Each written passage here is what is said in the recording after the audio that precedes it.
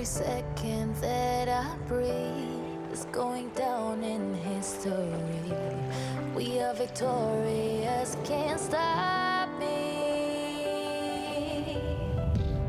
Maybe today we'll fight our battles, show you the way if you can handle it. You follow me.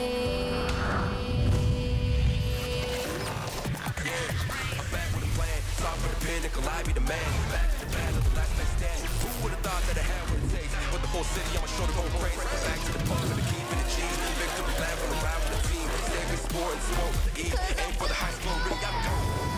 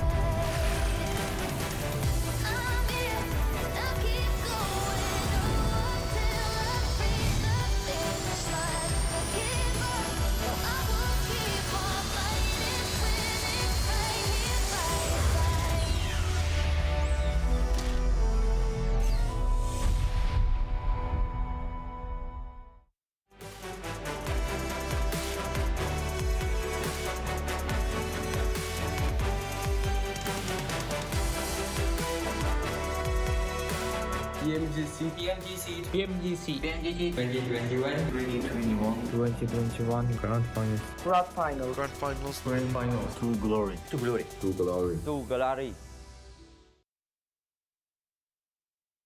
Every second that I breathe is going down in history.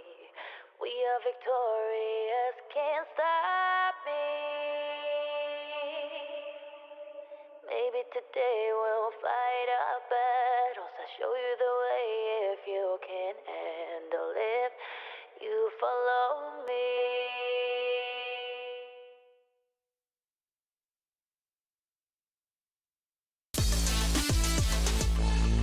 And that's what you absolutely need to do here. And if you give up those positions, someone's going to take it. Damwon coming up on Godlike's position. There is a fair few players behind them. Clutchgod already goes down, though.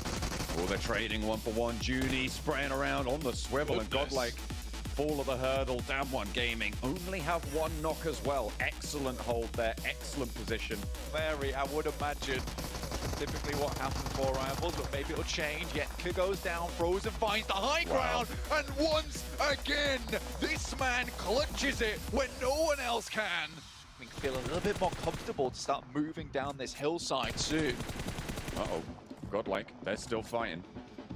They find one Scry off the back of Action's buggy, and Action on the broadside of this hill. Not really sure what you were trying to get done there. It's such a difficult rotate, sure, but Nova, though, is no easy task ahead of him.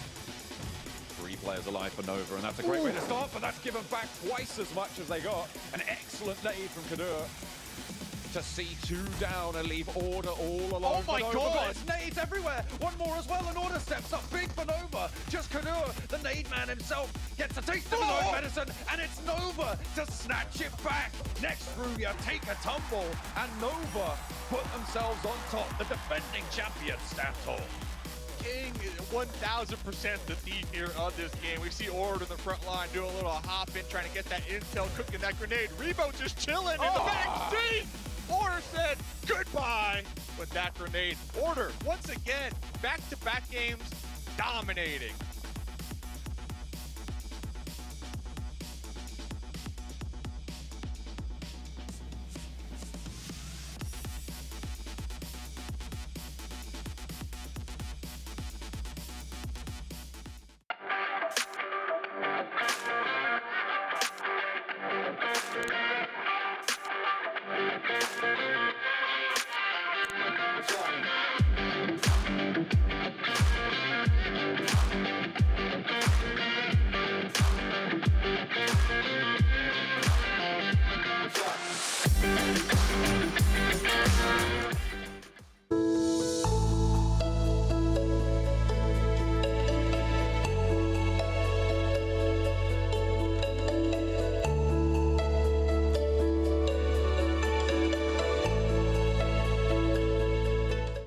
Homes are now where we work, learn, and, play?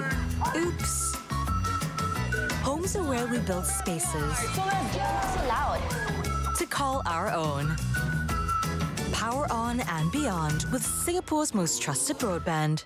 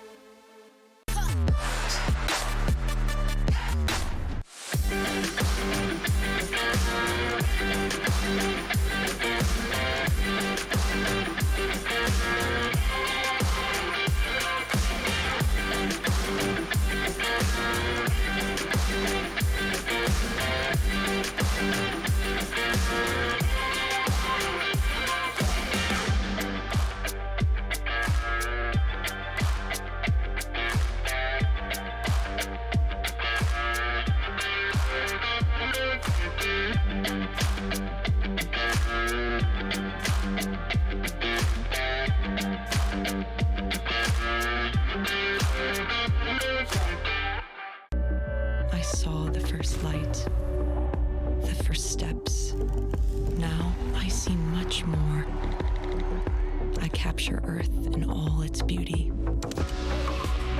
I see action I see drama, and I see it in the finest detail. Moments of inspiration and the first steps. I am the 1+9.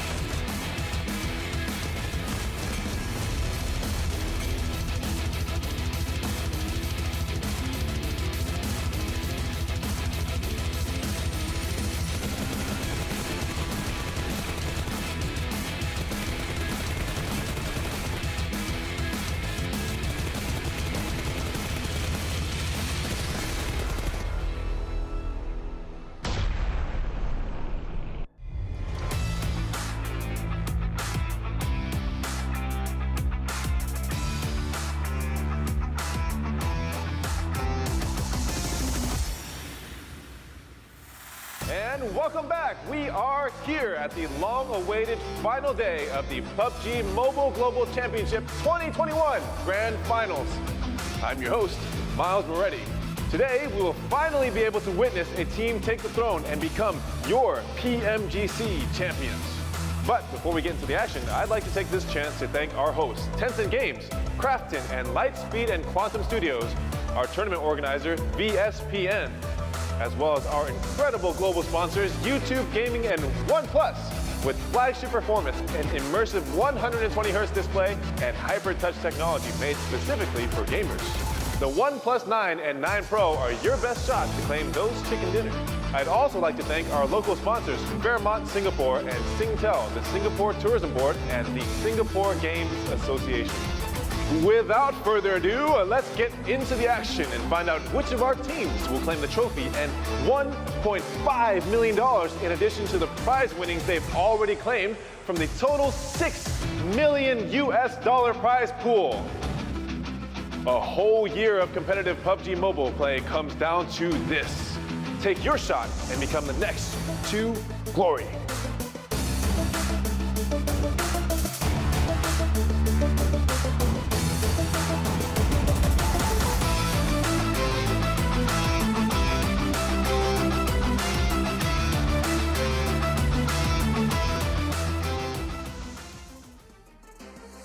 Question today is who's going to be taking home the trophy and the $1.5 million, but more importantly, I offer you another question. Who out there can catch Nova Esports? And it's a very difficult question because it seems like no team possibly can after the performance we saw out of this team from China just yesterday, but I'll tell you what, teams have 6 chances to make it happen today over the course of our final day here at PMGC 2021 Grand Finals. And Jason Kaplan, I'm your host, as well as Mr. Moretti. They're looking as handsome as ever. His swag levels are off the charts, and he's got to help me out here because I can never look as good as him. But people who can look definitely better than me, it's my 2 analysts coming in towards my side. We got Maxman in his snakeskin shirt and Seven. Ready for Sandhawk. You might not be able to see the texture on his shirt, but he's looking great. How you doing, Seven? I'm doing great. I was feeling a little bit of a leopard print today, but it's all good. I'm You got the really leopard print excited. somewhere else. Yeah. Yes, you're not wrong. Well, Max, I mean, this is it, man. This is the last day. We talk about pressure on some teams. We talk about some teams thriving through it. Some teams, unfortunately, not dealing with it and not becoming diamonds. But this is tough. That's true.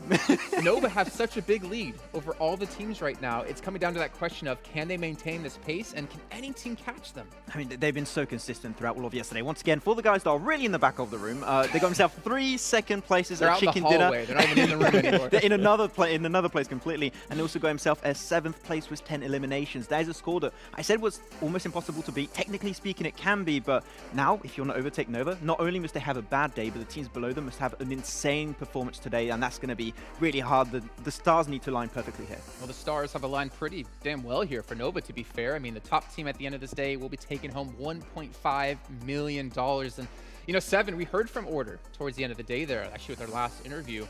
the only team that can beat them is themselves. I completely agree with that.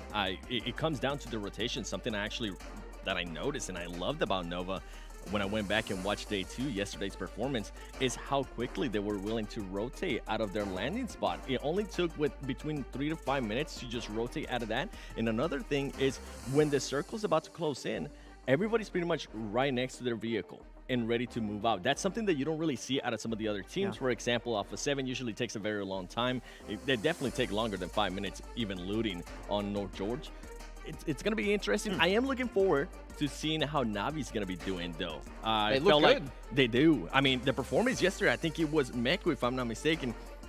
Matic, actually, 14 Illims on a day 2. That's just as impressive as what Frozen was able to do in day 1. So they might have a chance. Yeah, after is it close to what Order was able to do right now? He's got himself 37 Illims. It's kind of hard to catch up to that kind of play, but I fully agree with what you say there. It's just so hard to deal with Nova right now. The only way the Nova would fall off is if they have a bad performance. So them saying their biggest threat is themselves is actually right on the money, and it's just going to be hard for them to try and replicate what they did in day 2. If they make it happen, their lead is going to be insane. Yeah, and the question comes, day 1, they were quiet. Day 2, they started to wake up a little bit more, and even in their quiet day, they were still 2nd place overall, which is kind of funny, but we can see here what we've been talking about, right? Look at that big point disparity between 1st and 2nd place. Nova at 168 points, and we see Nextria at 123. Max, that is a 45-point difference. I had it written down just in case. He legitimately does. I looked at his notes. I got my calculator. I was ready to go. I was ready for the pre-show. His TI-84. Actually, I could have brought it over. But the really interesting fact is, and I love this, I was talking about this with 7, all 4 teams, not only do we have 2 from West and 2 from East, so that's a really good head-to-head between those top 4s that have the chance to go for that 1st place. There's also 4 different regions. You have China, you have Turkey, you have CIS, and you also have the Arabic region. So you have 4 different regions fighting for that top spot. I find that amazing, and anyone can really take the trophy here still, even though Nova have a little bit of an advantage, a pretty significant one. It's just a great story to tell on this final day. And when we look at those stats, something I actually wanted to point out is there's only just 2 teams that were able to get over 70 points, either whether it was day 1 or day 2, and it kind of comes down to Nextria and Navi. I feel like those 2 teams, if there is going to be a challenge, it is going to come down to those teams. Nigma Galaxy, I mean, they have showed us some greatness here and there, but they just haven't showed us those kind of pop-off performances. And with the lead that Nova currently has right now, you need to have those pop-up performances. And then it comes down to how much do you actually want that 1st place. Some teams are going to have to start questioning themselves. Do we want to go after Nova? We usually know where Nova goes. It's going to be a big question mark. I would personally love to see it at some point if they are going to want to challenge for that 1.5 million, because I think you said it, Jason. The difference between 1st place and 2nd place is close to $900,000.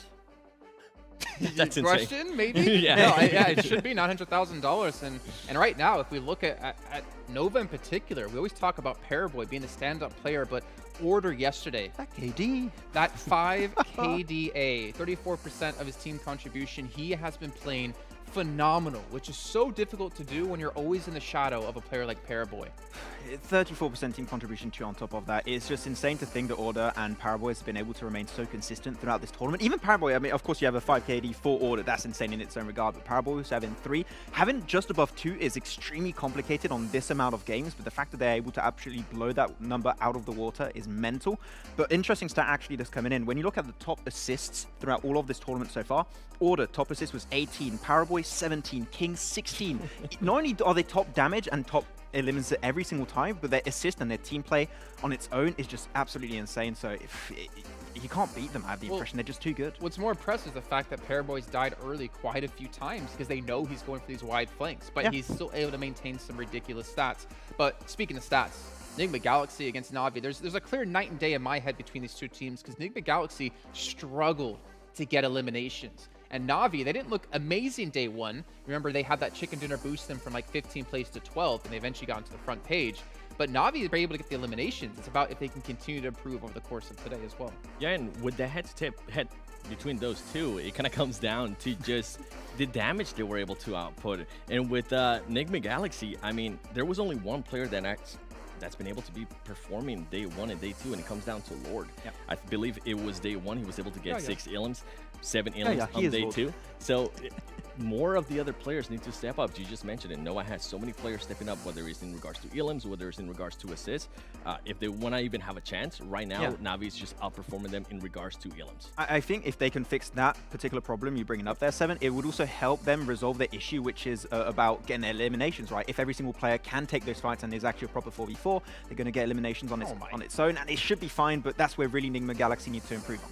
Looking at this here, the power levels, I think you can clearly say Order is over 9,000. Oh, clearly, look at this, average eliminations, 3.1. The thing is, I don't think you guys at home maybe understand how impressive that is, because this is not only a 3.1, which in its own right is a lot, but it's 3.1 against the best teams in the world. Literally the top 16 teams in the world, and you're still getting on average 3.1 a match is stupid.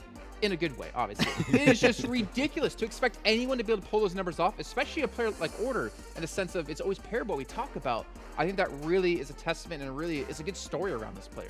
It definitely is. Another stat between those two that you guys were kind of hinting at is you said Paraboy has been dying a lot sooner in the matches. And the main difference right now between the survival time between those two, Order currently has survived at least 30 more minutes than Paraboy. And when we actually look at that into perspective, that's almost a full match that Order has been able to out-survive with Paraboy and being able to just improve those stats to the point where I'm going to be questioning if anybody's going to be able to catch him for that MVP. And he's making really good use actually of that extra 30 minutes because he's got about 2,000 extra damage over the course of this tournament above of Paraboy. So, man, those 30 minutes, he's gunning out. The other thing that's crazy between that is that I was looking at their rotations, and Order has been leading that player, which it's funny because we were kind of telling the team, hey, maybe don't leave too far out. And I'm talking about Alpha 7 and Carrillo, how they would have that player be the one that was scouting, be the one that was going to setting up their rotations. Right now, Order is being able to excel at what Carrillo, I guess, is currently lacking on. Yeah, and speaking of lacking, I think me in particular, I'm lacking on quite a few outfits here. You can see the PMGC 2021 special set looks phenomenal, looks fantastic. Max, you're almost cosplaying in a sense. You got similar colors on. You got the PMGC colors, though. It's, I wish I was that dripped out. Okay, I don't have the drip just yet. I'll have to try and see if I can get it at some point. You know what? We should make that happen one day. We had, what, 2 years ago, Seven, you were wearing the outfit we had from one of our sponsors. Maybe next year we can get you, Max. I'll get the helmet. If you make it a PMGC next year, who knows? Oh, was that a threat? Oh. Anyways, you guys at home as well. Make sure to follow here PUBG Mobile on many different aspects. You see TikTok, Twitter, YouTube, Instagram, Facebook. You also have our Instagrams as well. I still need like 5,000 followers, so help me out. But also at home for you guys, the esports station we have. If you guys are curious about these stats, these numbers you're seeing up, you can actually catch quite a few of these over at PUBG Mobile, esports.pubgmobile.com/esports station. You can learn all the information you possibly want, but also, speaking of things you guys might want, you guys might want a OnePlus. Well, we don't have any more to give away. That was on day one. If you missed it, well, that's all on you guys. But the OnePlus 9 Pro, I feel bad for like leaving you guys out about that one. The OnePlus 9 Pro with its ultra smooth gameplay and its 90 FPS, you guys can unlock greatness, and you can never settle. Max, what are you looking at? You're looking over my head. I was a little bit scared there for a second. You are. You're looking at the phone. I mean, Seven, if he was on the box, his neck might hurt a little bit trying to look at that. But we can that see phone's twice my size. I think it's actually, yeah. It's twice the size. I would love to see you carrying something like that around. But this is it, boys. 6 matches left. 3 Aaron Gills, 2 Miramaras, 1 Sandhawk. Until we have our champion of the 2021 year. This is the final day, the final bout of the entire season. This all leads up to this moment, and here's our 6 maps. You said it earlier, right, Jason? Between first and second, between Nova and Next Riyadh is about a 45-point difference currently. And you know Nova, they're not going to go home with 0 points. You know, they're going to get at least 20, 30 minimum, even if it's a bad day. You better hope that Maxman curse has been permanently deleted from your record here. But the point is that you're going to need an insane average from Next Riyadh and Galaxy Na'Vi of about 10 points a game. If they have one bad result, that might be the title just gone for them. Their chance, their opportunity for that $1.5 million is just already instantly taken away with one single bad performance. So they need to have a day and a half. They need to have some of the best results they've ever had in their career. You know, I did find out. I know I didn't really disappear off the screen or anything like that, but I was told I know why Order is playing so well because he has the Fairmont Singapore being pampered in the high-level service they're offering, the 5-star service here to the players. Obviously, a sponsor here at PMGC.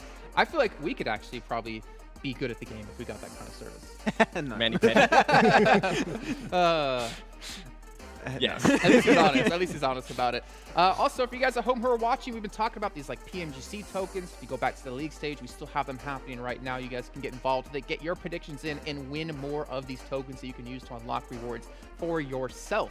And maybe you'll feel kind enough to unlock some rewards for us. Max, did you ever get that pan you wanted?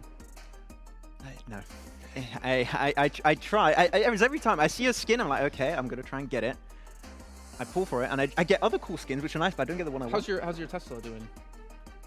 Yeah, I'm waiting. The order's passed. Okay, it's getting shipped. I don't know where it is right now. I meant in the game, to be honest, but you know. No. I get the real thing. Yeah, that's the only way you were able to get it, I guess. Yeah, direct purchase. My luck in game is not good. It's fine. It's fine. It doesn't matter. This year, 2022 is going to be your year. And it might be the year for some other teams out here as well. Obviously, this is just, I guess, the end of this 2021 season. We still have another year coming up with PUBG Mobile. It's going to be even bigger and better. The prize pool even bigger than this year. We don't know what it is just yet. But the fact is, if it's bigger than this last year, that means it's over $14 million. 40 million and $1. Don't prices right in, okay? But let's hone in, maybe focus up here, right? We've been talking a lot about Nova and how far they're in the lead. Realistically, for them to improve even on yesterday is a very difficult task. Yeah. We have some other teams out there, again, Na'Vi we talked about. They've improved over the course of the day, or the 2 days, right? They have to improve even further, go even further beyond that, and also hope that Nova isn't able to continue to pick up points, even at like a, you don't even have to play as well as they played on day one. But as in teams to watch, that's why I'm actually talking about Nova here, is that they're my team to watch in the sense of, if they start off the first match of the day strong, I almost feel like that's it. It shouldn't be, but I feel like they're going to be able to really put their foot down to every other team out there and be like, yeah, you guys, you don't even have a chance. Yeah. We're taking on that $1.5 million. You guys are just playing for second. I would say even just 2 podium finishes and it's already GG, right? So I've seen some people on Instagram and everywhere talking about hot drops. With such a huge prize pool, I don't expect teams in second and third to take a chance to go even further down. So unless you're at the very bottom, if you're like 16th, 14th, 15th, maybe you want to try and make history in a way and try and mess up teams at the top. Things could happen, you know, it's PMGC, anything could happen at this stage, but hot drops could be something to think of. Also, who's your team to watch? Okay, so I think, wait, did we go? in agreement. Wait, 3, 2, 1. Godlike. Yeah. No, no, when was Godlike, right? Because even though we know they're not going to be going for that first place, it would be good to see a win for the team from India, right? Because it's not, as you said, it's not Godlike, this is Team India, and I think that them going in on this third day with a chicken dinner would be huge for them with a now competitive year that's going to be ahead of them. The thing with me, especially for Godlike, is just the improvements that they've been able to do day in, day out. We talked about it yesterday. This is a team that's coming in pretty much dry playing against these teams. It's been almost 2 years, but they've been able to improve baby steps. And also yesterday, we saw Klotchka being able to improve as well in regards to the Ilms department. I think he ended up with something along the lines of 10 Ilms alone. Yeah. And that's super impressive because now they're not just relying in Jonathan. Now they're also have some fragging power that we've been asking for a long time that we wanted to see. Yes. Right. Now, I want to continue to see those 2-2 splits that we saw yesterday. I want to continue to see the improvements that they have shown us. Don't be playing this circle edge too much. Don't be playing that blue zone because it doesn't favor them. And I think if they could get a win, I mean, if they could get close to a win, it's going to be a huge win for India. And we actually, luckily for us, had a chat with Ocean Sharma and FYXS over in India, who are doing the Hindi broadcast. And I asked them, I was like, hey, do you think any other team would have been able to do better than Godlike? And they flat out, like, almost instantaneously said no. It's not about necessarily the caliber of team right now out of Godlike. It's the fact that they haven't played against these international teams in such a long time. It's very difficult to compete. They're not used to the meta. Everything has kind of changed for them. And I think, again, to stress some things, that's the importance of all the PMPLs we're having around the world to help elevate everyone. But it's not just Godlike not having a good day. It's just that right now India is kind of behind the scene because they haven't had the opportunity to play. Yeah, and also you got to keep in mind that when it comes to tournaments such as this PMGC, the only few teams that have experience on this level are you go with the players of Godlike, right? They already played it back in 2019. They also had the World League for a lot of the players where they got involved with.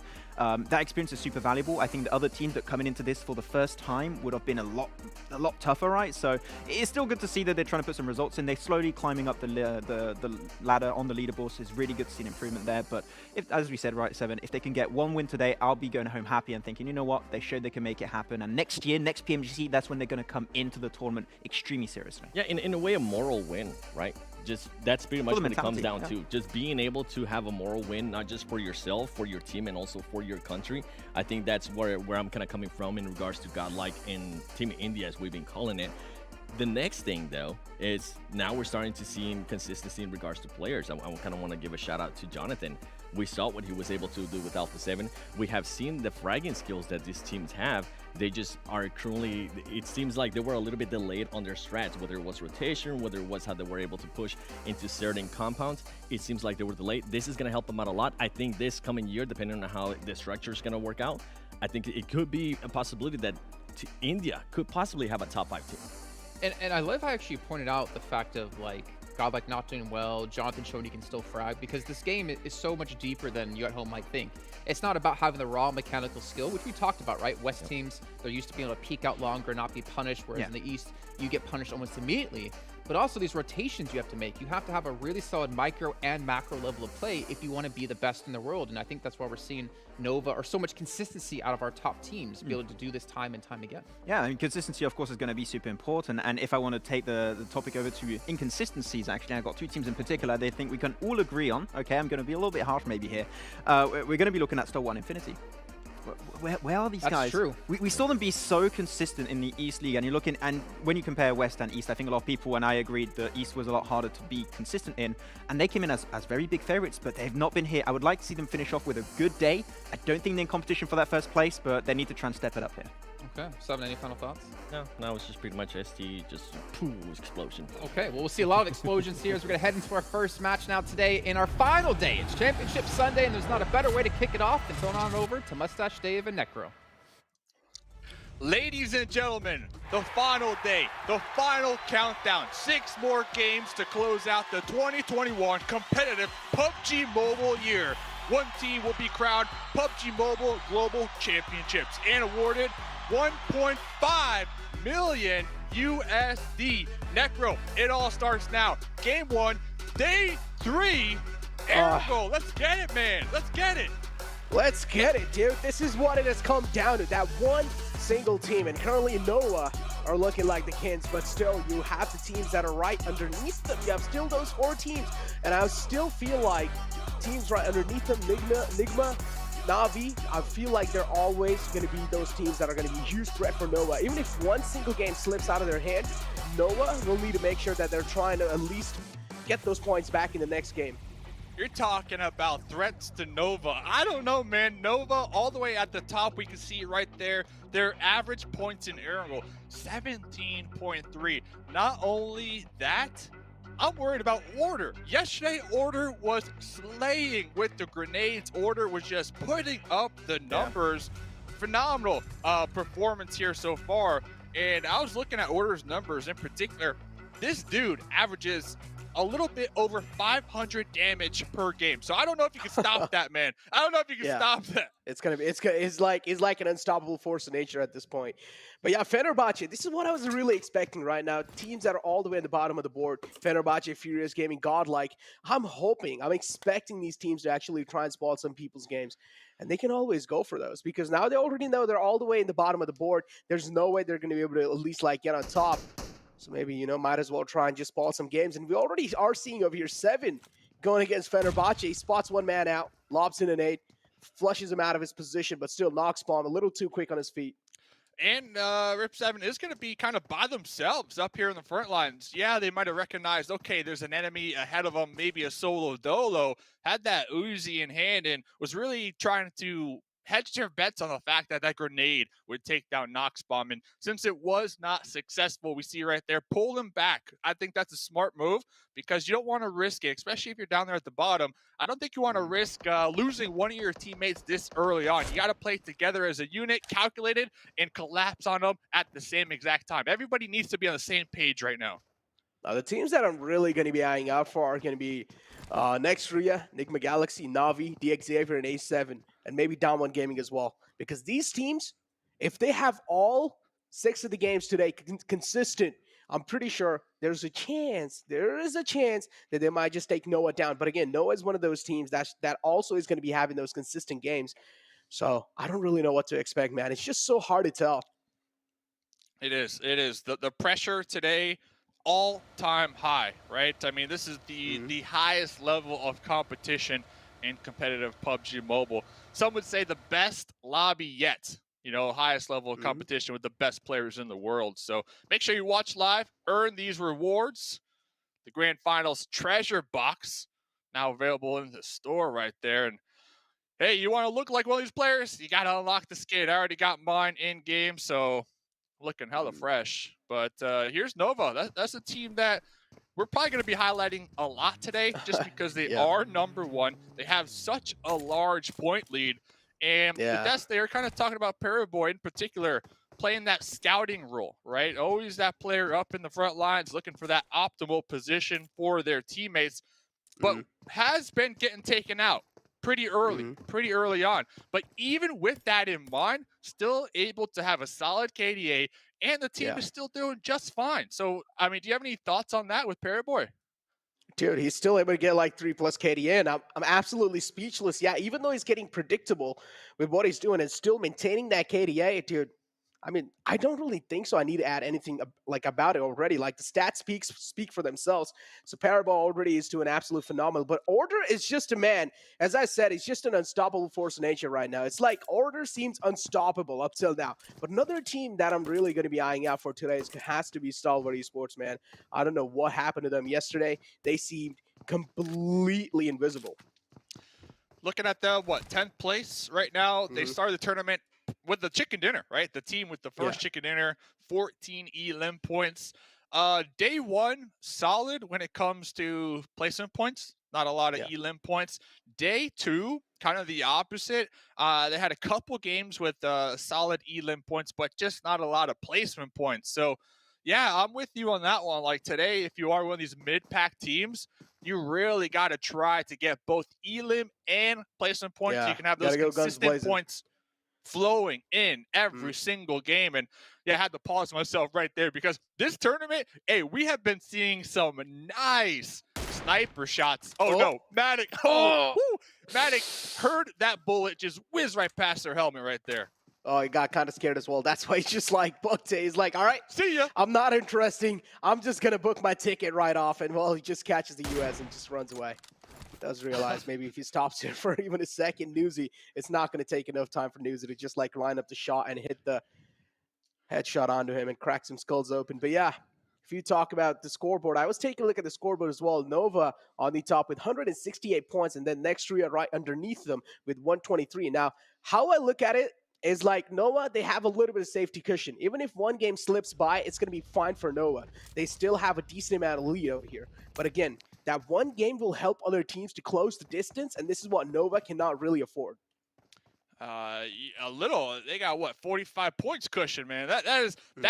That's more points than not the BM, but that's more points than almost Fenerbahce down there at the bottom with 46 points. And I believe Order alone has some more elim points than the total elim points from a couple of these squads. So yeah, this tournament has definitely been the Nova/Order tournament, player spotlight. Dude's going to be walking away with a ton of highlight clips after this event. So it's really, like you said, I agree with you. Nextria, Enigma Galaxy, Na'Vi, it's up to these teams to try to close that gap today. And one thing that they can really do is pay close attention to the kill feed. If they recognize on the kill feed, okay, Nova, they got taken out. I think to me, that's the indicator, if you are one of these teams in second, third, or fourth, to really ramp it up and really go all out and try to capitalize on as many points as possible. So pay close attention to the kill feed today. Yeah, you got to pay close attention to the kill feed without a doubt. But yeah, I want Furious Gaming and Fenerbahce to just go all in. I want them to spoil some games over here. I want some content. I want to see some teams getting I want to see some people rage over here, okay? I want to see Fenerbahce and Furious Gaming to try and dig on some enemy hills just to do it on purpose as well, because they're all the way in the bottom of the leaderboard. There's no way they're going to be able to get even in the top 5. But yeah, if they do so, if they just try to have a little bit of fun in the lobby, I feel like that can also be a huge thing. That can also be something that viewers will enjoy as well. Big Malo already down from Furious in particular. Yeah. The Infinity looks like they are setting up a bridge camp. Look at this nice little glimpse of them from this nice point of view. Now, Na'Vi are down there on the military base island. So if Na'Vi do decide to use that west bridge, this could pay off big time if they can capitalize on these elim points as they pass by.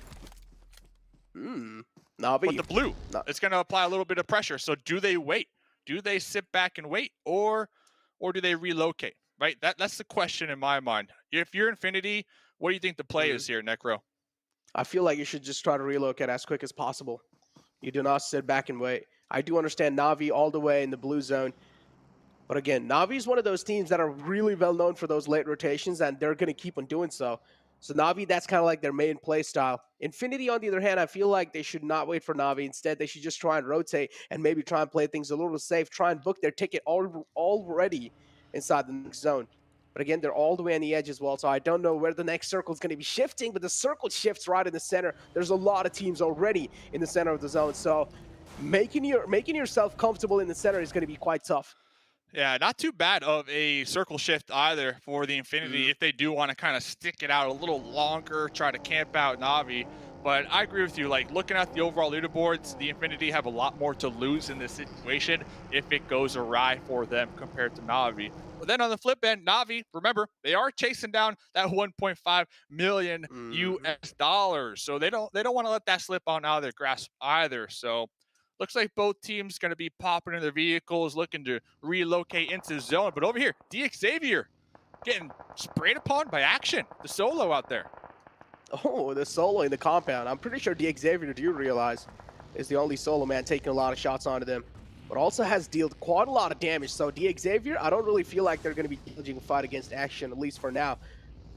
They found themselves a safe house, and they're going to take control of it, which makes quite a lot of sense. But yeah, Action, Stalwart Esports, there's a huge separation coming out. If you look at the map feed, Dave, the separation between Action and the rest of the pack, I don't personally like it, but again, maybe they have a little bit of game plan.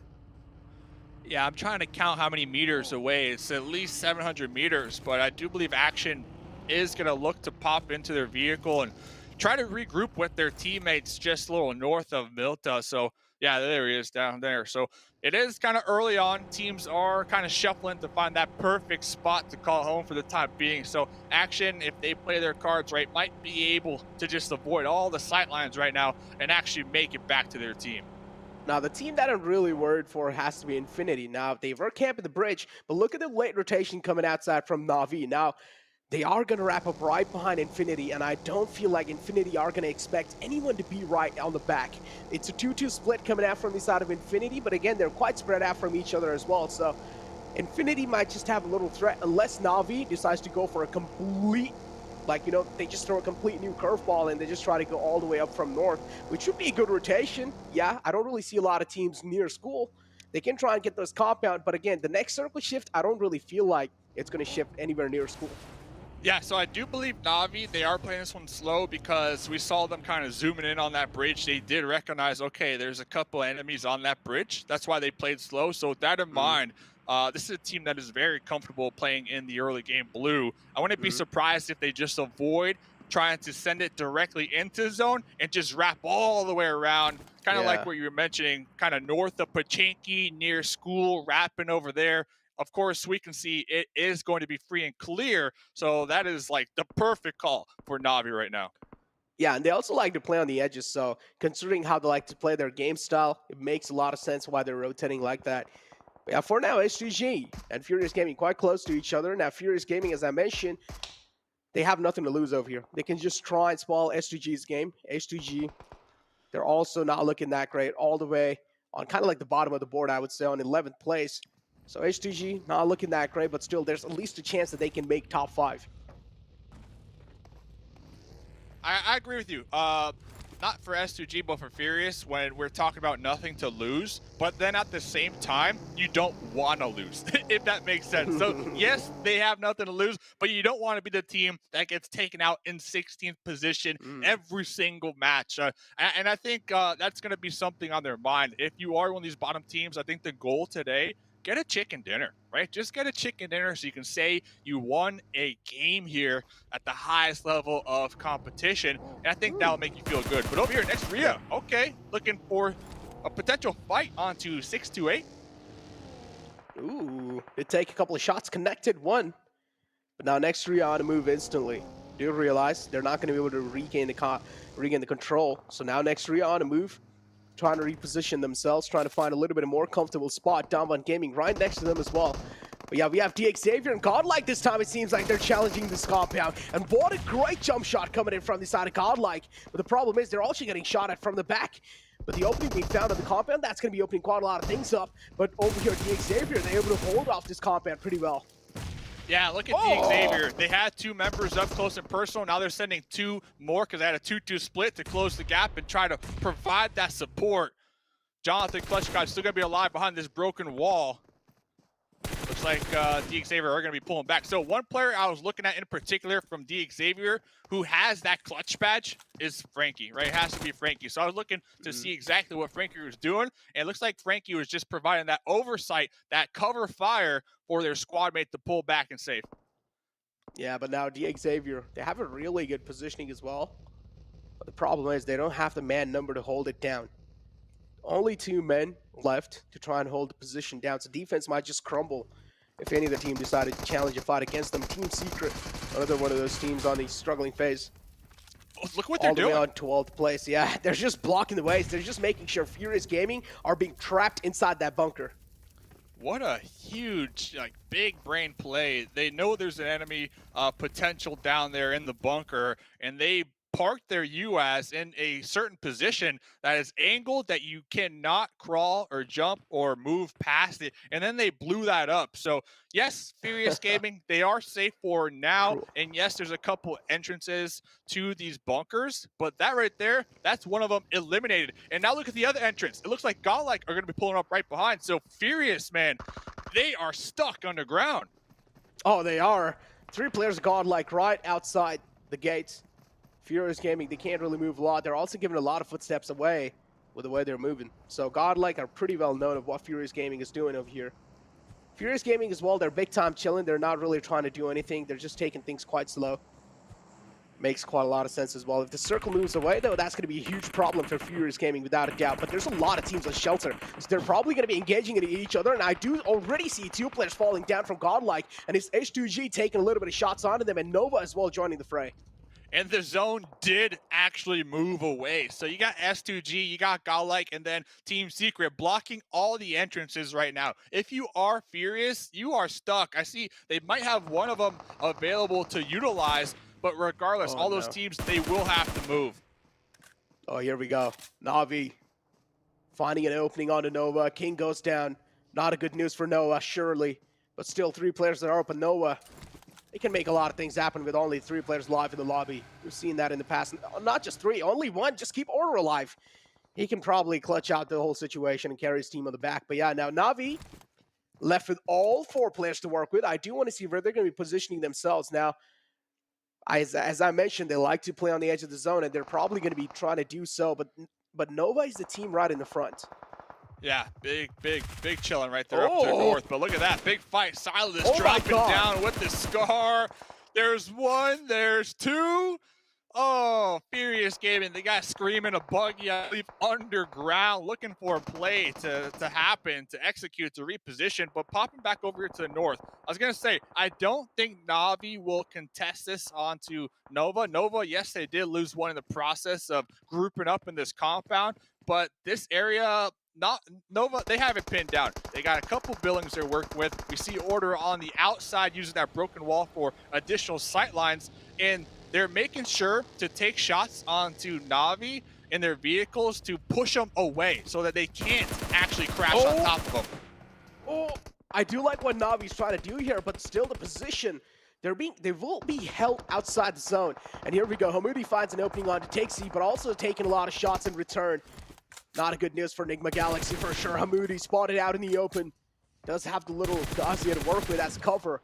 But still, Na'Vi, they're being held outside the zone, and they will need to try and beat the timing on the Wall of Death. Yeah, Na'Vi, they might actually get sandwiched. And the reason Na'Vi are here is because of those shots that Nova took upon them up there in the north. So it pressured them to rotate in this area. So gotta look ahead in Enigma Galaxy. A couple members prone down. Next Rhea is going to be trying to pull up behind them. A lot of teams right now congested right on top of each other on this edge of the play zone. Dude, look at the left side of the map. There's so many teams. Enigma Galaxy next to Rhea, Na'Vi right next to each other. Enigma Galaxy as well. They need to watch out from the back, even from the front. Tixie spots out a player in the open, but luckily Hamoudi was able to crawl back to safety in the nick of time. On the other hand, 628 as well, challenging fight against Nextria. There's just an absolute chaos on the left side of the map. Beautiful nade to confirm the kill, and still Meku able to connect all of his shots. Raouf. Oh, those missed shots. A missed opportunity from Nick McAllister to try and stop Na'Vi. But Na'Vi, it just looks like they're easily able to breach through Enigma's defense. Yeah, and I really appreciate how Na'Vi, they were utilizing that one player in the car strat. They had Matic kind of low in the health department, but in the vehicle looking to have their squad mates get a knock so they can run them over, confirm that, and immediately turn the tides. And that car strat paying off big time for Na'Vi right there. Talking about defense crumbling, that's one of the prime examples. Enigma Galaxy taken out quite early in the game. Actually, they were the first team to get taken out the game as well. Taken out the game from 16th place. That's not a good news, is it, Dave? Then we have Godlike following it up on 14th. Pretty sure A7 as well will follow it up. And now Furious Gaming finally, the final man seems like has been put 6 feet under. S2G quite close to 4 rivals, and here we go. The opening being found. 7 is the man who finds the opening. But Appy from the back trying his best to at least give some blind shots, trying his best to provide some cover fire. But at this point, the man from 4 rivals has to be a little gone case, but still, the man advantage favoring 4 rivals big time. Molly right there. Silas Pugh has been just on the ball here in game number 1. Let's see if they can continue to clutch it out. Playing a ring around the rosy in the smokes. 2v1 right here. Silas getting one, but not getting the other. So close. S2G, nothing but violence all game long. Not paying off in their favor here. Only got 3 elim points.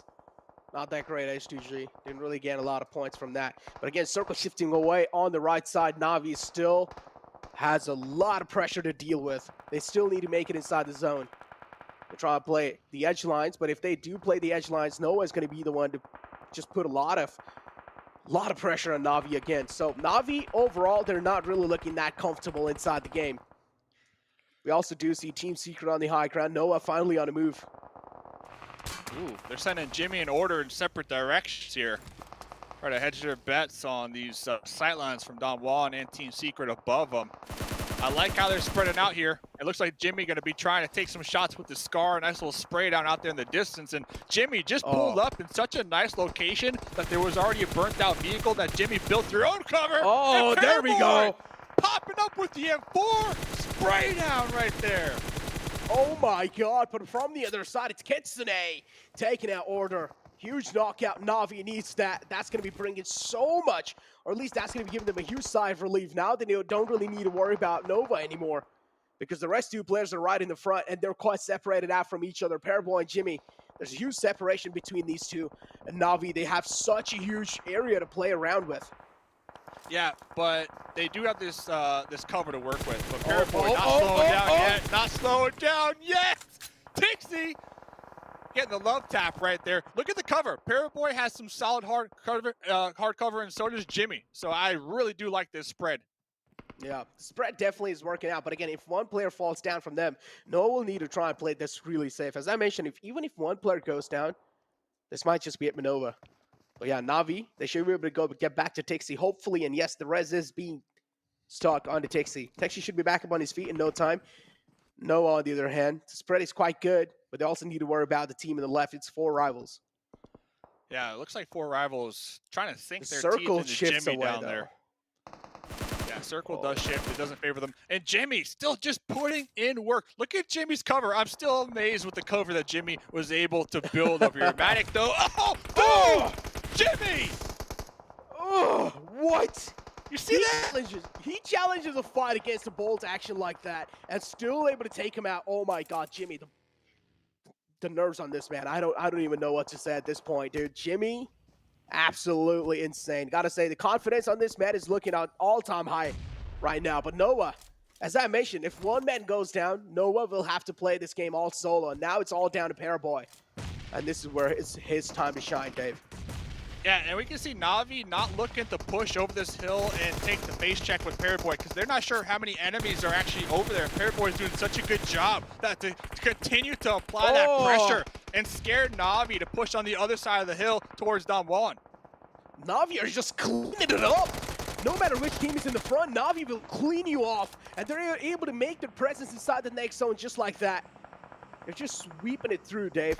They don't care what team is in the front. Na'Vi are able to easily swipe through each and every single team. Sung, though, finally strikes back, but Kitsune in the close will take care of Sung. Sung goes down, a little too oblivious about Kitsune's position. Sung goes down, and Dawn1 Gaming now in such uncomfortable place. Fabian really far away from Sung. Wow, okay, gonna be able to take up this guard tower for themselves. That's 2 times this game that Nova pressured Na'Vi to rotate around them instead of face checking them. That's 2 times right there. Nova are doing such a good job at keeping that pressure regardless how many players they have alive. And I'm mentioning that because Paraboy's still alive up there in the north, snaking it right now. Yeah, snake it till we make it. Paraboy. He's just waiting for the right moment to strike. Infinity, one man falls down. There, now it's all down left with that one last man alive. Stalwart Esports on the other hand. We didn't really give this team a lot of spotlight, but they have all 4 of their players alive this late in the game. 6 teams left, Dave. And this might just be Stalwart Esports game. Paraboy not stopping, man. Not stopping. The solo in the blue. Looks like one of the squad mates from 4 Rivals tried to take him out. Immediately caught some bullets to the dome right there. Oh, man. 5 teams to go here. 5 teams to go. 5 teams to go. Fenerbahce and Stalwart Esports have huge man number advantage inside the lobby. All 4 players alive for these 2 teams. 4 Rivals having 3 up. And then it's just 2 solos. 1 from Noah and 1 from Infinity. This point, Paraboy, though, plays a little bit of spoiler, finds an opening onto 4 Rivals, and confirms the kill instantly, if I'm not wrong. Yes, he does. 4 Rivals now left with only 2 players to work with. So it looks like Fenerbahce, they were playing this edge towards the south for some time. They did split up. Now, the Duke Machine just got done repositioning these vehicles in a certain type of way that will provide him cover from Stalwart down there to the south. So really curious to see, where does Stalwart go? Do they push straight uphill, or do they try to wrap around the southeast towards Fenerbahce? Action's already inside the zone. It's kind of like the ticket. He's already booked a ticket for his team. Being in the front, securing a little spot inside the zone. And now all Stalwart Esports need to do is just try and breach inside the zone. And I'm pretty sure they're going to be able to do so anytime soon. Infinity, the only man left alive, is trying his best to hold his nerve with the gun. But again, he's being locked in the sights of 4 Rivals. And it's Appy. A little peek from Infinity, and that's going to be it. The Wall of Death is just doing so much damage, yeah. Oh, Fenerbahce kind of getting separated right there. They are going to lose 1 in the back line to Stalwart. Let's see if they can defend the top of their hill. Stalwart Esports are going to be pushing up. You got Top in action in the front lines. Keep an eye on these players. Oh, man. 4-on-3 situation. Fenerbahce. 4 Rivals being taken care of by Stalwart Esports. 4 Rivals eliminated on 3rd place. And now Stalwart Esports versus Fenerbahce. Fenerbahce able to make an equal trade. And now this leaves a 3-on-3 situation. Stalwart Esports versus Fenerbahce. I do like the position of Fenerbahce. They do have a little bit of high ground to work with, but still, Stalwart Esports, they're making it hurt. Yeah, and Top has this boulder to work with too. So if Fenerbahce can get a nice molly on top of that boulder, that molly will spread and pretty much take away that hard cover. The thing is, I'm not sure what type of utility they got working with right here. Separation from Fenerbahce is huge. They have one man, Nox Bomb, all the way on the left side. Top, he's aware of that. Nox Bomb spots Top, takes shots, instantly taken out. Scry taken down quite low. And that's not looking that great. Action right next to Scry, but still Scry doesn't really have the HP to work with. Rebellion just trying to jiggle around the smoke. Position compromise. Stalwart Esports action's well aware of what's going on in the front, but still Rebellion now a snake in the grass in action, needs to watch out. Rebellion's position being revealed. Pika strikes in. The traits are just going on back and forth. Stalwart Esports, HP not supporting them, but Duke and Machine as well, the only man left alive from Fenerbahce. And we do know Duke and Machine is capable of clutches. He's the man who likes to stay down prone, but this time it's not going to work out. Stalwart Esports are going to be your winner of the first game of the final day. Winner, winner, chicken dinner, a ton of elim points, but Fenerbahce as well, a 2nd place finish. This team was dead last coming into today. If they can continue with this momentum, continue clawing at the overall leaderboard, they could be looking at some additional monies in their pocket. But Stalwart, hey, Necro, that was the team that you said to look out for here today. Yeah, dude, I told you. I knew Stalwart, they have no other choice, right? Yesterday, they didn't really have one of the greatest of days. So today, they had to make up for it, and we are already seeing a little glimpses of that. Hopefully, they're able to keep the consistency going even inside the future games. And if they're able to do so, hey, Noah, you have a possible threat. 12 elims, over 2k damage in that game. And they had a pretty challenging push in that late game too. They had to push uphill, and they did a great job at doing so. So Stalwart Esports already showing up here hot in game number 1. Ladies and gentlemen, we got a bunch more action to go. Let's head over to the analyst.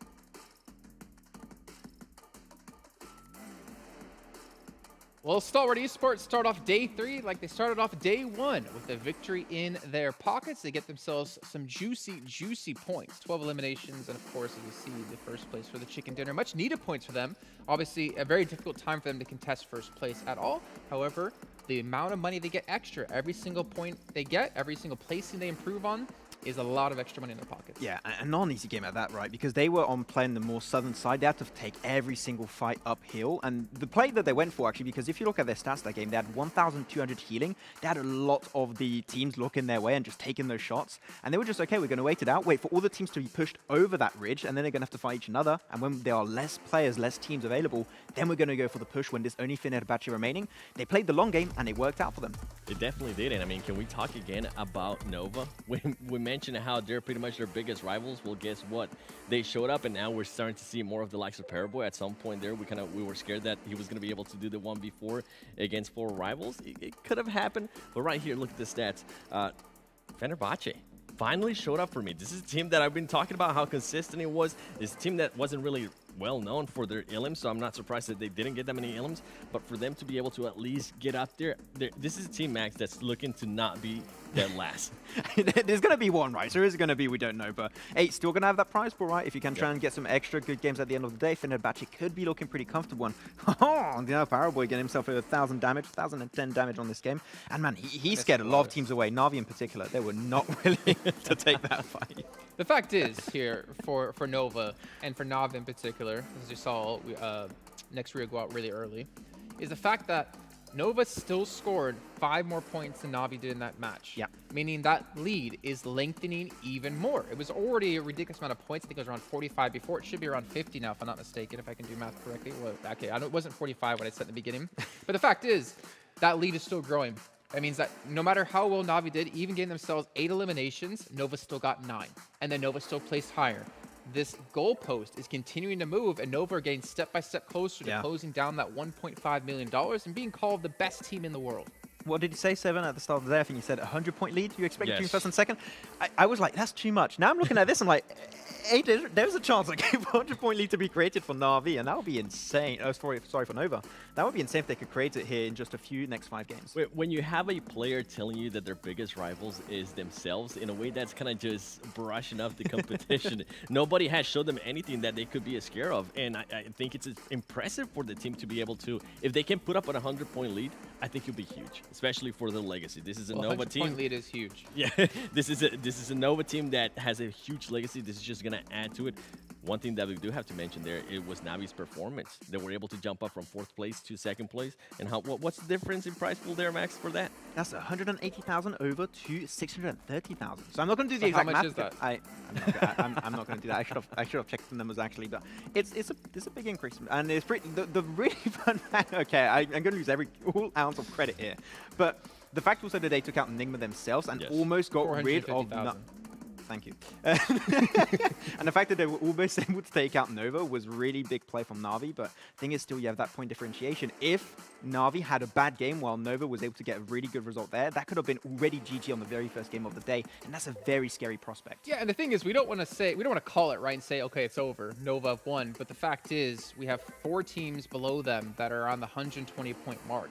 If they can't pick up a strong match here in match 2 of the day, then that almost basically is it. Nova can pretty much just AFK and still come out on top. And the craziest part is now that, I mean, we just saw it in that first game. We're starting to see some of the teams that, in a way, aren't really in contention for that top 3 situation starting to get points. We saw ST, I think they started off the day in 10th place. Yeah. They're getting points now, and I mean, we've been hyping them up for the longest time. If this continues to happen, it's ultimately just gonna end up helping Nova even more, especially if Nova continues to do the game plan that they've been showing over and over again. Exactly, because Stalwart are not a threat to your first position. They're just way too far away. Same for Fenerbahce. As long as the points in top 4 not getting those points, like Nova are just going to be relaxing. Like, it's in the bag. So how are they going to relax, Max?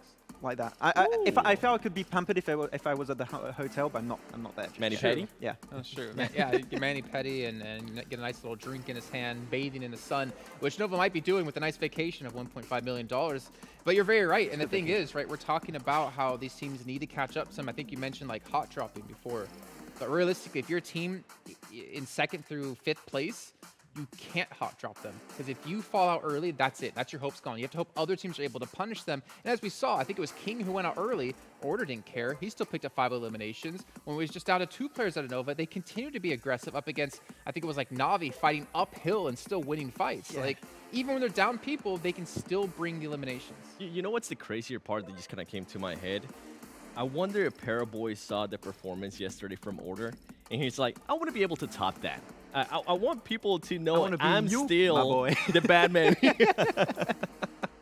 Yep, that's exactly it. And I think it might be looking that way. I mean, we just saw what Paraboy was able to do. You guys didn't see that on camera. They caught me just like, I don't know what you're talking about. I'm too old for these memes. Maybe you'll show me one day. But yeah, I mean, Paraboy, we've always talked him as being the best player in the world, one of the most handsome players in the world. He wears the most stylish clothes, hangs out with the chillest dudes, goes to the best restaurants. The fact is, he is the star of the team. Yeah. And Order has always been in the shadow of him until this event. But what's even more impressive for me is that he's doing it against the best teams in the world. This is the best PUBG Mobile has been, period, in its entire existence. And Nova have created a legacy for themselves, or are still in the process of creating a legacy for themselves that no team can touch. Now, I know all of you from Indonesia are like, well, what about Bigatron, Jason? Bigatron never had to compete against the best Chinese teams in the world in those 2 years. Yeah. In a way, I don't want to play it down what happened in Malaysia, right? Because remember when we were there in Malaysia, how dominant Bigatron was. And everybody was like, okay, Bigatron is currently the best team in the world. But as you just mentioned, Nova wasn't there. And that was always a big question mark, especially from the community, from the esports community. It was like, well, they did good, but Nova wasn't there. So are they really our main champions? And I think right now we're getting a lot of answers from Nova. Well, speaking of champions, let's talk a little bit more about Stalwart Esports here, as they were the champion of our first match of the day, and take a look at a quick little recap of the rotations and the likes. And Max, one thing that we talked about, I think when we were off camera, is that where has the Stalwart and Infinity been that we saw on League stage? This Stalwart team, I mean, we saw Pika pull off like almost a 1v4 with the Car 98, if I'm not mistaken, in one of our Aaron Gun matches we had. Infinity, Newsy, and Godtuni have kind of fallen off. The Stalwart we're seeing here in this match is the Stalwart, if you guys didn't watch East League, that we're used to. But for some reason, they can't hit that level of consistency here. I mean, we even mentioned on the pre-show, right? This is not the Infinity and Stalwart that we expected coming into the so it was on the show. It was on the show. Okay, so I wasn't sure. But really, there's a big issue. But this game, at least in particular, and we're going to see the further we go into this recap, and we're going to see how elaborate their plan actually was, that they were just setting themselves up for success a lot more. Whereas I have the impression, if you look back, other than that chicken dinner they got on that first game of day one, after that, they're just going super aggressive, which is what we know from them. But their good macro that we saw in the East League has just not been that dominant, and we haven't seen them go for these really smart rotation, getting really strong positions, potentially waiting it out like they did this game to get in those positions in the first place. They've just been trying to full send it every single time, and it's just not the playstyle that I like. But this game here, them waiting it out at the south when all the teams were fighting north, that was what I expected to see from them 7, and it worked out at the very end. I actually have a question for you, Matt. After seeing that performance, do you think this is in a way as Stalwart Esports kind of sparking up again? Do you think they're going to be challenging for that top 3 situation? You know what? I would love to see that happen here, and in particular because I think that if you look back on the last few days, they would have just full sent it here. Here, they just took their time, and I think it's a big change of mentality looking back on these last 2 days. So I think so. I would hope so. So that... Go ahead. All right. Rock, paper, scissors, no. I just want to give you some context to that, right? If I'm not mistaken, Stalwart were around the 70 points before this match, and second place is around 120, like 2nd through 5th, right? Yeah. There's a 50-point gap between those, and Stalwart was on this, like deep down the second page. There's a 50-point gap between 1st and 2nd. Like the distance that Stalwart has to close is the same distance that the 2nd through 5th place teams need to close up against Nova. I mean, that just goes to show how dominating Nova has been. But going back to Stalwart, we mentioned hot drops earlier, and this is another fun question that I mean, we've been asking for the longest time. We are gonna have one more set, the final Sandhawk, not coming up, but after this match in Miramar. Do you think we'll finally end up seeing that magical hot drop that we'll be talking about, STE and Alpha 7, considering where those teams are at, right? No. I don't think. I would love to see the DBS fight we saw during the scrims, but let me ask you. Let me counter your question with a question 7. Oh, well. Would you wager let's just say, $50,000 on winning a hot drop? With Alpha 7, with the way they've been performing. No. Would you do it? Oh, would I you do it? drop in and hot drop a team where your potential to lose $50,000? He's thinking now. I am a guessing man. So yes. Okay, I mean that's the thing, right? Is that if you hot drop and you lose, you could be losing $50,000 plus dollars, right? You could be losing a lot of money here, and that's not ideal. But we'll see. We obviously have some time here before we get into our second match of the day, so we're gonna head to a short break while we get things ready for you guys at home, and we'll see you in just a few.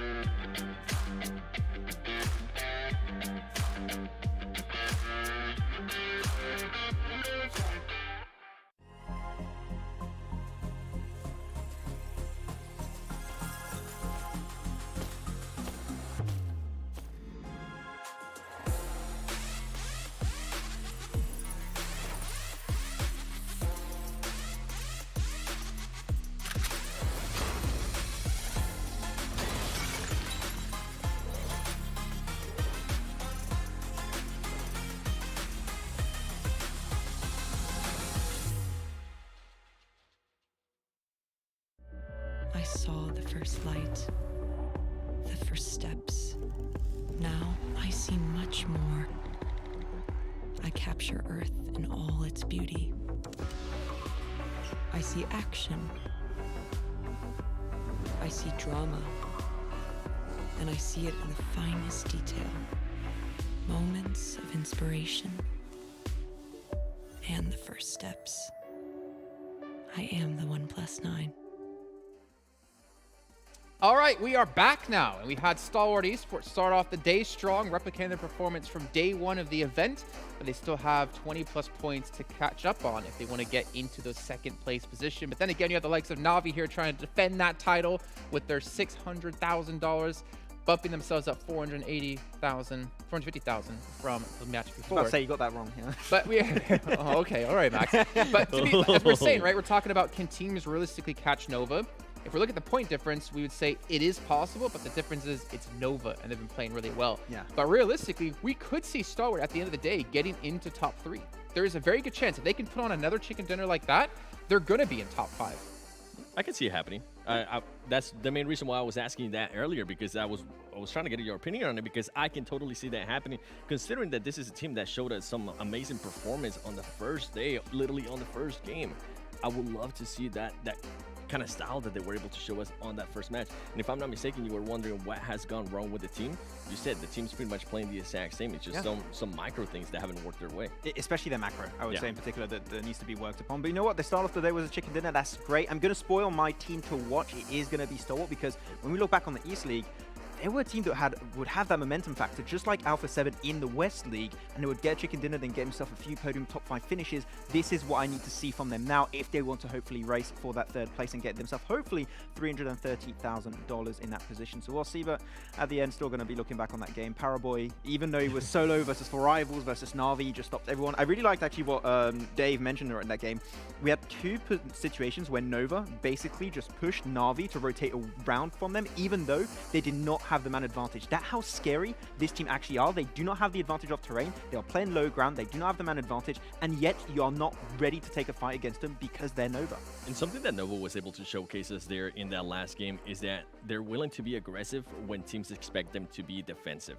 I think it was Mustache Dave that was able to mention it. They were taking fights even though they didn't have the high ground, even though they were at a disadvantage. And I think we see that over and over again. I mean, going back to the first day when I saw, I think it was Mafioso trying to shoot at some of the Nova players, the man just stopped with no cover, turned around and started shooting at him. So that's how confident these players are on their skills. And I think that's another thing that has caught a lot of the other teams by surprise, just expecting them to be defensive and then just getting surprised and having to fall back.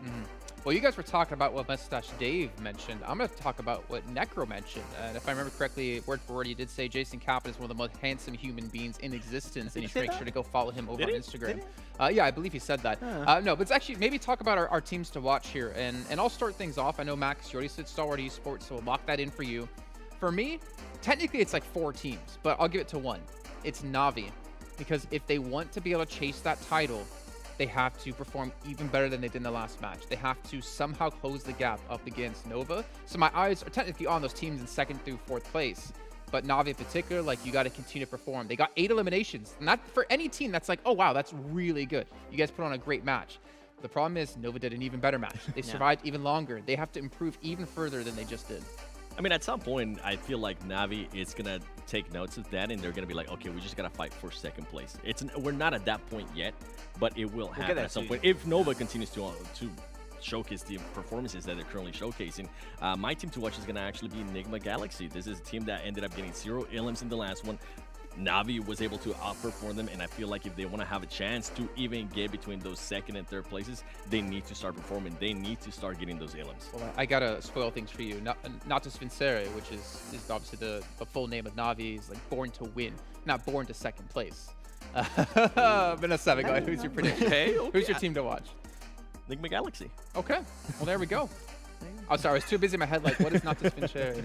Go back to my classes. I thought I said their name wrong for a second. I was like, hold on. But I'm glad you did say Enigma Galaxy as well. Like, this team, you remember on day 1, they had only 20 eliminations. Like, they were almost the lowest fragging team out there. And we saw them struggle with that in the past, to be fair, in East League. But they have improved here in the finals. But again, they have to improve even more. And that's got to be so frustrating for some teams who are already playing at such a high level to have to play even better with only 5 matches remaining. It's going to be tough. But you know what?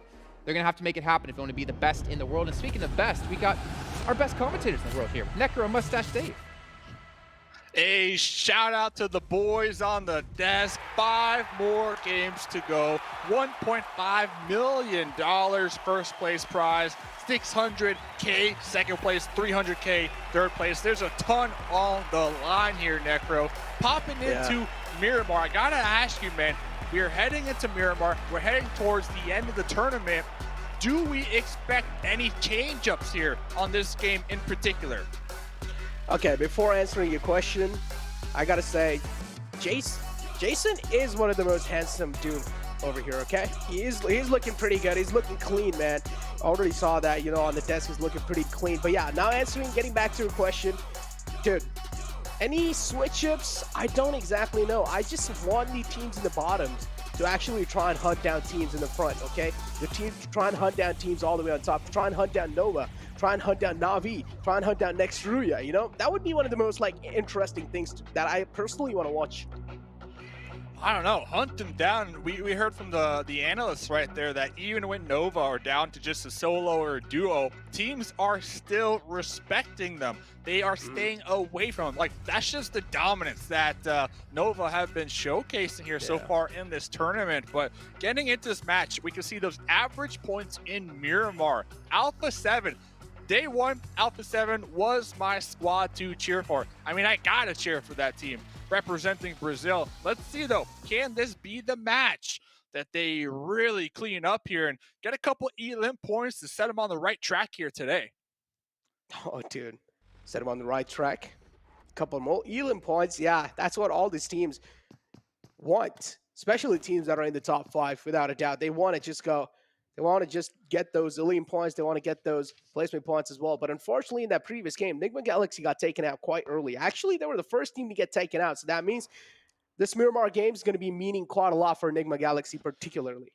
And talk about getting taken out. We saw last game a couple of these players taking out each other with the PMGC 2021 Prestige Scar L game skin. I saw those laser effects go like pew, pew, pew all over the screen. It was beautiful. So if the pros are using it, you should use it to go in game and unlock the PMGC premium crate. Oh, dude. I like that. It looks kind of cool as well, right? Especially when you're like spectating the players. Looks kind of cool. Personally want that skin as well. I'm trying my best to get it, man. But yeah, now we have Fenerbahce over here. As I mentioned, I really want Fenerbahce to go and try and play this ball sport. 6-8 is the team in the front. Pretty close. Nox Bomb got taken out. Fenerbahce, again, not a good news for them. On 14th place, Godlike right underneath them. And then you have Furious Gaming. Now, we also got to talk about Godlike, man. First game, not that great of an outing. The next game of Miramar, they need to fight for the pride. Well, talk about fighting for it. We do see one of their squad mates on that hill right there, possibly taking some shots. Looking to get at least an elim point here, but they need to be cautious. You know, they are sliding down the overall leaderboards. And when we're talking about Godlike in particular, like if you... Oh, real quick. No. Talk about the bait right there. And Nox Bomb, one of the key players, in my opinion, from Fenerbahce. Always on the ball. It's between Nox Bomb and the Duke and Machine. They're always working together as a unit. You can tell that their synergy is on point. So if you are Fenerbahce and you're looking to climb up, losing Nox Bomb early, that's going to set you back a couple pegs. But to get back to your point, I wanted to ask you this actually. Like, you're Godlike. What do you think the plan is here today? Like, best outcome. What do you think is the plan from that squad? Honestly, Godlike needs to realize there's nothing to lose. At this point, they're just playing to get top 10. If I'm Godlike, I want to be in top 10 no matter what in the end of the day. Just to, you know, at least be up there, you know, in the top 10. And that's going to be quite huge for India as a region in a whole. Even if they're top 10, that's quite huge in my opinion. Being in the top 10, it still means being in the top 10 amongst one of the best teams in the world. 16 teams in the world. I mean, that's quite huge, right? And I feel like, considering the fact that they have so many odds, they had so many odds coming inside the grand finals, they just got thrown into it. So, I mean, hey, being in the top 10 against all the odds, that's going to be meaning quite a lot. So if I'm Godlike, I'm just going to try to go for, like, a little bit of safer plays and either, like, try and get involved in a lot of third parties. Yeah, that's what I'm saying. Like, of course you want top 10, but it's like, how do you do it, right? How do you, if you're Godlike, how do you do it? And for me, I have to compare to what they have been doing. And I noticed that they tend to look for those off-center positions, right? And they scout them out towards the mid to late game, and they always lose one or two on that scouting rotation. So when I have to come up with a quick answer off the top of my head, I'm the coach. I think how they do it is just play the edge, you know, play the edge nice and slow. And kind of to your point, I think just try to go for placement points. And if there is a team kind of getting in your way of the edge strat, then obviously take the fight. But the key detail right there is hopefully if you do it that way, you have your team alive compared to losing one from scouting, right? Because they need everybody alive. If they want to pull this off, they need the whole team alive in every single team fight. And there's been multiple times where they would get in a team fight, and that's not the case. That's my take. I mean, that's my take. That's my take. I don't, you know, feel free to add to it, take away. I feel like that's a good take without a doubt. But as I mentioned, you know, they should also go for those third parties, because third parties, I feel like, are one of the most like safest bet to actually try and win out a fight, because third parties means already the two teams that are fighting, they're already quite hurt. So all you need to do is just like, you know, try and find a little bit of better positioning on those two teams and just try and take them out. So Godlike can try and do that, but still we don't exactly know what's going on inside their heads. So we'll need to find out in the future, because currently they're in water treatment. They still haven't really left it. They're still inside the circle. And I feel like if I'm Godlike, I'm not moving out about water treatment. Yeah, I get that, but they're in water treatment with a 2-2 split, right? And if a team of 4 pushes one of your duos, Navi, can you defend? Like, have you shown us that you can defend? That's my question. So, like, do we continue with these splits? Do we continue with these mid to late game, just sending out a scout looking for an off-center position? Or do we just play nice and slow? But let's check out this interview. которые, соответственно, прошли в гранд-финал со своих регионов. Также есть в каждом регионе команды, которые вообще не понимают, что делают на этом турнире или как прошли на него. Поэтому я думаю, что в каждом регионе по 3 команды сильнейших и команды, которые прошли в финал, покажут, кто сильнее, Запад или Восток.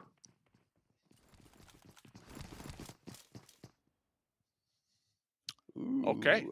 Interesting stuff there. Interesting stuff right there. So we'll see. We saw last game, couple elim points, you know. They're climbing up. I mean, what's your take on that? Dude, Navi, they're on second place, dude. That's quite huge. 128 points, but the problem is Noah is just miles away. 183 points. If you want to get the top place, you still have a huge climbing to do. You have a mountain to climb, and for that, you wanna hope. You need to pray. You need to pray that maybe Noah will have at least 1 or 2 games slipping out of their hands. And again, Noah, the way they're moving, the consistency they're having, for those slip-ups, the chances are quite low.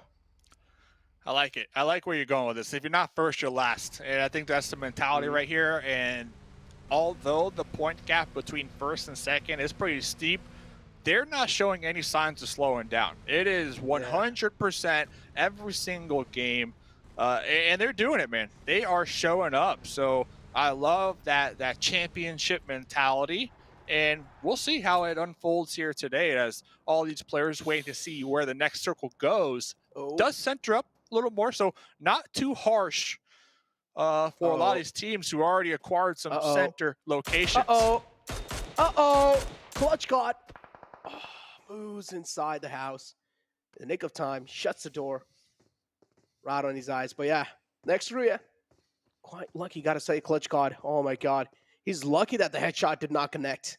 If it did, Clutch God would have been knocked out and the kill should have been confirmed easily for next Ruya. But over here we have now 6-8. Infinity right in the front. If you talk about one of those teams that were looking really strong in the league days, and now Infinity in the grand final somewhere down line, kind of fading away in the end days. Yeah, talk about fading away. The Duca machine go for a really risky scout compound rotate. Was able to walk away with their life, but look at this Stalwart looking to make a push over here next Ria. Oh, two of the top teams on the leaderboards, and this is going to mean quite a lot. This fight's going to mean quite a lot. Nate quite close. Was not able to deal enough damage on the action, though. Was able to move back into safety. Next Ria, if I'm not wrong, the cavalry has arrived for them. Stalwart Esports, only 2 players in the front. I do see top on the left as well. Try and provide a little bit of backup fire. Also play for that informational play. Yeah, Stalwart definitely on the hot cusp of their last game, right? So they're feeling good. Top with that off angle, trying to make sure to catch any type of sight lines on those 2 players from next Ria in those back lines. Just a smidge of sight lines to work with there between the 2 buildings. Really buying time for their squad mates in the front line too. The trio trying to take this building for themselves. Oh, 3 players in the front. Scry, Pika in action. Action, of course, is going to lead the pack if the push comes in through, but still, Stalwart Esports taking their time. Two teams inside this little compound. I'm pretty sure as time passes by, they're going to keep on getting impatient. And this is and look at this. Top is taking shots too. Oh, yeah. Oh, Frozen popping up the door, trying to take some shots on Action, but Action with the M249 in the front lines. Looks like Frozen going to toss his smoke, throw a little confusion out there. But I was pointing out, Top is taking a lot of shots from their off angle, applying that pressure and keeping Next Rio from really grouping up in this compound. Oh! UMP! Oh, Not no. Good. Oh, not good. Next Rio opening the fray. Beautiful peek, beautiful timing from Kador right there. And now Stalwart Esports will need to try and bounce back from this. Two players in the front, Top all the way in the back. Clearly, Stalwart Esports lacking huge man number inside this. If these two players get pushed on by all these four players, it's going to be quite tough to defend. But still, the M249 on the Action might just make a lot of plays happen. But I do like what Action's doing here. He's not just tunnel visioning on one single spot. The smoke's starting to provide a little bit of visual cover as well. But Stalwart Esports taking things a little safe. Scry in the front. Yeah, Action looking to throw some smokes, looking to buy some time. I really want to see Top group up and try to make this push into the compound to support their teammates. But on the outskirts, Godlike, you were talking about them. They're trying to third party this. Yeah, this is what I told you. Third parties are probably the best bet for Godlike. Just try and collect these kills. But guess what? This time it seems like Godlike as well are getting third party by S2G. And S2G are like, all right, well, knock, Godlike. You're trying to third party them, we'll third party you, and now Next Rio, the push comes in through. Do realize Stalwart Esports are looking quite weak, and Action on the off angle, trying his best to deal a lot of damage, but the man on the top, Kador, is just getting a lot of insane timings on Stalwart Esports. Kills being confirmed, and now Stalwart Esports, they're hurt. Yeah, I really liked how Scray in Action, they tried to pull back towards Top, and Top was providing a really nice amount of cover fire for them to make some moves happen.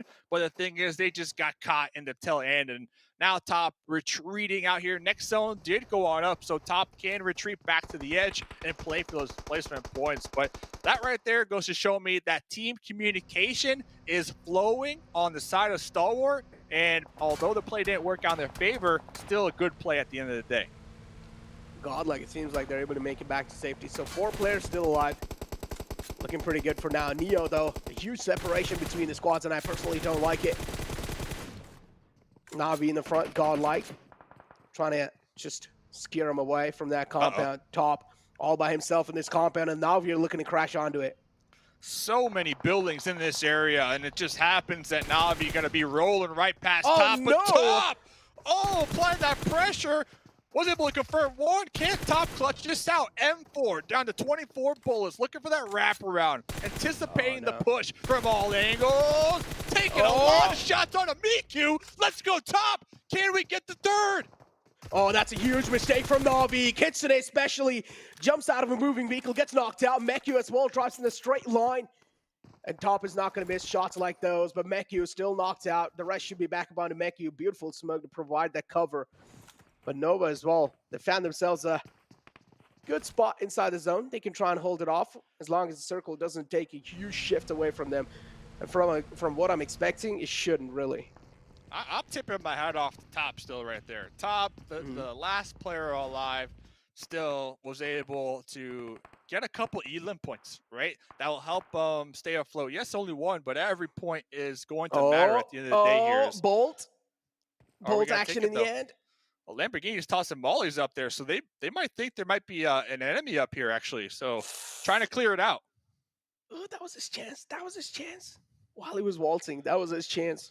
If you would have connected that headshot, would have been so nice to witness. Just watching some skulls being cracked open. But yeah. But at the same time, they don't want to give away that intel that they're playing the edge, right? Because obviously DX Xavier, they're not aware that A7 are up there on that hilltop. So I definitely get why they did hold the shot, because information is everything here, especially as we get to that mid to late game. Yeah, A7 clearly do have a huge high ground on top of DX Xavier as well, but if they give their position away, teams in the front, like Diamond Gaming, they're definitely going to be taking a little shots. And yes, A7, they're finally on a move. They do realize the circle shifts away, so they will need to try and make their mark inside the next circle. See, in that last play to hold the shot, it pays off even more right here because they're able to rotate around without DXavier knowing for a fact that they're going to be pulling from that area. And yes, at the end, DXavier, they did spot out those enemies in those vehicles, but that slight amount of time played in the advantage of Alpha 7. Oh, next Rhea straight up crashing on the compound of S2G. S2G knock, you have a little threat, but this time the threat being neutralized and S2G easily able to take care of them.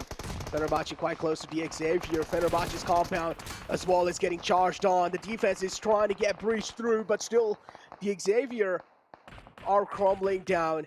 Duke and Machine in the front.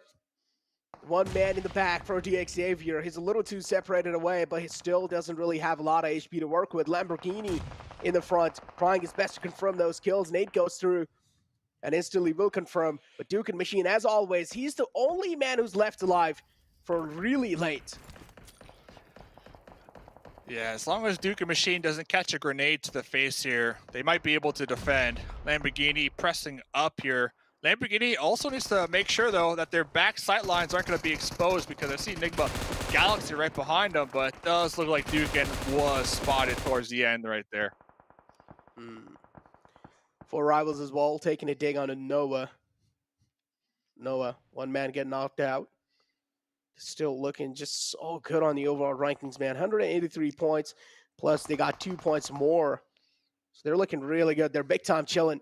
Godlike out in the open. Don't like the position that Godlike has. Down to only 3 players live. Z-God, Clutch God, and Jonathan.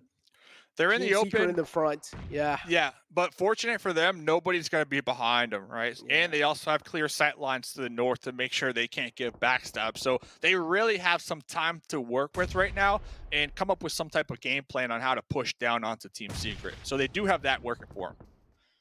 They do have that working, but still, I mean, we've been watching Godlike, and these kind of moments, they have been choking quite a lot. But hopefully, they're able to figure out a game plan for themselves. But Downwood Gaming now getting pushed on by A7. A7 not happy that Downwood Gaming has this compound, and Downwood Gaming as well trying their best to hold on this defense. Revo!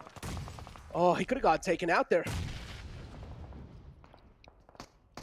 A7 win this. They have to. A7 are so good up close and personal. Oh, no. Especially when Fabian's going to be burned alive. And here comes Mafioso with that additional support to help Carrillo flush out this Damwon player on the second story.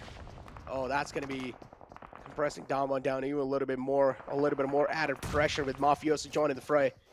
A7, all 4 players found themselves at least a safe spot for now. I wouldn't really call it safe because they do have another team right next to them. So Downwood Gaming, Junie, I do like what he's trying to do, is playing things a little safe, not moving around, not really giving his exact position away. So that means A7 will still have a little problem knowing that Junie's right on top of them. But here we go. Downwood finding an opening on the A7. The confirmation there instantly. Sung is the man. Was trying his best to do so. And both another one taking down A7. They're sweating right now. 2 players being taken out just like that. Downwood Gaming not looking that great. Junie from the back strikes in. Finally, the silence breaks. And now A7. Carrillo, the only man left alive. He's trying his best to fight back. But Downwood Gaming defense is a little too good. Wow. Taking a little too many fights at the same time right there. They had a duo on that first story, Alpha 7 trying to flush out the Damwon solo on the second story, and that amount of time was able to really pay off in Damwon's favor in the opposite building as they just popped around the corner, hip fired the UMP, and well, we saw right there the tides have turned. And on that note, Damwon, they finished that fight just in time as well because the next zone did shift and it is completely opposite from where they currently are. So they have some time to regroup, met up, and use those vehicles that Alpha 7 used to push them to reposition. Team Secret. Do like how they're moving over here. Playing right on the edge of the zone. They can try and gatekeep so many teams, including Enigma Galaxy right at the back, DXavier as well. This is their chance to try and rack up a lot of kills, but Furious Gaming, team in the front, 4 rivals, hasn't really been doing that great, but here comes a third party, getting shot in the back. Back's being exposed, Poppy Poacher not going to be happy of that. And here we go, Freak as well getting charged on, but Team Secret is looking a little too strong. Wow, yeah. A Groza and a Shaq right there. Oh, Noah with another 2-2 split. This is pretty much their bread and butter, especially here on Miramar. So really keep tabs on them as everybody honestly just trying to reposition in this new circle and trying to survive. Furious on the high ground though. Scream with the Scar. Huge angle, huge sight lines from Scream, but Scream is getting pressured from Na'Vi. Oh, dude, it's just like all the angles at this point are being watched out by so many other teams. Third parties after third parties were ought to happen. This was expected, but Nova, quite a lot of damage being dealt onto themselves. So Nova going to be taking a little bit of back foot, taking a little chill pill behind that ridge. Here we go, 4 Rivals strikes in. They find a knockout. Furious Gaming going to be a little unhappy after that. Big Malo still has the high ground to work with to try and hold off the players of 4 Rivals. Triggers in, trying his best to escape the sidelines of 4 Rivals, but it's not going to work out. Yeah, if I'm Furious right there, they spent so much time, so many resources to really lay the fire down onto 4 Rivals. I think you just commit to making that push and trying to take them out in that close range battle compared to trying to rotate around them. And we saw right there, Furious, they just got blown to pieces. They weren't even able to use their weapon. And now here comes Nova trying to push right into that same spot 4 Rivals were holding down and defending from Furious. But the circle shifts on to 628. 628 are in luck. They also have one of the best compounds inside the circle. If they play this to perfection, that means 628 might just win this game. But Infinity as well alive in the game with 3 players. That's quite huge. Lamborghini making it hurt onto H2G. Man falls down in H2G now. Down to a 3-man squad. Team Secret getting shot in the back by Noah. These are 2 big teams, and here we go. Lamborghini being spotted. Yep, as you said, Nade Parade comes in through, try and flush out Lamborghini. Lamborghini makes this push happen. Has the M249 as well. A lot of bullets to work in his favor, but he's also getting shot at in the back. There we go. There we go. As you mentioned, he just naded himself. Unfortunate. Oh, unfortunate for them, fortunate for Lamborghini with the M249 out there. And you were just talking about the Infinity down here in the south. They did have 4 up. That's no longer the case. But over here, Team Secret, they have been defending their shack for some time. Can they do it? Up against Paraboy, tossing a molly right into the smokes. 3 elim points on Paraboy. M4, it is locked, it is loaded, it is ready to go. Paraboy up close and personal. You gotta watch out for him. He's gonna go for that spray down. He's gonna get one, but traded on from Jumper, but Order right behind him with the support with the UMP. Can we clutch it out, Order? Oh, he's trying his best to clutch it out, but Order as well is taking things a little cautiously. He does know that's the only man left alive for Team Secret. Jumper still able to wipe Noah out of existence, and somehow Jumper is able to keep the defense alive. 7 elim points right now on Team Secret. We can see them in 13th position. They are trying to climb up this leaderboard. Jumper, the last one alive. Little solo battle out there against D. Xavier Lamborghini. Meanwhile, all that chaos in the north, guess who's up? 6-2-8. The only team with 4 up here late game. Oh, look at the spread as well. Yu Yang all the way on the left and the rest 3 players on the right just moving on the edge lines. I don't know if I like this spread, though. If Yu Yang's position gets compromised, that means that 6-8 are going to be in huge trouble. But still, this might just work out if Yu Yang plays this out really safe and keeps his position anonymous. Lamborghini gets spotted. He should be taken care of in no time. And yes, Yu Yang takes care of him. But that means his position now has been revealed to the player of H2G. And if I'm not wrong, it's 7. But here we go. 6-8 moving quite close to Infinity.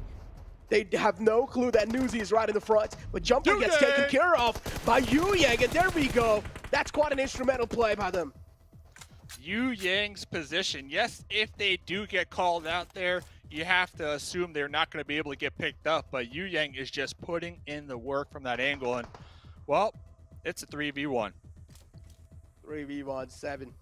Has the ghillie suit. Position being compromised, sights being locked onto him. 7 still trying his best to deal a lot of damage. Yu Yang taken down quite low, but the rest 2 players are looking pretty healthy. Yu Yang staying in the back. Decides not to heal this time, but 6-8, 33Z moves in forward, and he's going to seal the deal. And just like that, 6-8 are going to be your winners in the second game. Wow, what a Miramar match right there. The mid to late game, nothing but action. 6-8. Let's go. Represent the China, getting that winner chicken dinner here this game. Now, I got to go back though. I know we are talking about them a lot, but Nova Esports, they had a duo, and they're still, in my opinion, able to really put that wrench in the plan of Team Secret, who, quite honestly, they were looking really good this match. And hey, they still did a good job, but you cannot discount if Nova have one player alive, if they have two players alive, it's a full squad. Order alone is a team to themselves here, so it is something else. Ladies and gentlemen, let's hear what the panel has to say about that game. All right, Dave, getting fancy with the analysis test with the panel. I'm curious to see what you come up with next here. But 6-8, maybe they're tired of seeing their Chinese brethren team getting victories for themselves or doing well. They want to get some limelight on themselves. Pull up a victory here, very strong indeed. Helps move them up the rankings. And that's a good start for a team who's looking to just edge forward, get a couple of extra hundreds of thousands of dollars in their pocket. But not a bad showing here. Yeah, I think even Dalshi, we checked the stats, right? He was, what was it, third top fragger in lobby at the start of the day. So it's actually really impressive. They've been pretty silent, but we got the same issue we have, for example, with Next Raya, where it was only Dalshi really doing a lot of the heavy lifting for the team. Here, actually going for a strong position that typically Nova hold on to with that very famous 2-2 split towards Hacienda del Patron.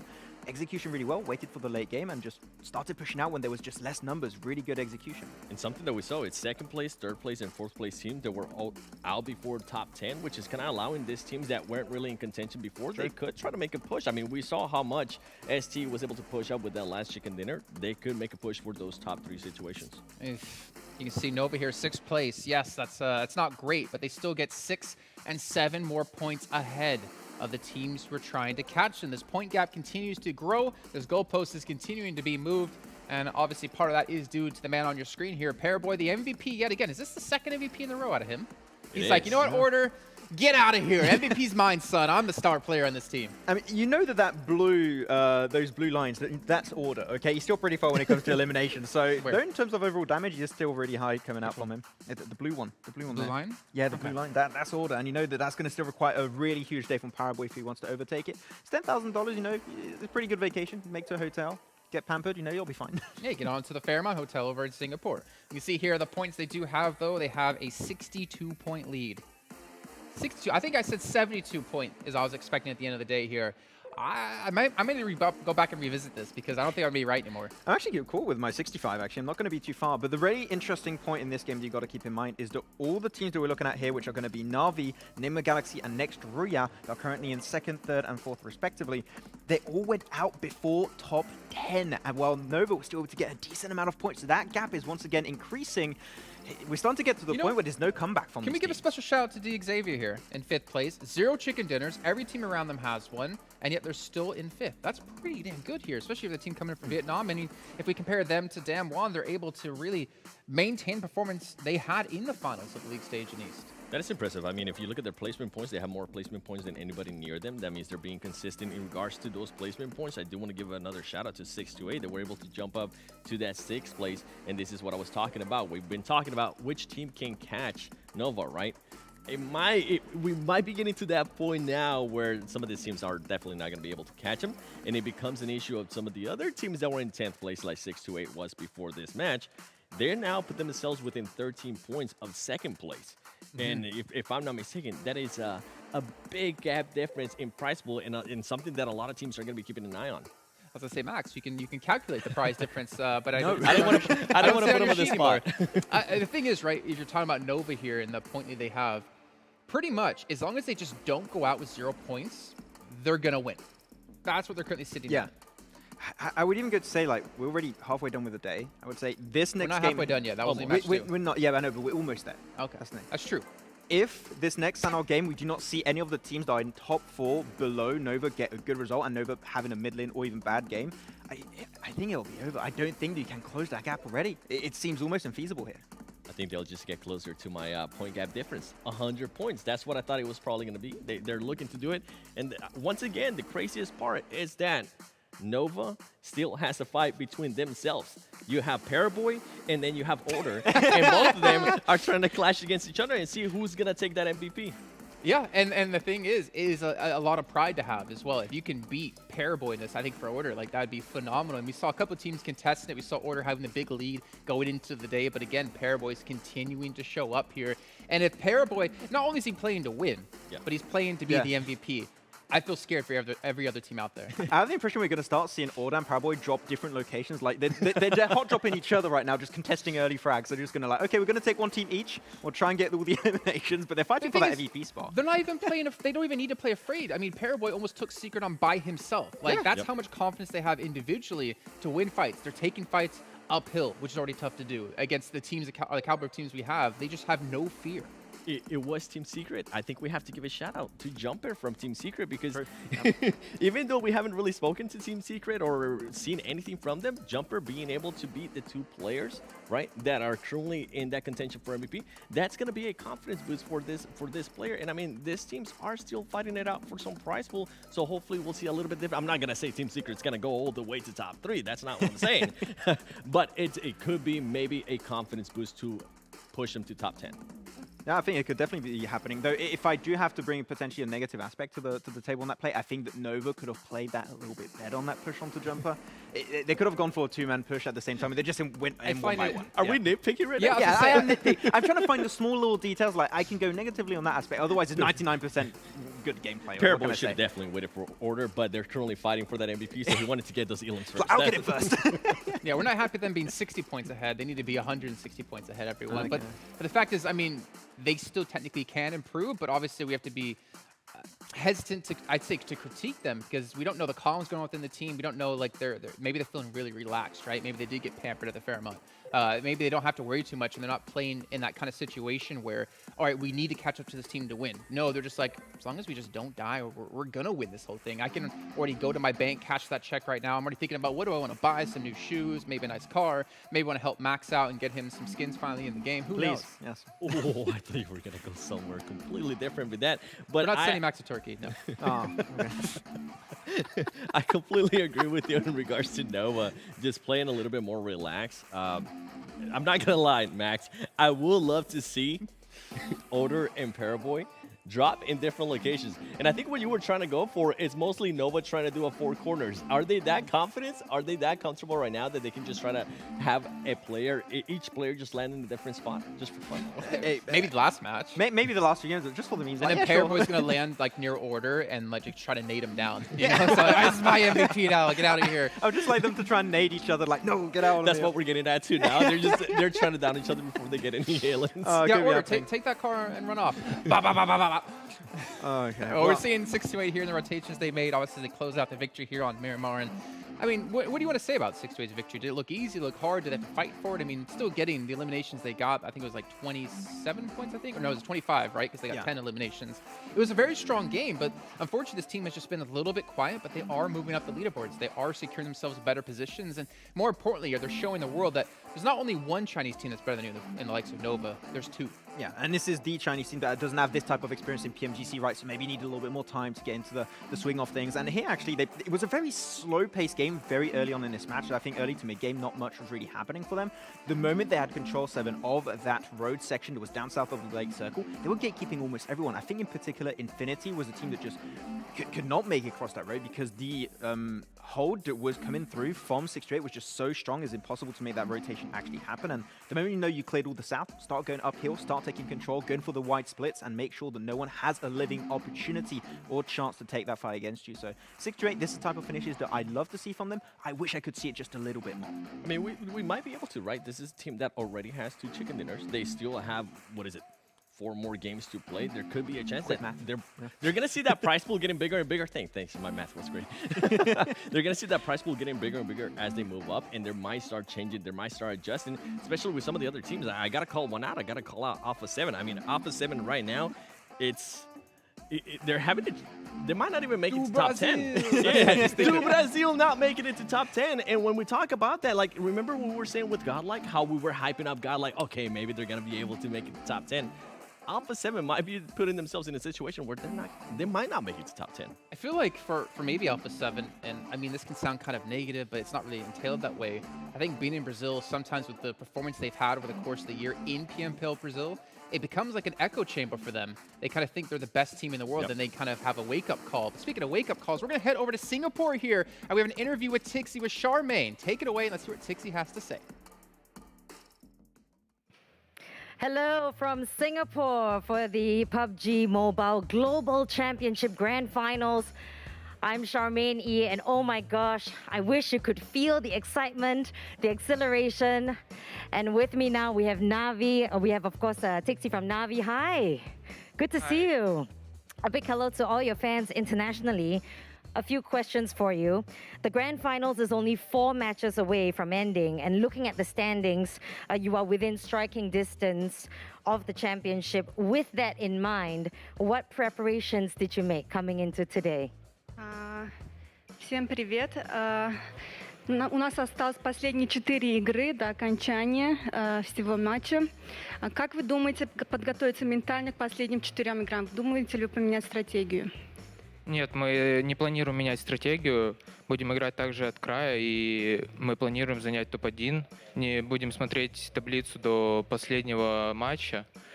На последнем матче посмотрим, и если нужно будет, на кого-то упадем, и, возможно, у нас получится выиграть. Мы рассчитываем на первую и вторую строчку. We are planning to be on the first or the second place. We are not going to look at any tables and the results. We are just focused totally on our games, and we are not going to change any of our strategies. We are on our way. That was actually going to be my next question, which is, after the last match, will you be making changes? So no changes? Yeah. Вы не думаете менять никакие стратегии еще? Нет, мы будем играть так же, как и играли все 12 матчей. We will be playing the same as our previous 12 games. All right, sounds good. Final question, because I know you want to get back to it. Which team do you think will pose the greatest threat to your chances today? Какая команда самая большая проблема для вашей команды? Как вы думаете? Думаю, что Nova, они на протяжении турнира очень стабильно отыгрывают и отыгрывают до последнего матча. Они также играли очень стабильно на лиге, но у них там чуть-чуть не пошло, они заняли 4-ю или 5-ю позицию. As it's seen, the Nova, they are playing very stabilized and on their way. They were also the first in their previous game. But unfortunately, they take the first place on the previous leagues. But here they are going more better and stabilized. All right, well, all the best of luck from all of us here in Singapore. Otherwise, sending all the love back to the analyst desk. Thank you so much for joining us here in Singapore. We have Titsi from Navi. Oh, it's just me. Okay. Hey, that's where they're Why waving alone, Jason? Because contractually obligated time here to be on air. It's actually great to hear about Tixi and obviously get to hear that Nova is their biggest threat. But to be fair, I think we kind of assumed it. You okay? Yeah. Okay. Sorry, I was just thinking about Singapore. You know what you're thinking about? You're thinking about OnePlus, actually. Funny enough, Seven, it's actually our sponsor here at BMGC. You guys can unlock victory with the OnePlus 9 Pro with its ultra smooth gaming and its 90 FPS. And you guys never have to settle when using a OnePlus. And obviously, that's what Nova are using here because they're decimating everyone out there. And Paraboy in particular is like, I'm not settling for second place MVP. He's going to unlock victory, and he's going to take it himself. Yes. I do miss having you and Klaris there staring at the phone next to me, and then Klaris doing like weird faces as well. But also big shout out to Singtel here, our carrier over in Singapore, providing ultra high speed network with 2 times lower latency. They're helping the event out as well. It's a big sponsor. What was that? I don't know, speed. I don't know. Are you the Flash? Yeah, I was trying. All right, well, we'll zip on out of here. We'll quickly head on over to a break while we see what other characters and superheroes Max can pretend to be. And we'll see you guys just a few moments here. Your hands are in the way, Max, for match 3.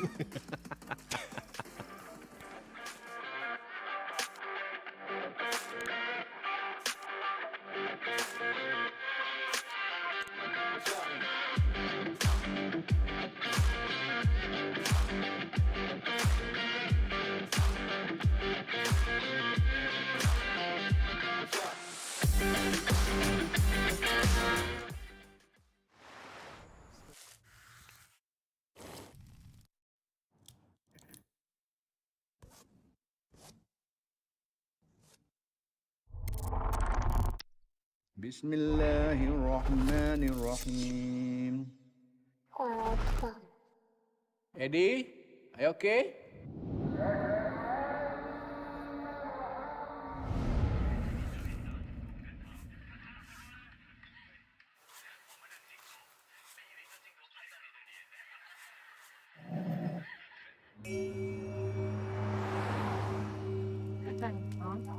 พี่ป๋อยว่าจะสิ้นกับแฟนเลย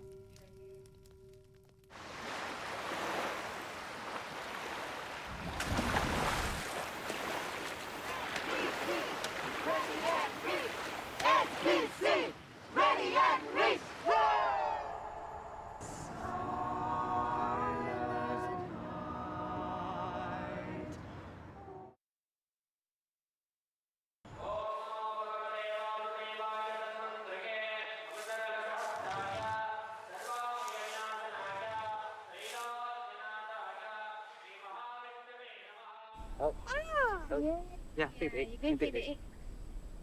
Yay! Oh, can you see how many flowers are there on mine?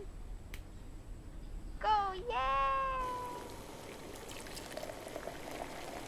예, 봉글로 봉글, 봉글로 봉글, 봉글로 봉글. 생각나 봉글.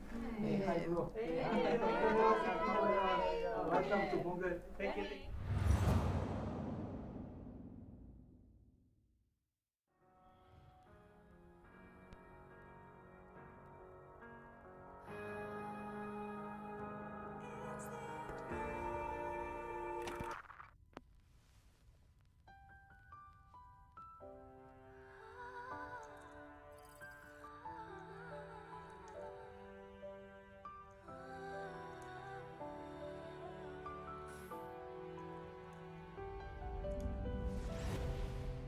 Every second that I breathe is going down in history.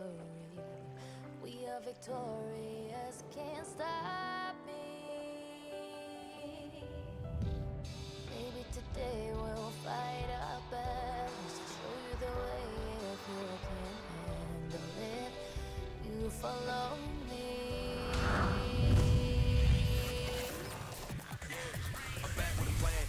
Pinnacle, I be the man. Back to the battle, the last man standing. Who would have thought that I had what it takes? With the whole city on my shoulder going crazy. Back to the pub and the keeping the G. Victory lap on the ride with the team. Stay good sport and smoke the E. Aim for the high school ring. I'm going.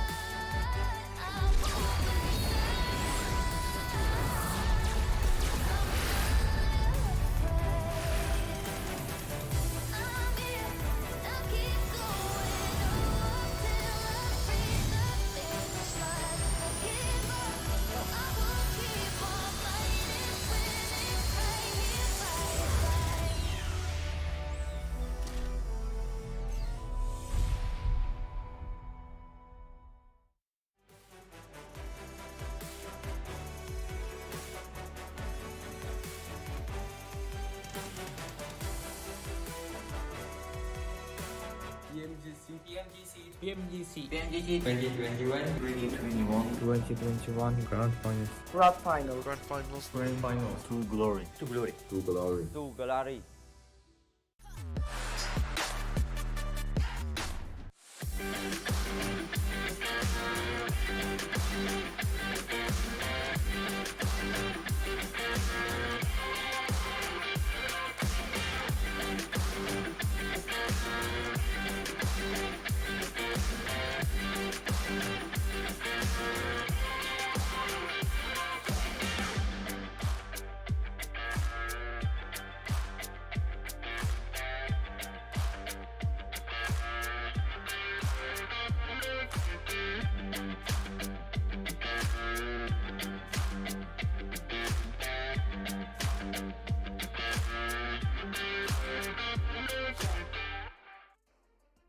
We are back and about to hit the halfway point here at PMGC 2021, and it is our final day here at the Grand Finals. And at the end of the day, we're going to have our champion, our best team in the world, and they're going to be $1.5 million richer. And at the moment, Nova are currently sitting in that position to do exactly that. I got Maxman, Seven Worlds Gaming as well here on the desk to join me, Jason Kaplan, as we break all this down. And so far, Nova have looked just as good as the last 2 days, making it even more difficult for all the other teams out there to catch up to them. But we are seeing some teams start to stand up here. Stalwart Esports in match number 1. We saw 6-8 here in match number 2. So we had 2 STE teams taking victories. Will it be a third? Well, only time will tell here. But we talked about marriage, right? Not in the terms of proposing and getting engaged to the love of your life. We're talking about the marriage between elimination points and placement points. And right now, Nova are in a very sweet spot. They definitely are. I mean, Max, this is something that we've been asking. And another thing I want to mention, this team it's scary in a way that they just keep on improving every year. If I remember right, last year. Say what now? I think Navi's been a little bit right, because if that's in the on Sandhawk, sorry, I didn't notice that. This is on Sandhawk only. That is actually insane. Noticing because we've only had 2 Sandhawks being played, and I didn't realize Nova was doing that well in ranking points. That's actually really scary, right? Because I mentioned it. This is the game where I'm going to say that they are. The chances for some of the teams in our top 4 is going to be gone after this game, and the fact that Na'Vi are not able to perform that well, we saw like 1 average placement point on this map. If they go out early here and Nova have another good performance with an average placement point for Nova of, what was it, 10.5 there? Yep. It might be GG for Na'Vi to get to that first place. Still, of course, there's that fight and that battle for second place, but first place is just going to be lost in this game. So we need to see them try and get a good result here, which they haven't been able to do just yet. Not even just from Na'Vi. I want to see a better result from just all of those 2nd to 4th place teams, because now they're giving that, we were mentioning it earlier, they're giving a chance for other teams to just close that gap. And pretty soon, I'm going to put it out there. I think we're going to start seeing some of the teams that we really haven't seen in 2nd, 3rd, and 4th place. I think they're going to start getting replaced. We haven't really seen Nextria in such a long time. We haven't talked about them since yesterday. What happened in Frozen? We saw their performance from Frozen yesterday slowed down so much that it affected Nextria. So that question still, I mean, it was answered that no, Nextria is not able to perform if Frozen is not performing. We need to see Frozen. We need to see Nextria again if they want to maintain themselves within that top 3 situation. Is that your team to watch, Nextria? It's not. Oh, it's mine. Well, that's my. Wait. We can make 7 jealous. Woo. No, I'm not doing that with you. I'm just kidding. I'm just thinking at the end of the day I'll yesterday. Just go back to Turkey. For me and you, Nextria. Now, Max, I'll say why I'm saying Nextria is basically what someone pointed out. The fact today they have not performed. They have not looked good, and they could be slipping from 2nd to 3rd, from 2nd to potentially like 5th, 6th, 7th place here at this rate. And that's the difference between hundreds of thousands of dollars. Normally I would come in with my own point, but it's actually the same thing as 7. We got the same reason behind it, because they've just not been really performing today, and we need to see them get back into things, because otherwise, I mean, they're currently standing in, what is it, 3rd place, just above Enigma Galaxy. They need to get a good result, because now we're starting to get to a point where lead is going to be extremely hard to close in the next 3 games that will remain after this Sandhawk, so they need to get a performance here. If it's just a top 3, I'll be happy. A win would be even better. I agree with that, but it's not Nextria. It's going to be my pick. It's going to be Alpha 7. And kind of along the lines of what you guys were saying, it's just a team that just hasn't been performing. Usually in Sandhawk, so far this tournament, they have averaged about a 9th place finish and only 4 elims. That is not the stats that I'm used to seeing from Alpha 7. Hopefully, they'll be able to step it up here. Yesterday, they had an amazing rotation, but for some reason, they decided to play bumper cars in a location where you shouldn't be playing bumper cars. So maybe they'll be able to learn from that and readjust. All right, real quick, I'm going to switch it up on you two. Predictions of who's going to win this match. Nextria. Nova. Nova. Okay, I mean, you have the realistic answer. I can pretty much agree with you there. I want to hope for Infinity, but you know one thing I don't have to hope for of who's going to be coming up next on your screen. It's going to be Mustache Dave and Necro once again to cover Papa Blue and the story on Sandhawk. 3rd game of the final day, Dave. And, well, one question that's really bugging my mind is what happened to Alpha 7 and Dawn1 Gaming in that previous game? Let it go. Man, all right, chat. Respect to you. I get it. I underestimated Dawn1 Gaming. They did win the East Finals for a reason. But I'm from the West Side, man. West Side, best side. So I gotta go. And 7, hey, we heard right there. 7 had the same prediction for this game. We gotta represent, man. Alpha 7. You gotta show up. And honestly, after that play, I hope they just ignore what happened. don't even think about it. Just come into the Sandhawk map with the bigger picture on their mind, and that's getting that winner chicken dinner. Right now, it is critical for teams who are not performing well to not get tilted. So let's see what will happen. We're officially halfway done with today after this game, and well, Clutch got up close and personal, looking for a fight with the double barrel shotgun. Oh, Clutch got not able to live up to his name. This time not able to clutch the situation out. 2-on-1 falls down. Clutch God gets traded out easily. Duke and Machine confirming the kill. But yeah, what I really noticed really cool was the circle. Now it's divided equally on those 3 islands. And I do want to see where the circle is going to be shifting. Now, if the circle shifts on top left, that means 628 and Na'Vi are going to be having a huge advantage inside the game, and they can try and hold off all the teams that will try and cross over the other side. But if the circle shifts on the right side, that means Stalwart Esports are going to be causing a hell of a ruckus. So I do want to see where the circle is going to be shifting. But now we have Z-God closing in some distance on Fenerbahce. Yeah, it looks like Godlike looking for some revenge play out here, looking to possibly take out Fenerbahce. I see Jonathan in the back lines too, so they're looking to get the 3-way pinch going right here. Fenerbahce, they are prepared. You know, they're aware of what's about to happen. We see them prone. They got the Vector. They got the Uzi.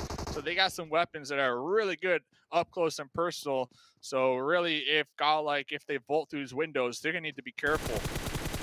Yeah, keep this in mind, ladies and gentlemen. This is the 3rd game of the final day. That means after this game, half of the day is already going to be concluded. That means after 3 games, the champion will be announced. And for now, it's looking pretty clear who's probably going to be it. But yeah, Godel trying to push against Bache, and Fenerbahce holding their nerves with the guns. They're not really giving their position away just like that. Godel, on the other hand, though, they're getting impatient, and they do want to take him out. They do smell the blood, but I do like the way Neo challenged this fight. Went a little bit in the back. Z-God, though, does realize both the players are just trapped inside the house, but Z-God finds an opening. Grabillion gets taken out. Z-God push comes in through, but runs out of bullet, needs a fresh magazine, and Evil gets some, but Duke and Machine as well gets taken care of. Z-God, easily able to take care of these 2 players. Punch him out. Is he going to punch him out? Is he going to punch him out? Punch him out. He's going to try to punch him out. And the thing is, with Fenerbahce, they can't really respond to this because that duo, they're pretty much by themselves because Fenerbahce, their other 2 squad mates that were still alive are completely opposite of each other. Look at this. We got Noxbomb at Dock, so they're just so far away that it's just impossible to provide that support. And it looks like one of them actually tried to swim across the channel to get there in time, and they were also spotted, tagged, and bagged. So Noxbomb, well, it is Sandhawk. So I said it the other day, Sandhawk is that map that can really turn the tides when it comes to placement points because of the fact, and you know where I'm going with this, you can heal. You could get all the meds. So if I'm Noxbomb right here, I'm going to every building, every compound. I'm looking underneath every single bush, every single car, and I'm picking up the meds, and I am planning to just heal my butt off to at least a 5th to 4th place, get those 6 placement points, those 8 placement points, and just try to help the team out in general when we look at the overall leaderboard. Now, Furious Gaming has to be one of those teams that has been making quite a lot of changes in the roster, right? They just keep on making those switches happen.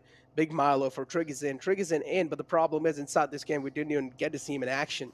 Got taken out quite early, so don't really know if that was a good decision or not, but Furious Gaming left with only 2 players alive, Fenerbahce with only 1, and then you have Godlike with 3 players. Now, me personally, I'm from India, coming inside the tournament, coming inside the grand finals. I was so excited to see Godlike. But still, as I mentioned, in the end of the day, even if they're top 10, that's going to be quite huge. Yeah. And right there, couple of elim points. 3 to start off this Sandhawk Carrillo. Cooking a grenade, tossing a grenade. Little shy of the mark here.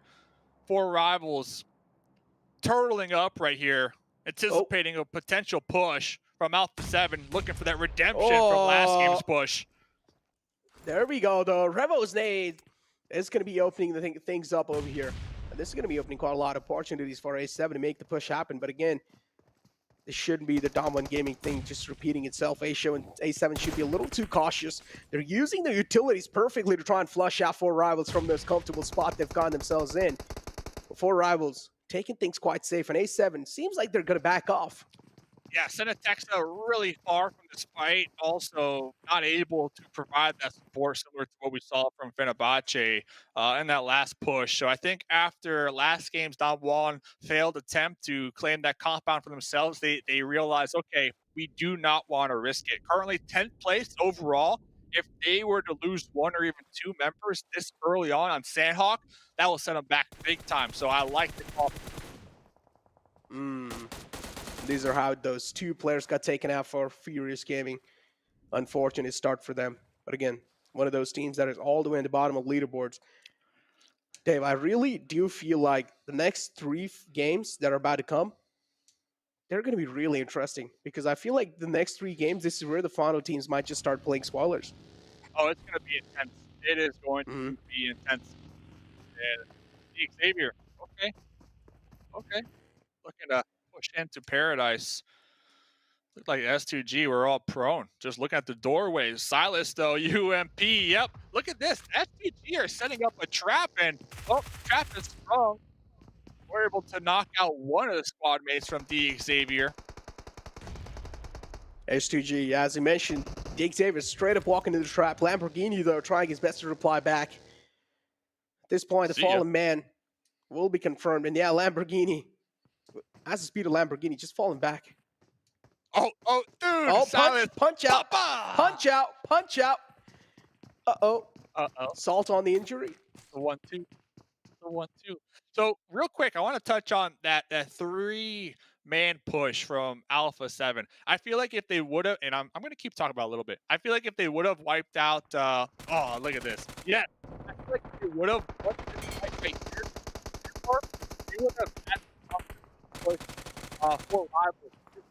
Because they did not win that fight, I feel like that here, and that's why we see them pulling back and not playing that aggressive play style that we're used to seeing from Alpha 7, at least from the West League. Sung just played that situation so perfectly in Miramar Junie too. Against Alpha 7. Junie juked them from the second story, popped out the window and vaulted through instead of going down the stairwell. Junie was more kind of like the distraction, and Sung was just set up for like MVP play, and he did so in that fight.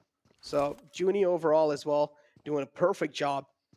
And Sung from the back just striking and taking each and every single player down single-handedly. But yeah, now Na'Vi, another one of those teams. As I mentioned, every single team on the map currently is just waiting for the next circle shift, where the next circle shift is going to be heading towards. If he goes on the top left island, as I mentioned, 6 to 8 are going to be in a huge advantage. Huge, man, huge. And Na'Vi getting a lot of spotlight here today, because they are in second place. They are Nova. They're just being so consistent. You know, even if they get one or two of their squad mates taken out here early to mid game, they still are just a force to be reckoned with when it comes to those elim points. So they are doing a great job at just maintaining here today. Yeah, no one without a doubt, man. It's like all the time they're able to get the stellar positioning inside the game. At this point, I just want to know what exactly goes on. Well, like, what kind of comms do they do? Team comms and everything. Just want to know what exactly goes on inside the brain. All right, sure. Team comms, go ahead. Order's alive. You know what his teammates are saying? You're just better. You're better. You're better. And they're telling Order that in his ear, and Order's just pushing up with the grenade. Order got a double grenade onto Team Secret last game that we saw. Now, of course, Jumper was able to defend that shack phenomenally, really clutching it out. But those are the team comms. The team comms right there. You're better. You're better. Ooh. You got this. You got this. So I love to see it. And, well, getting into this game, next Ria, I believe the desk were kind of talking about how they have been slipping down the leaderboards here today. Any thoughts on that from your perspective? Yeah, honestly, next Ria, the consistency factor seems kind of like slowly and steadily it is fading away. But still, they have tied up against Na'Vi. 131 points for both these teams, and this game is going to mean quite a lot. Because as I mentioned, after this game, that means half of the day is already going to be concluded. And that means the rest 3 games are going to be complete chaos and insanity. So this game is where next Ria, they can either go for those heal battles, as you like to mention it, and then either Na'Vi as well can try and do that and go for those easy and safe points, while the other 3 players are just trying to gain those elimination points. Yeah, Jimmy on the scooter. That's one player you need to watch out for here on Sandhawk. Jimmy on a scooter. Oh, that takes Jimmy that's to deadly. that next level. Yeah, that is Yeah. deadly. I would not want to be anywhere near a Jimmy on a scooter. Talking about the heal strats, well, maybe Enigma Galaxy, maybe Godlike. Maybe those two teams, I'm pointing them out because they are all the way down there in the south still, looking for some additional bets, in my opinion. And these are teams that we might see them actually get this heal going, but let's see. This is going to be an indicator. Will Jonathan take these shots? If Jonathan does not take these shots, to me, Jonathan wants to heal this game. But, okay. Freak. Okay. Well, position knock out Freak, but there's the Moody up there on the high ground. And yes, Jonathan was, turned on and taken out. So I don't know if that was worth it, man. Yeah, Hamudi just turns around and slaps him right on the face. Got taken out of the game. Now, Freak, but still, got to say, Jonathan was able to at least get one man out. But the separation from Godlike, not a big fan of that. Neo, again, separated out from Clutch from Z-God. Kind of unhappy about that. But yeah, Z-God was able to wipe Fenerbahce out of existence, so that's pretty good. They still have 4 points on the table. And they can try and go for a little bit of survival game as well if they do want to have more points on their hand. As I mentioned, the goal is top 10. Well, that's what I'm saying. That's concerning to me right there. I definitely feel like Jonathan could have let that one slide and just focus on getting these placement points here instead of getting a little too thirsty and trying to get a limb point. I don't know. I mean, Sandhawk's the game. Sandhawk is the game. Is the map that you can definitely heal to win. I'm a true believer of that. Yeah, Sandhawk is definitely one of those games where they can try and go for those kind of shenanigans. But still, Enigma Galaxy haven't rotated inside the zone yet. They're one of those teams that are going to take a leave pretty late. Have all 4 of their players alive in the game. I'm pretty sure Enigma Galaxy has to be one of those teams that are going to be going for those heal battles. And look at that. They got the pickup on Freak. Oh, so those shots were for nothing. Those shots were for nothing. Next zone goes up, though. So talk about being for something for nothing. Look at that. I mean, a hard shift pretty much all the way up there to the north. The Infinity, strong position right now this game. 6-8. One man gets caught out in the open. Looking pretty tricky. Moves out from cover, and Scream is going to capitalize onto it, and now is looking to confirm the kill. But still, he's not going to be able to do so. Just a little knockout. He has to be satisfied with that. Scream instantly backs off, not being a little greedy, not being too greedy in that situation. But yeah, Furious Gaming, they only have 2 players to work with, so at this point, it's either a do or die situation, or you can just try and play a little safe. Play a little safe here. Silas Pugh, one of the most aggressive players from S2G right here. Catching some angles, the TPP. Spotting out some enemies out there. And Dawon cruising over this bridge. They are going to be towards the south here.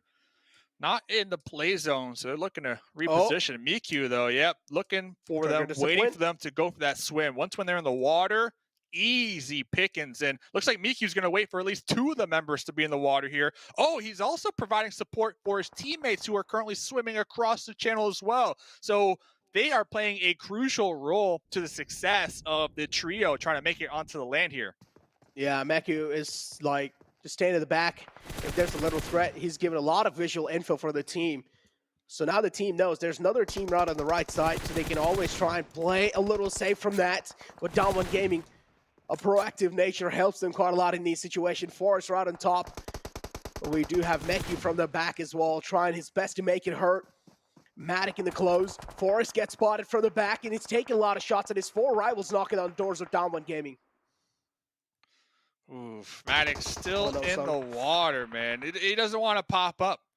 He doesn't want to pop up. He can't pop up because once when he goes onto the shorelines, he might get spotted. And all those gunshots ringing on out now. 4 rivals going to be looking right on top of him. 4 rivals, yeah, as you mentioned, they joined a third party. Actually, 4 rivals has huge high ground over here in this fight. Na'Vi, though, still a little safe, so they're going to be going for the res on the fallen man.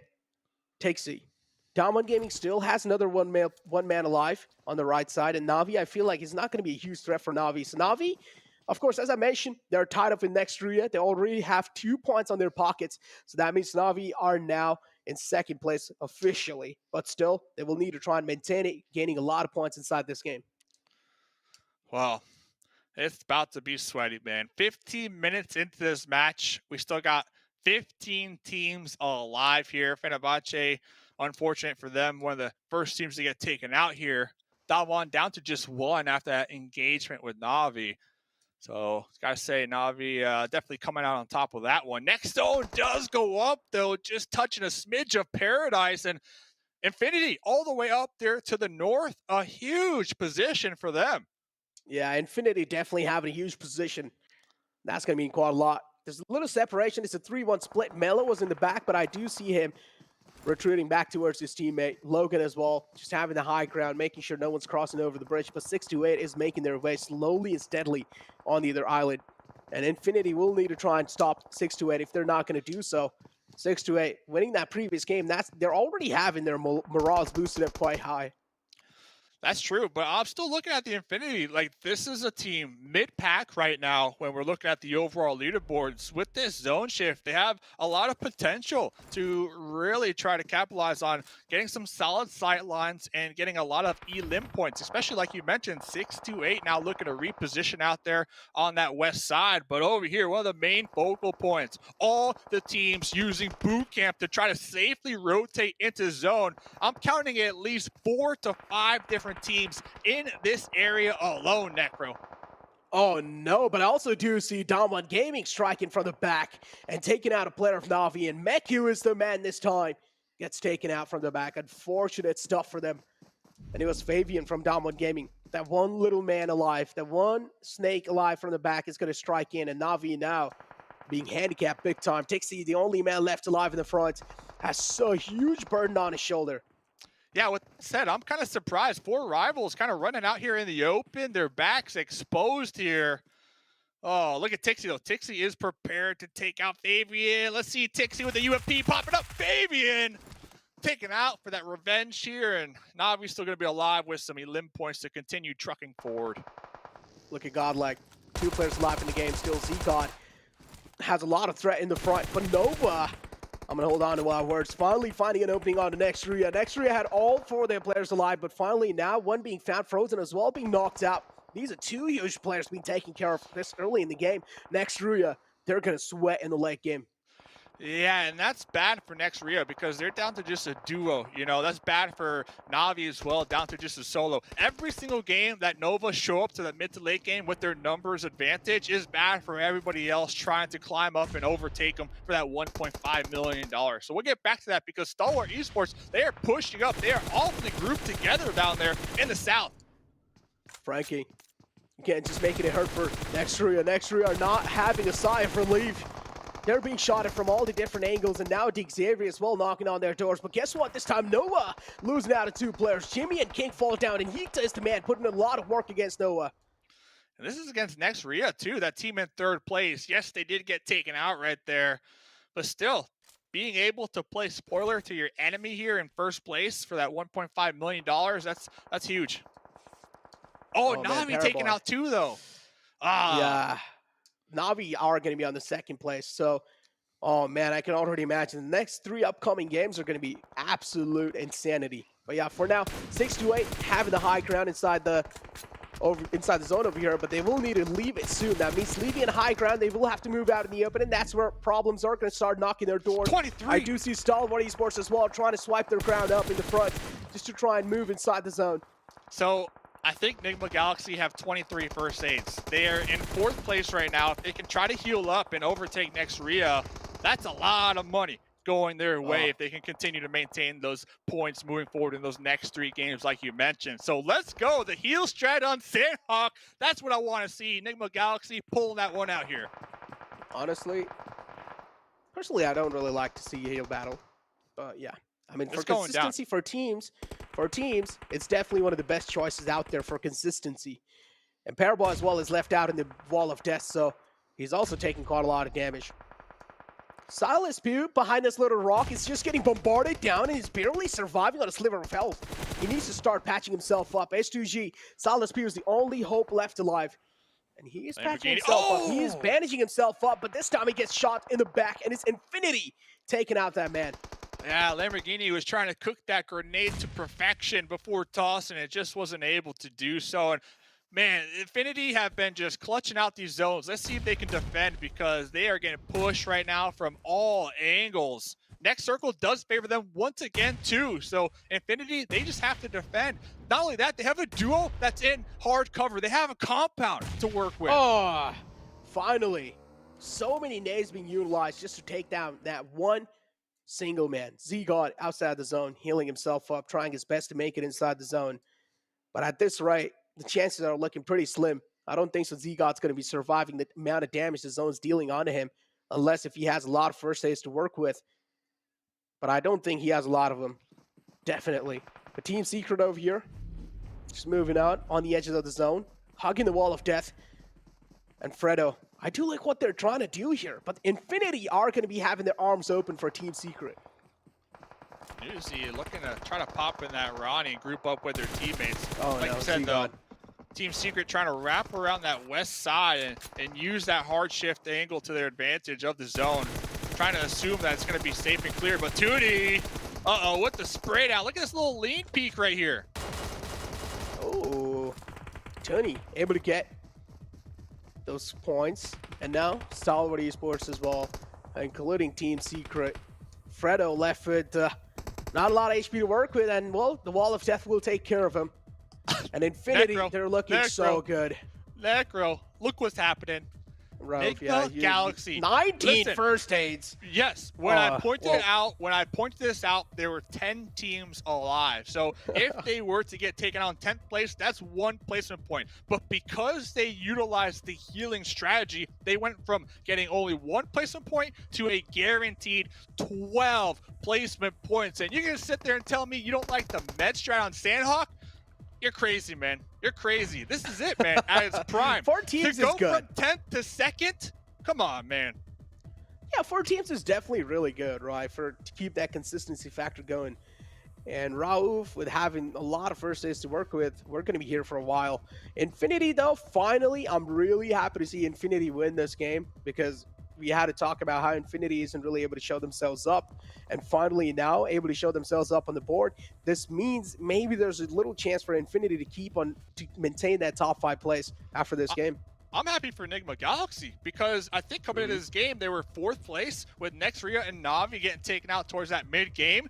This might be the game that they overtake him or at least close that gap to make it even more possible in the next 3 games to really try to get as much money as possible. So Meds, man, Meds, this could be the play that gets 600K. That might be able to get them $300,000. Like, this play alone might have just netted them 200K at the end of the day. I don't know. We'll find out. Of course, we still got 3 more games to go, but this is huge for them. Yeah, this is definitely huge, man.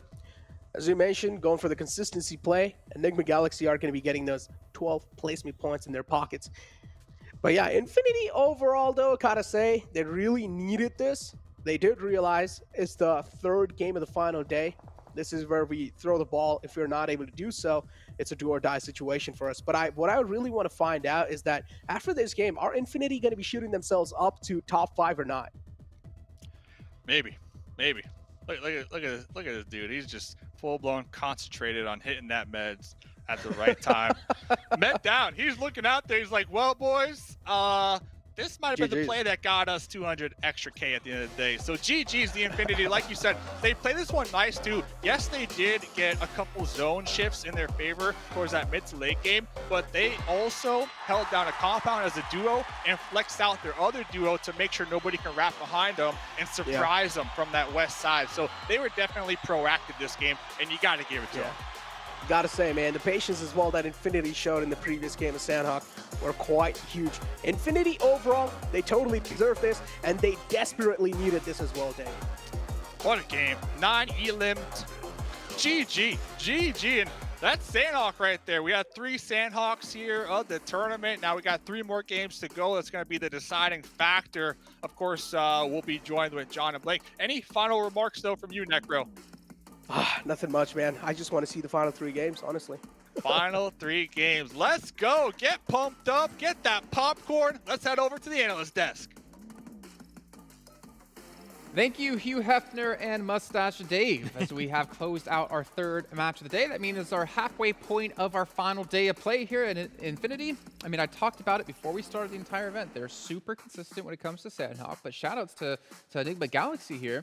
They won Sandhawk day one. They get a second place here. Like, they get a lot of points. As you heard Dave saying, that might be the difference between $200,000. Yeah, we saw the rise of the heal-off strat all of this year, actually, and well, if you don't like it or if you like it, doesn't really matter, because you might just win for Enigma Galaxy an extra 450,000 between that 4th and 2nd place, just able to overtake potentially Nova, sorry, not Nova just yet, that's a little bit too far, sorry, Na'Vi and also Nextria. Spoilers, did you read the script already? Nah, not yet, but it is possible. So the heal-off strat, I mean, it works out, you get consistent point every single time. Enigma Galaxy, they found the secret source and it works out every single time almost. It definitely does. The only thing that kind of concerns me, right, is just the amount of LMs. This is like a consistency thing with them. When they won, they ended up with 8 LMs. This one, they ended up with 2. And yesterday, they ended up with 3 LMs in Sandhawk. So they might be getting the placement points, but I still feel like they need to work out with their LMs. Just to show you, Nova 9th place, Na'Vi 13th, and Nextria at 14th. So Nova still keeping a lead over 2 out of the 3 teams we're trying to chase against them, meaning it's even more difficult now with 3 matches left to go to see Nova be surpassed. But Frankie 007, not gonna be the first time we see him as an MVP here, 7? It's definitely not. I mean, he was actually in contention, if I'm not mistaken, Mass. He was in contention He's to be that MVP, right? Like top 5, if I'm not mistaken. I think it was top 4, top 5 at one point, and that was down to that Miramar game. We had a huge impact actually versus, I think it was Alpha 7 on that finish versus Mafioso. He did some incredible plays on that in that exact game. But yeah, it's good to see DZ. You know, they typically play around that position. They like to enter a little bit late inside of Paradise Resort, but this time actually was Team Secret, and we saw some good plays. Team Secret get involved versus Nextria, versus also Nova, I believe at one point in time it was. So Team Secret, they showed a few sparks this game. It's just a little bit too late to show up, but I'm still really impressed with their game. And I mean, it's going to help them, right? They're currently in 11th place. We talk about some of these teams wanting to be in that top 10. You definitely don't want to be outside of the top 10. I feel like it's a confidence thing. It's a little badge of honor that you can also put on your Twitter handle for some of the players. And then as we're looking at here, I mean, we do see Enigma Galaxy being able to pass that Na'Vi. You were mentioning Nextria. I feel like Nextria has just let us absolutely down in a way. Not sure if it's because Frozen's not performing or whatever it might be. They ended up in 14th place with just 1 element. This is the kind of stuff that's just not going to allow you to stay within those top 3. I have the impression with Nextria, I understand what's going on wrong on their side. There's just so many things happening around them, and there are some teams like talking about Na'Vi with their blinders on, where they're just not paying attention to what's happening too much. Here, I think they're paying so much attention to what's happening around them that they're just losing focus on the game, on their position, and it hurts them because they got pushed by, I think it was Team Secret, there was Nova at one point in that fight. I think that if they can take things step by step, would help them a lot to try and remain consistent in these fights. Yeah, and one thing that might help them maintain being consistent is picking themselves up a OnePlus 9 Pro with its super perfect FPS, 90 FPS. You're going to be getting yourself in-game here. You can pick one up for yourself, and you can also never settle and potentially unlock some victories for yourself on top of things. And obviously, Roof not able to get a victory quite just there, be able to help himself heal off and get that 2nd place finish. Now, there's a couple of numbers in there that I wanted to touch on really quickly, was the fact that Enigma Galaxy, they're 4 points, only 4 points behind in placements against Nova, but they're 60 points behind in total. That means they're 56 points behind in eliminations. They have 40 eliminations. Nova have 96. Maybe they're spending too much time getting pampered at the Fairmont Hotel in Singapore. Have you guys seen some of the players? The pictures they're putting out there make us so jealous. It is cold here in Berlin. They must be enjoying it, and hopefully for them, they book themselves a little bit of an extra vacation thereafter to reward themselves for their placements here, which obviously the money they're getting, they sure as hell are going to be able to get that pampering in, the 5-star hotel. Maybe us. Maybe we should go take a trip. Let's get all the talent. Let's get Mustache Dave. Let's get Necro. That'd be nice. John Allen, Blank. We'll get some extra sunscreen for those two, and we'll head on over. Jan, are you listening? Yeah, that would be great. But obviously, as we move on to talk about this, the fact that Enigma Galaxy did shoot up the rankings, but still 60 points difference. 3 matches left. You have to average over 20 points a match, and every time, that's easy, right? But every time Nova score a point, it becomes that much harder. At least it's remained in the same ballpark, right? It's not like they created a extra 30, 40 point lead in the first 3 games, right? There's still a chance of that happening. We said it right, 20 point every single game if you are currently in that top 4 position. And seeing how inconsistent sometimes those teams can be. Nextria have been inconsistent, Na'Vi's been inconsistent. We're lacking kills from Enigma Galaxy. If they don't improve on those aspects of the game in these last 3 games, I just don't see it happening. It can't happen here. I mean, and that's 20 points per game, and that's just guessing, right? Not even that. That's just guessing that Nova's going to end up losing every single those matches with 0 points, which I just don't see that happening. Yeah. So you're basically calling our victor right now, the entire tournament? Yeah, 100%. Really? Okay. Yeah. All right. Nova. I don't see any team. They even mentioned it themselves. They're the only thing that's stopping them from getting that championship. Is themselves. Yes. Yeah. I mean, I think maybe the battle we're looking at now in Nova is a battle for the MVP, and Paraboy's been putting his foot forward, but I still don't know who's actually in the lead at the moment because Order did have such a massive lead in terms of eliminations.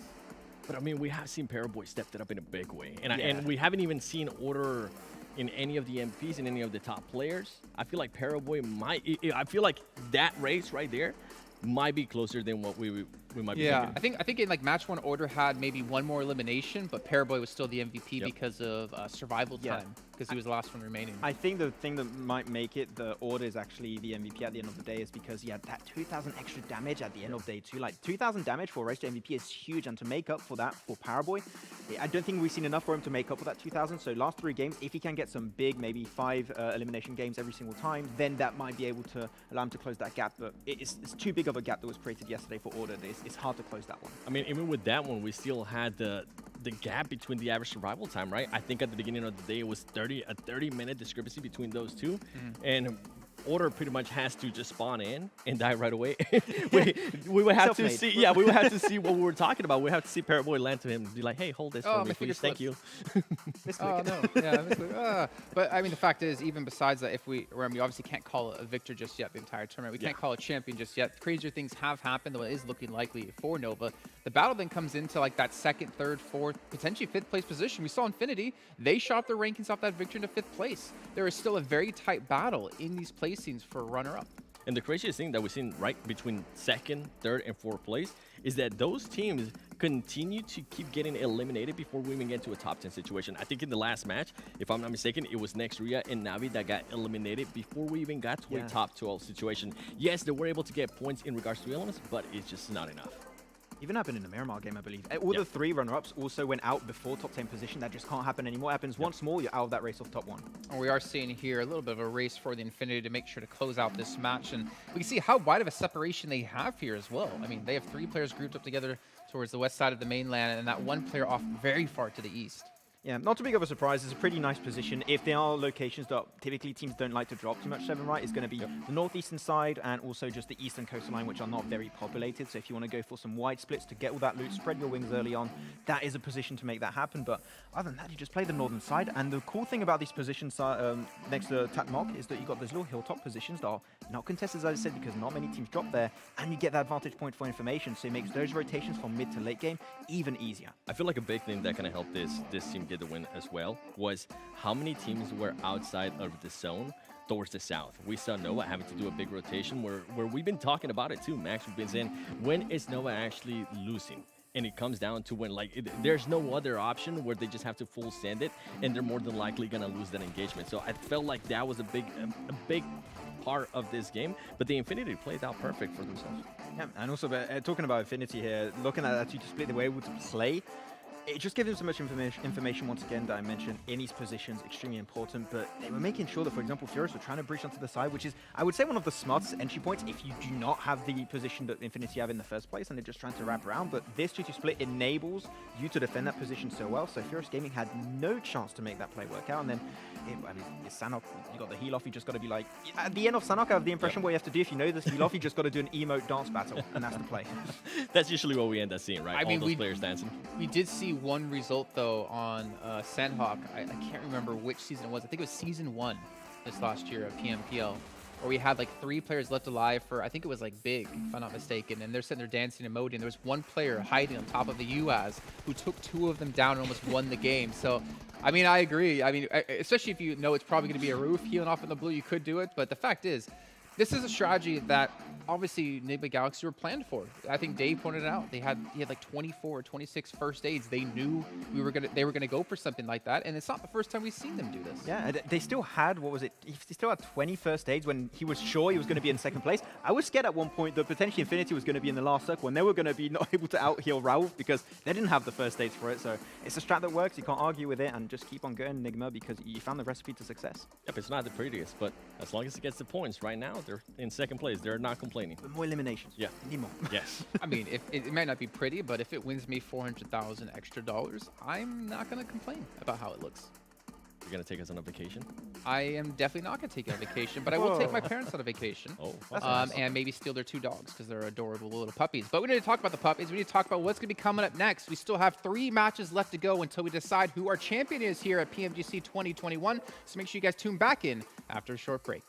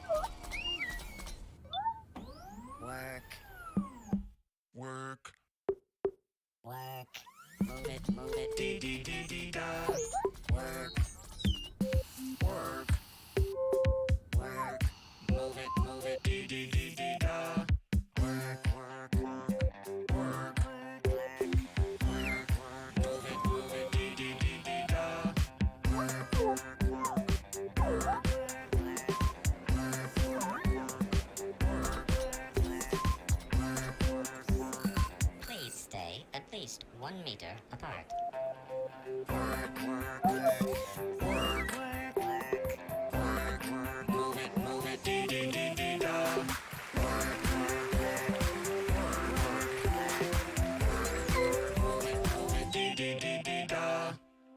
Work.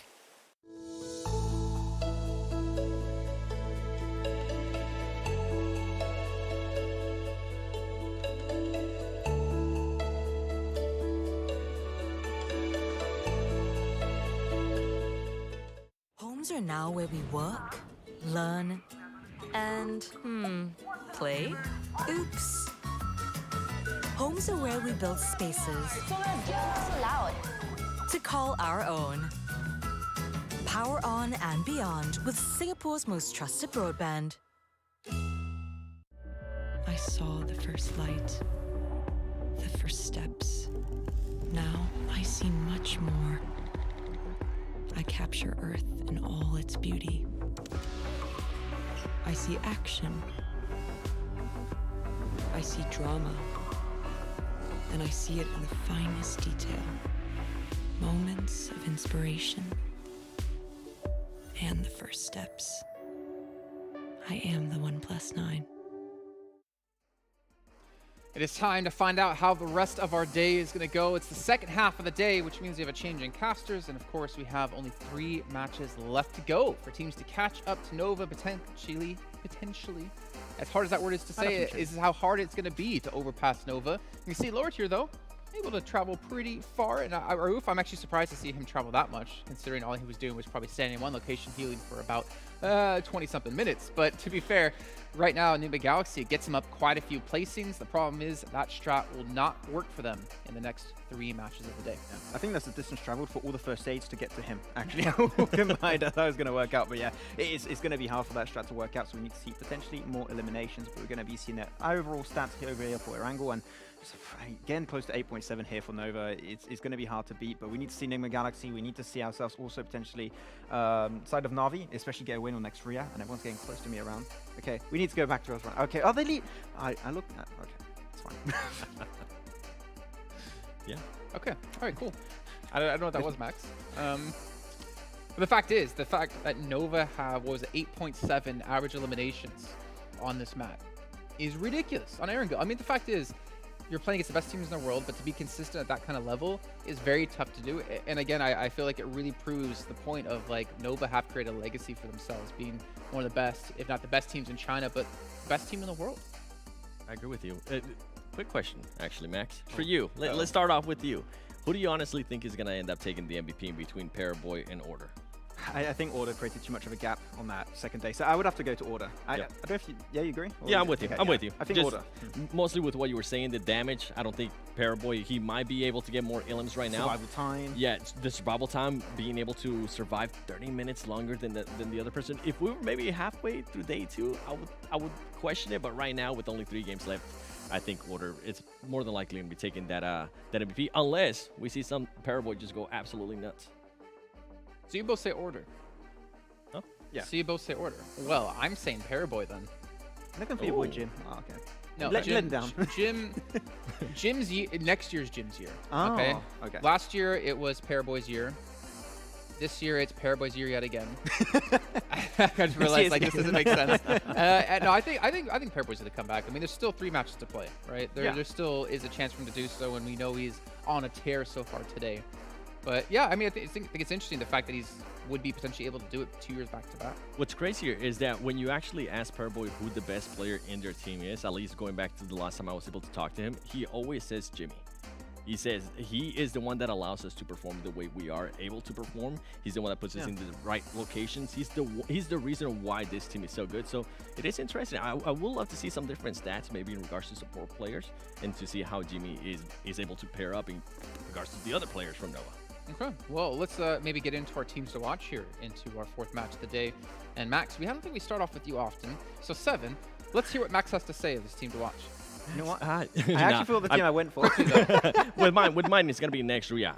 This is a team that's fighting for the top 3. If I'm not mistaken, the last 3 performances, 10th, 14th, and 14th, that's just not going to cut it. They need to start. Navi, I remembered midway. Navi, you remembered midway. I went with Nova, actually, for the reason of if they have a good game here, I think they pretty much close out the victory and get themselves the title of our champion. But it's time to head over to our commentators here to kick off the second half of the day. John and Blank, take it away. Thank you very much, Jason. We're excited to get into the final stretch with 3 games left to go to decide the champions. Although, Blank, as the desk were alluding to, it feels like it's foregone at this stage.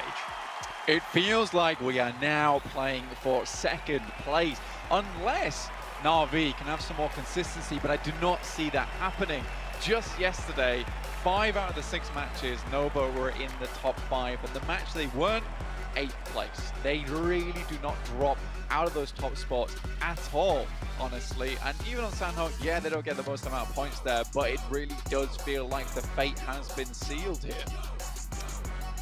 And they were talking a little bit about that MVP race as well over on the desk. And I feel like if my numbers are correct, there is just no contest. It's Order just head and shoulders above the rest of Nova right now.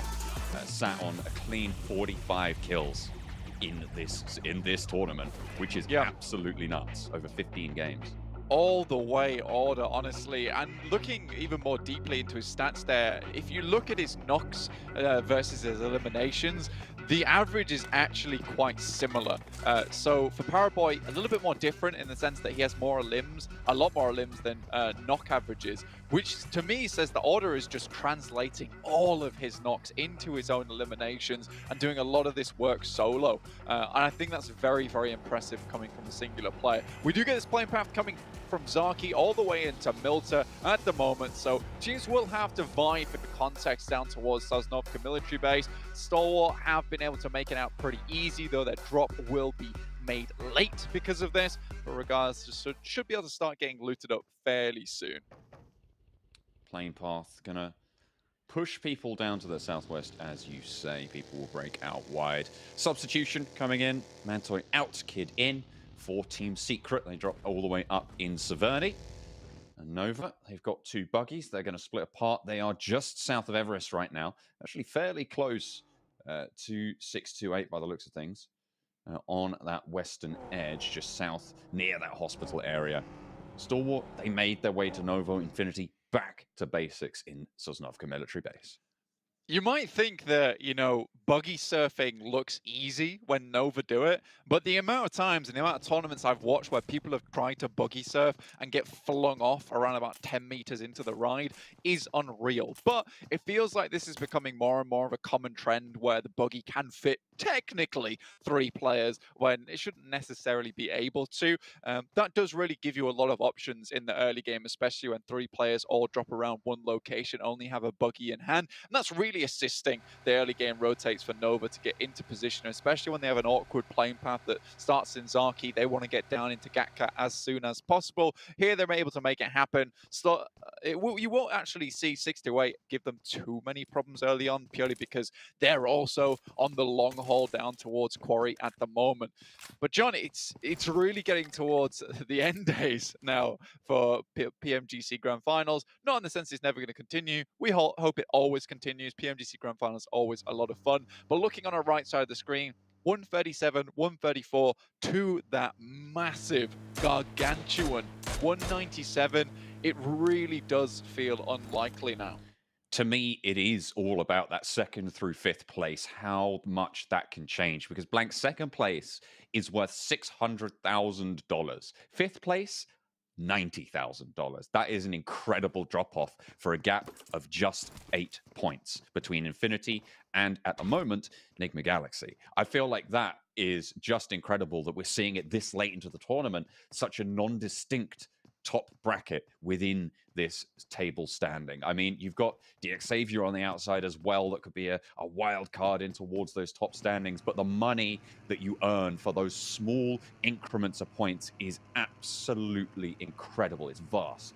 It is. I'm going to do Imperium a solid here and shout out, helicopter, helicopter! He's making it happen once again as Carrillo. Got to shout your boy. It has to be. I'm so sorry.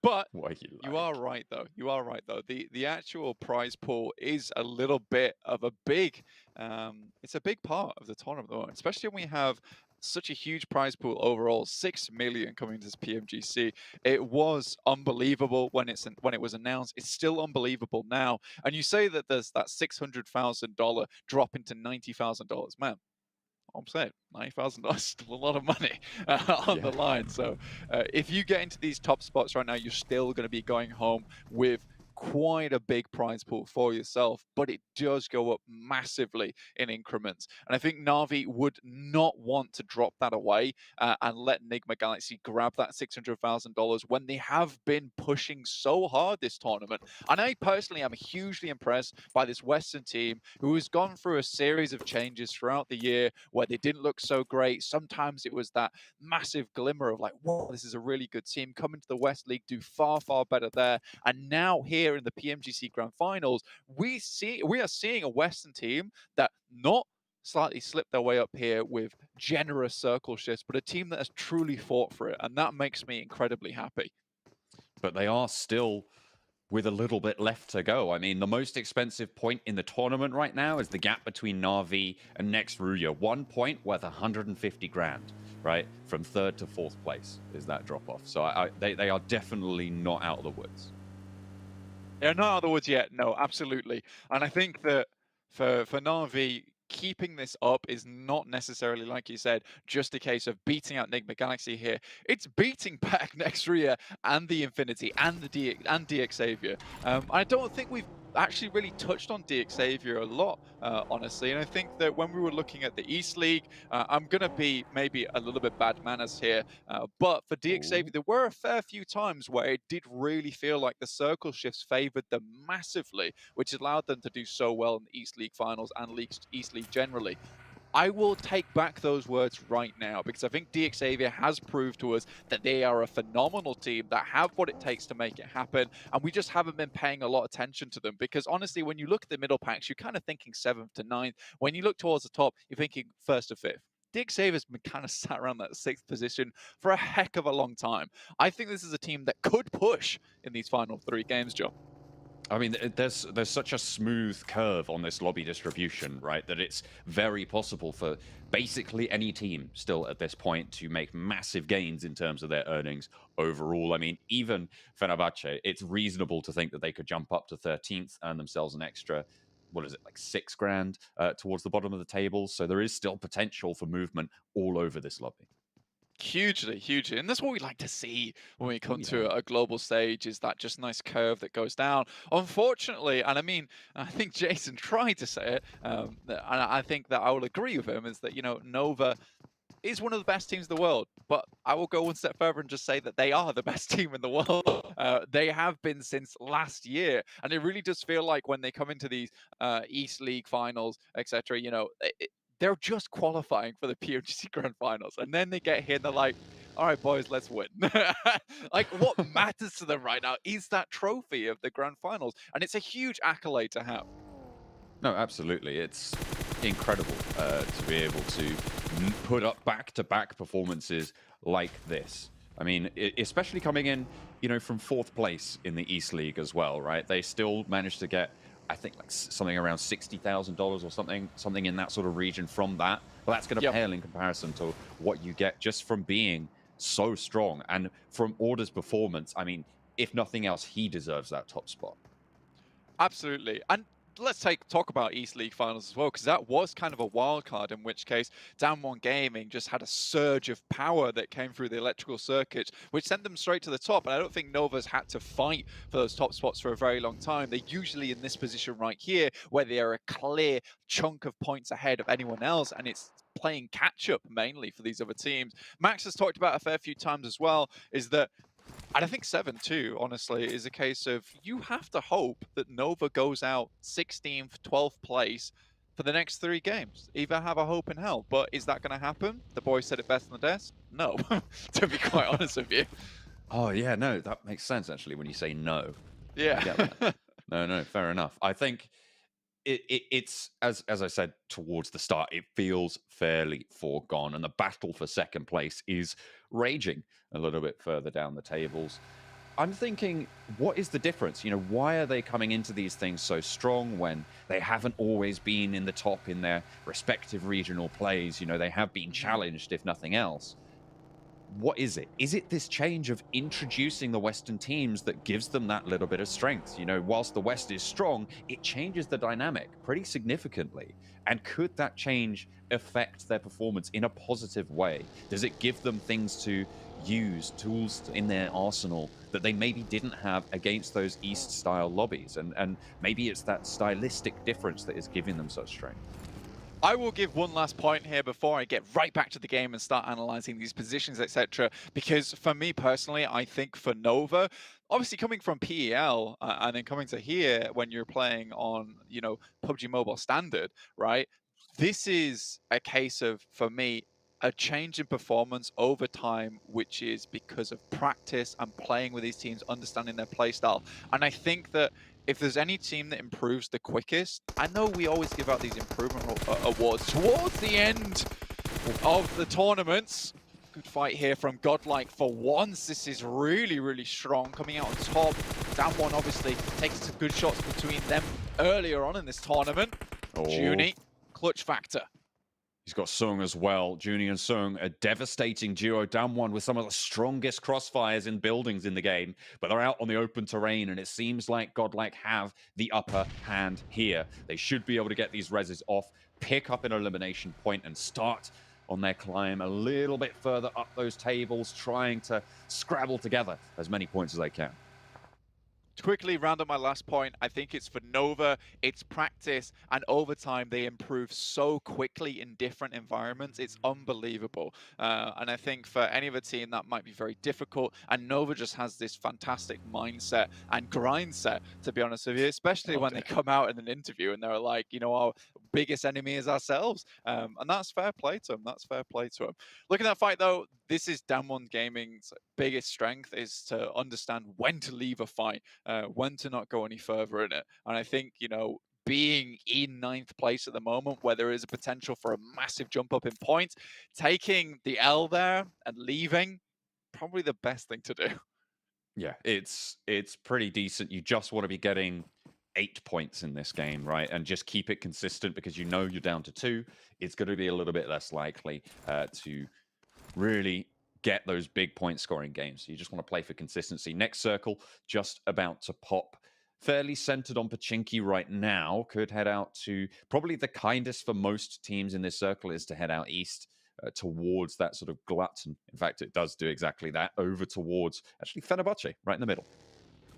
Yeah, good position for them. I'm gonna say that I feel really sorry for Na'Vi, to be honest with you.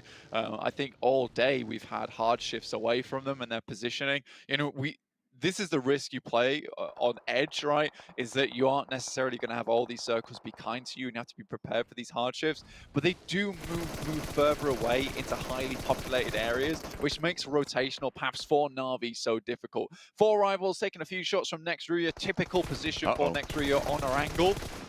Looks like they've got themselves into a bit of a ditch here, which includes a few players from Damwon. It's never going to go well.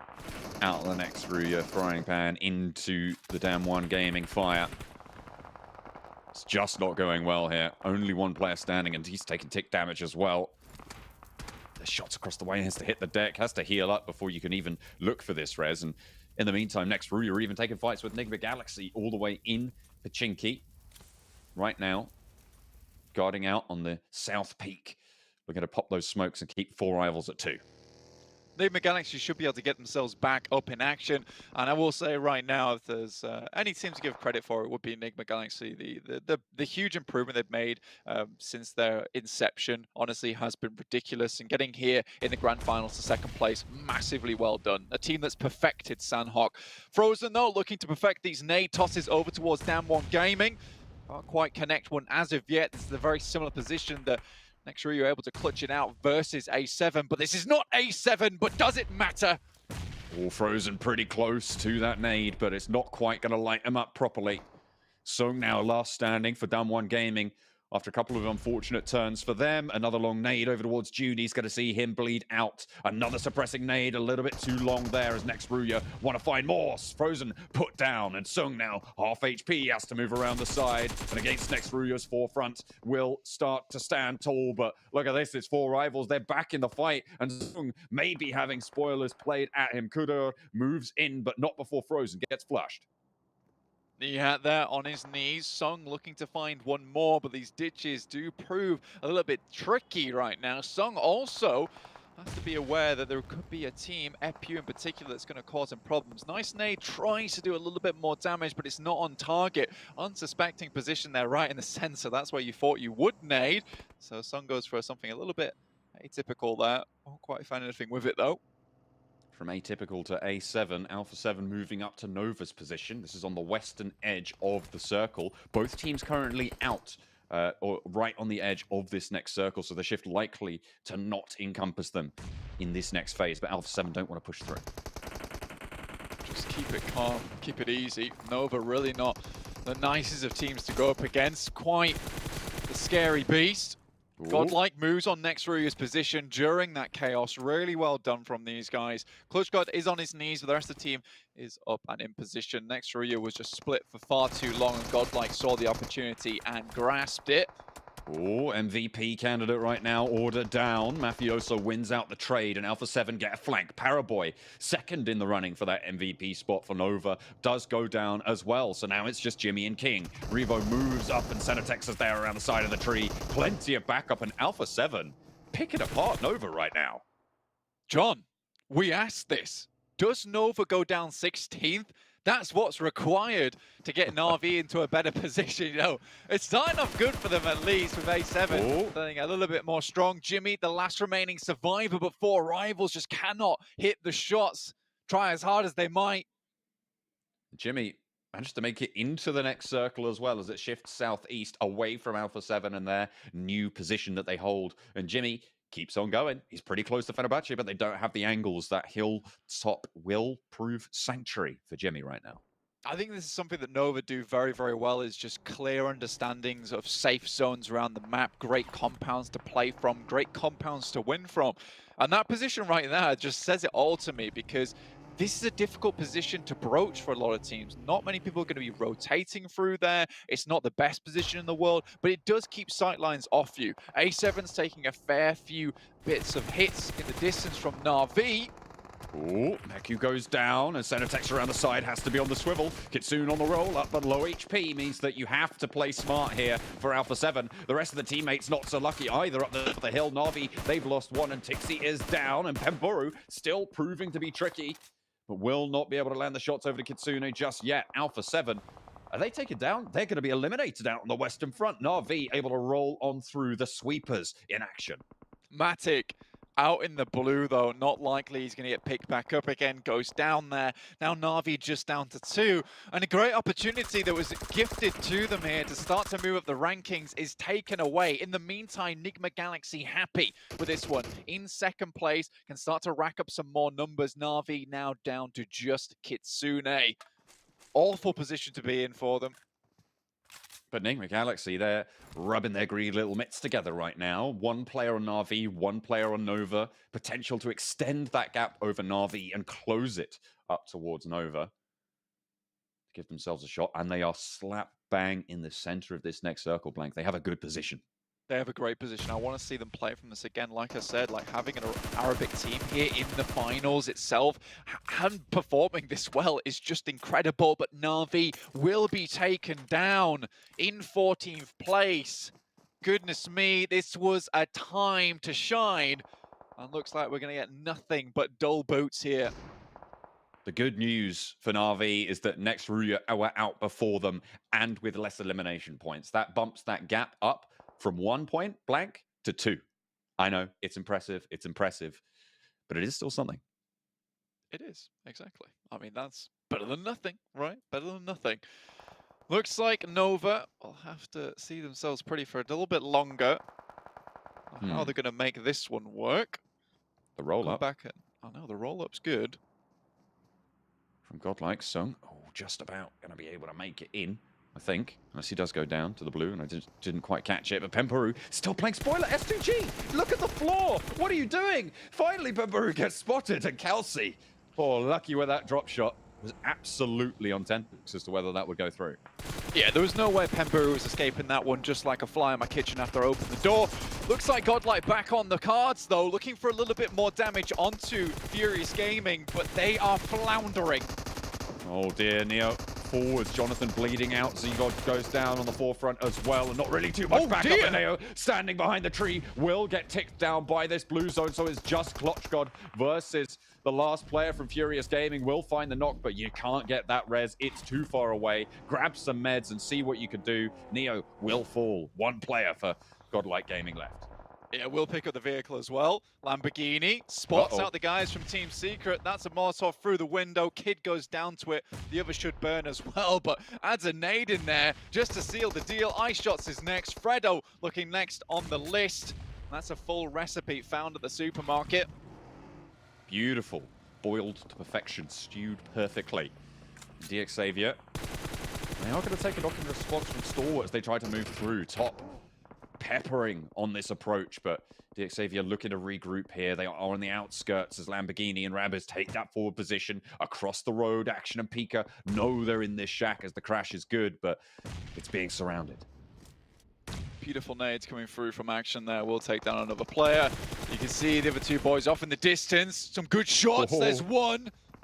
Looking for a little bit more. Frankie pushes through this smoke, and Action will just shut it down. Stalwart able to curtail DX Xavier's run. The Infinity still with 4 on the southwestern side, locked in combat now as the crash comes from 628, and they get one on the roll-up. Excellent point for 628 to be able to get into this building, but there's sprays coming through from our central reservation in Nigma Galaxy. This position is very, very handy if you can hold on to it. The Infinity has most of their players still up, but with these knocks going through and Logan going down, it's starting to look a little bit hairy now. Dao Shi, Sunan, remaining players from 628 want to clear this one out because it is a clear winning position unless you get a circle shift like this. Mala up the stairs, last standing for the Infinity. 2 players swarming around, but they won't really need to do too much. So the circle just about to close, and will send up northeast. Nigma Galaxy still holding that central area. 4 players alive, and by the way, Jimmy's still going all the way up into 7th, but no eliminations means that if he goes down soon, it won't be too many points, but it's still a massive gap to surmount if Nigma Galaxy don't pick up the chicken dinner here. Oh dear. Nice little bobbler. It's Jimmy. Mello, though, will finish off that one player from 628 all on his lonesome now. This guy's the off-angle specialist for the Infinity. But you're right, though. Again, Nova refusing to go down any earlier than 8th place. It is kind of crazy, honestly. Nice nade from you, Yang. Banks it off the wall. Okay, simple geometry. I see how it is. Absolutely. He's been studying his Suvat equations. He knows those arcs at the back of his hand. S2G on the western edge, going to be guarding out 628's position, but Nigma Galaxy similarly guarding out these teams on that west. Stalwart on the east and Fenerbahce up in the north as well. Maybe looking to scrabble those points back into their pockets. Honestly, we had a game just like this in the East League Finals, and Stalwart won from this exact position on it. 4 rivals were in the same position as Nigma Galaxy right now, and unless you move from it, it becomes very dangerous very quickly. The amount of nades you can send into position just will tear you apart, and S2G, they're getting set up to send these nades over. They need to find some knocks over to Nigma Galaxy, their main opponents right now, and the nades are good, landing onto Lord, and they're looking for more, dunking down on top of them. Ralph goes down, Lord low in that shack, and Ralph is just going to fall fully. Freak gets knocked, and there is answer. There is a reply coming through from the guns of Stalwart actually across the way as Hamodi gets knocked, and it's just Lord now. Rip7 rolls on up to the shack, but he's low HP, sat in the car, getting some info, spraying around the side. And they are looking to push on in, but Rip7 not giving the game away just yet. Does get sprayed down finally and flushed out by Lord. Ward's able to make it happen, but Stalwart still have hungry eyes towards this fight. Again, like I said, this is a Stalwart winning position. Fenerbahce still alive here. Great shots from Silas Pugh through the shack. Just a little bit of a gap there, but he makes it happen. Now, Stalwart still have to make their way in. Top's taking quite a bit of damage from the blue there, able to get out of the way. Fenerbahce are just hoping this circle heads over towards them, but some great shots from Noxbomb will start things off. Mustache Dave's favorite player from this team. Looks like he's able to hit the shots too. Nades over from Fenerbahce towards Stalwart as well. See them right there at the bottom of the tables. Every point matters, but they've already got a pretty decent jump on them already. The more they can get, the merrier, as action falls to a lovely long nade from Noxbomb. These smokes are providing so much cover for Fenerbahce, allowing them just to throw the nades out, which they know are pretty good. One heads over towards the vehicle, not the same position. Good stuff from Stalwart to eliminate those angles for themselves, but S2G just taking out the vehicles, making Stalwart's push a little harder. But S2G, they're far out in the zone. These smokes are going to be critical. Need to move forwards. Under cover of smoke, claims some cover, but action breaks out into the open ground, allowing his team to have his back and moving in, trying to get some information. Top sends straight on forwards in the ghillie suit, but he's anything but stealthy right now. Forwards position and a lovely wide swing finds the shot that they were looking for. Scry falls as well as Pika and Action left. How did they not know he's here? Rebellion falls to a nade, but only one player now for Stalwart as Rebellion's fallen. Nox moves out forwards, and Action now up to bat. Looks for another nade over the top, but it's across the way. It's S2G to find Nox and look for more against Fenerbahce. This is the opportunity for S2G to come back swinging. 9 eliminations already on this game, and they are looking to put more on the board, Blank. Unreal plays from S2G, and it feels like they've truly pulled the pin here, especially with the amount of nades that are going off. Honestly, a hard push for S2G, but they made it work regardless. Stalwart's not going to be happy about this. This was their chance to move up the rankings towards the top, and they've been taken out early, not even a second place for them. They do get 8 elims in a 3rd place, though, so a really decent point scoring game for them. That adds up to 18 points, Blank, with the 10 placements that they were able to get. So hopefully a little bit closer to those money spots. 136 total there after this game.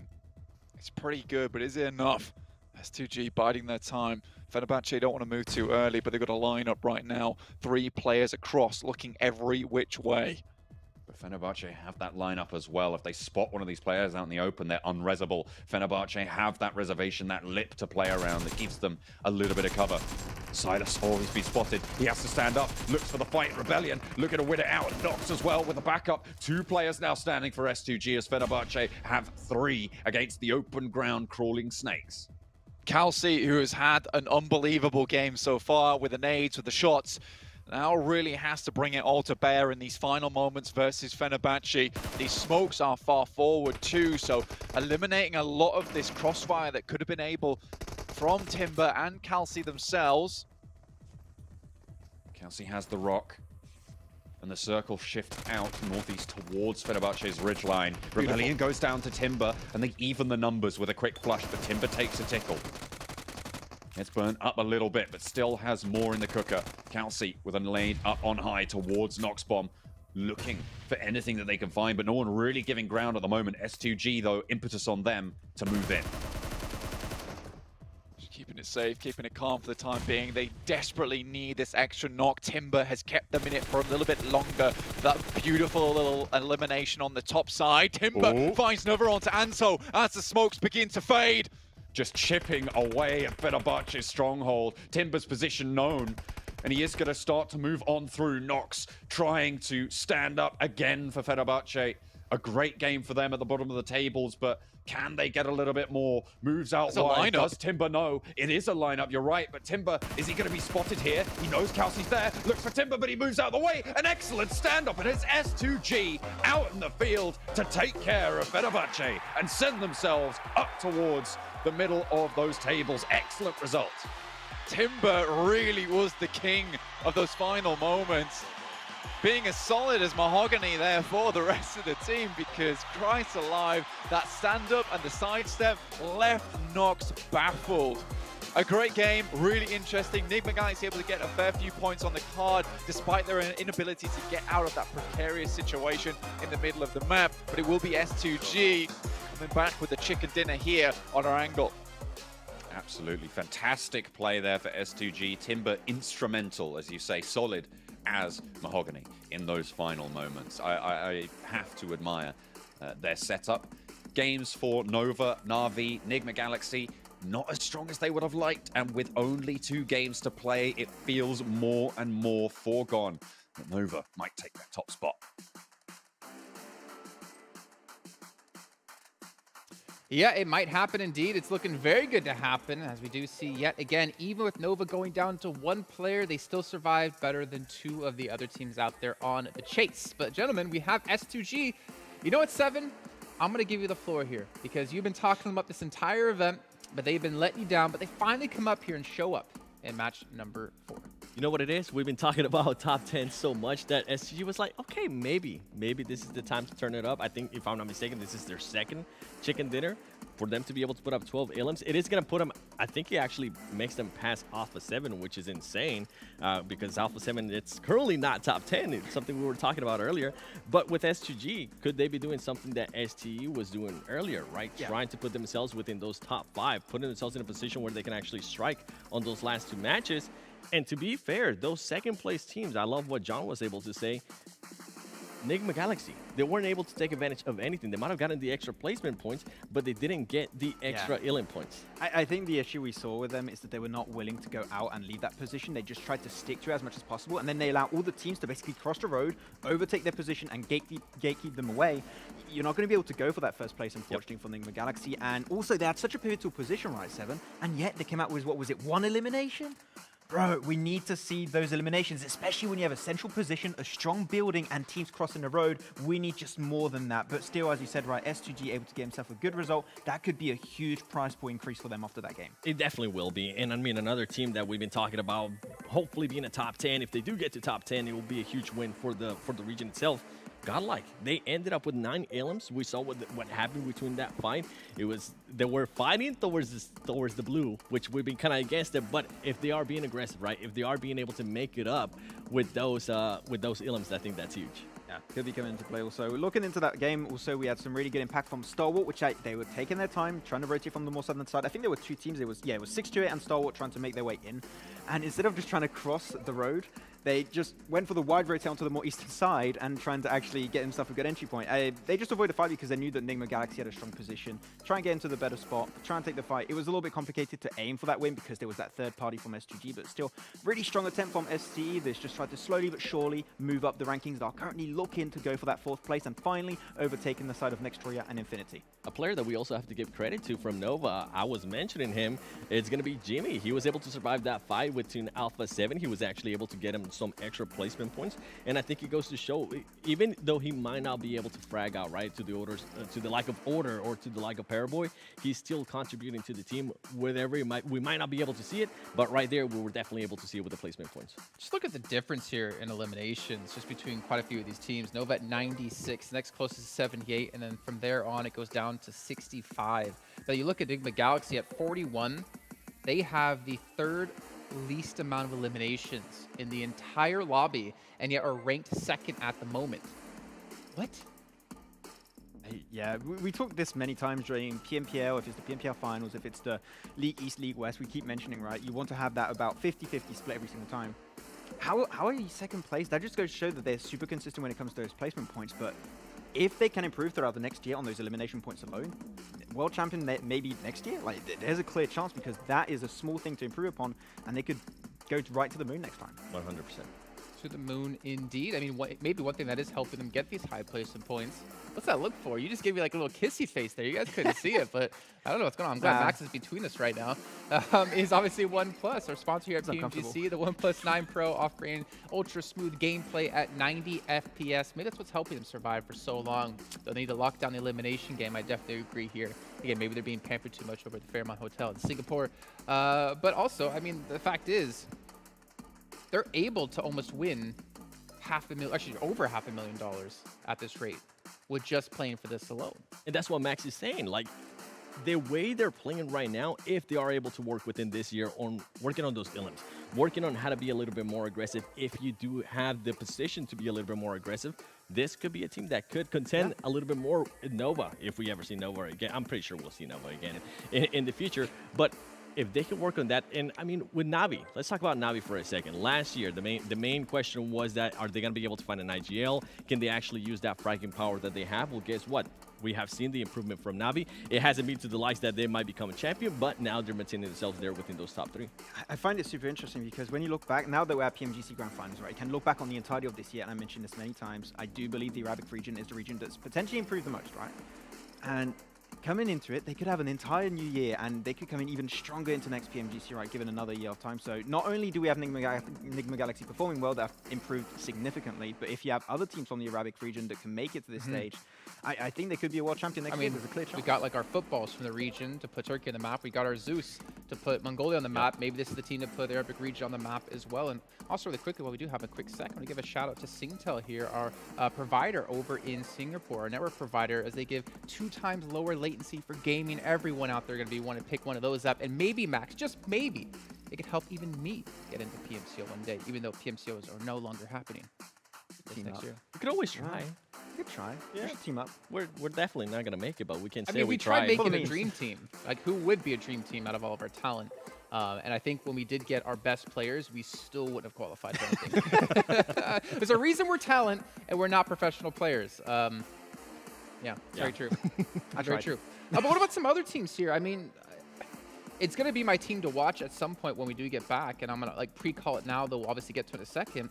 Xavier. I mean, we talk about teams going under the radar like Nova did day 1. They have been super under the radar, and I never expected a team from Vietnam who placed 2nd in the East League Finals to actually kind of do this well, and to be more important, like the consistency between the finals. Yeah, I would almost compare them to Footballists, not this year, but the year before that, compared to this season before that in 2020, where they would come into separate events, and sometimes they would have really good results. I'm thinking mainly World Invitational, right, where they had a really good result, looking to go in that top 3 position, then into the league stage, just the league stage in general for the East, drop off, then come back into the league finals. They're up and down from event to event. If they can find some type of consistency from like when they jump in different events throughout the year, they could be a team that could be extremely consistent, but right now, because I do not see that consistency, I always have that big question mark before entering an event where are they going to be playing at their top level, or are they going to be playing, unfortunately, where they just can't find that consistency, can't find those big games. So they've proven it once again. They can perform really well on this stage, but next event, it might be, I don't know, a PMPL, and they might just be dead last. I don't know. That's the thing. I can't really expect beforehand what's going to be happening for the Xavier because there's no big consistencies. When you said dead last, I automatically thought of just Fenerbahce. I mean, this was a team. I had to. With Fenerbahce, this was a team that was super consistent in the finals for West. You've heard me say it over and over again. But here, I mean, they're currently battling just to not be last. That's not where you want to be as a team. Hopefully, they'll be able to go back, watch some tape, readjust. I'm not sure if they're going to be able to do anything at this point of the tournament, right? Try to keep themselves, hopefully, out of the 16th place. But maybe they'll work on some stuff they're currently lacking. Let's be fair to them, though. I mean, the fact that they made it here means they're one of the best 16 teams in the world. I mean, we could talk about them being last place or not last place at the moment. We could talk about that battle, but you cannot deny the fact that they are one of the best teams in the world. And, I mean, this is just kind of shows that even at the very top level, the 0.01%, it is still tough to take any of these teams on, and it could be a different take next year. But do have a quick little recap of S2G here in this last match. And again, Seven, you have to be proud. The thing is, we know Silas, he played here last year with Class Digital Athletics. We know the team split up a little bit, kind of went their own ways in different directions, and he's brought a lot of experience to this team that they desperately needed. But unfortunately, turning it on now here in the final day isn't going to be enough. However, it might get them a couple extra thousand, 50,000, 100,000 extra bucks in their pocket. Yeah, and that's something that we've been talking about. For a lot of these teams, I mean, the championship right now, I agree with what Blank was saying. I agree with what John was saying. The championship is looking like it's going to be going to Nova. So might as well just work your way up, get a bigger prize pool, and then be able to improve throughout the year as well. S2G had an amazing performance when we talk about the West. They dominated a Super Weekend. They dominated so much that they were able to literally just play a Super Weekend and not really try hard. They were able to just try different stuff. Hopefully that's a learning experience for them, right? Maybe they would have been able, maybe they should have just continued on to that domination, continue to what was working and not try something new. But once we get here, this is kind of what you were talking about earlier too, Max. When you go to a region, if you're dominated on a region, I'm thinking of Alpha 7, I'm thinking of Godlike, and once you show up to the globals, you have to be able to adjust, and you have to be able to adjust right away. Especially if it's your first time playing on this level, right? You must come into it like the first day. I don't expect you to do great, but you're going to use that as a great learning experience, adapt to what's not been going right. And hopefully it'll be going well for you at some point in time. But in this game, I really enjoyed what we were doing. We saw the clips just a few seconds ago, where they were playing onto the more western hillside. And what that allows you to do is to make sure you're going to clear every single team coming in from Pachinki Hill. I believe we had Nova at one point. We had also Alpha 7. You had also Na'Vi. And you're just making sure you're keeping control of those teams, knowing exactly how they're going to rotate in. And then if you get rid of all those teams, you're never going to have to take care of what team's trying to enter from the west, and you can just 100% put your focus on 180 degrees of view right in front of you as you try and enter the circle. That is why they had such a good advantage, because in this fight in particular, they could put 100% of their focus on Enigma Galaxy, and they knew as a fact no one was ever going to push that position because the fight was happening on the other side of the circle, and that's why they were able to get so much control at the end, was that huge split, because they just made sure the west was completely free. Yeah, and going back to Silas on that play right there, I love the usage of that Molly, right? Making sure that you are able to actually finish off those Elims.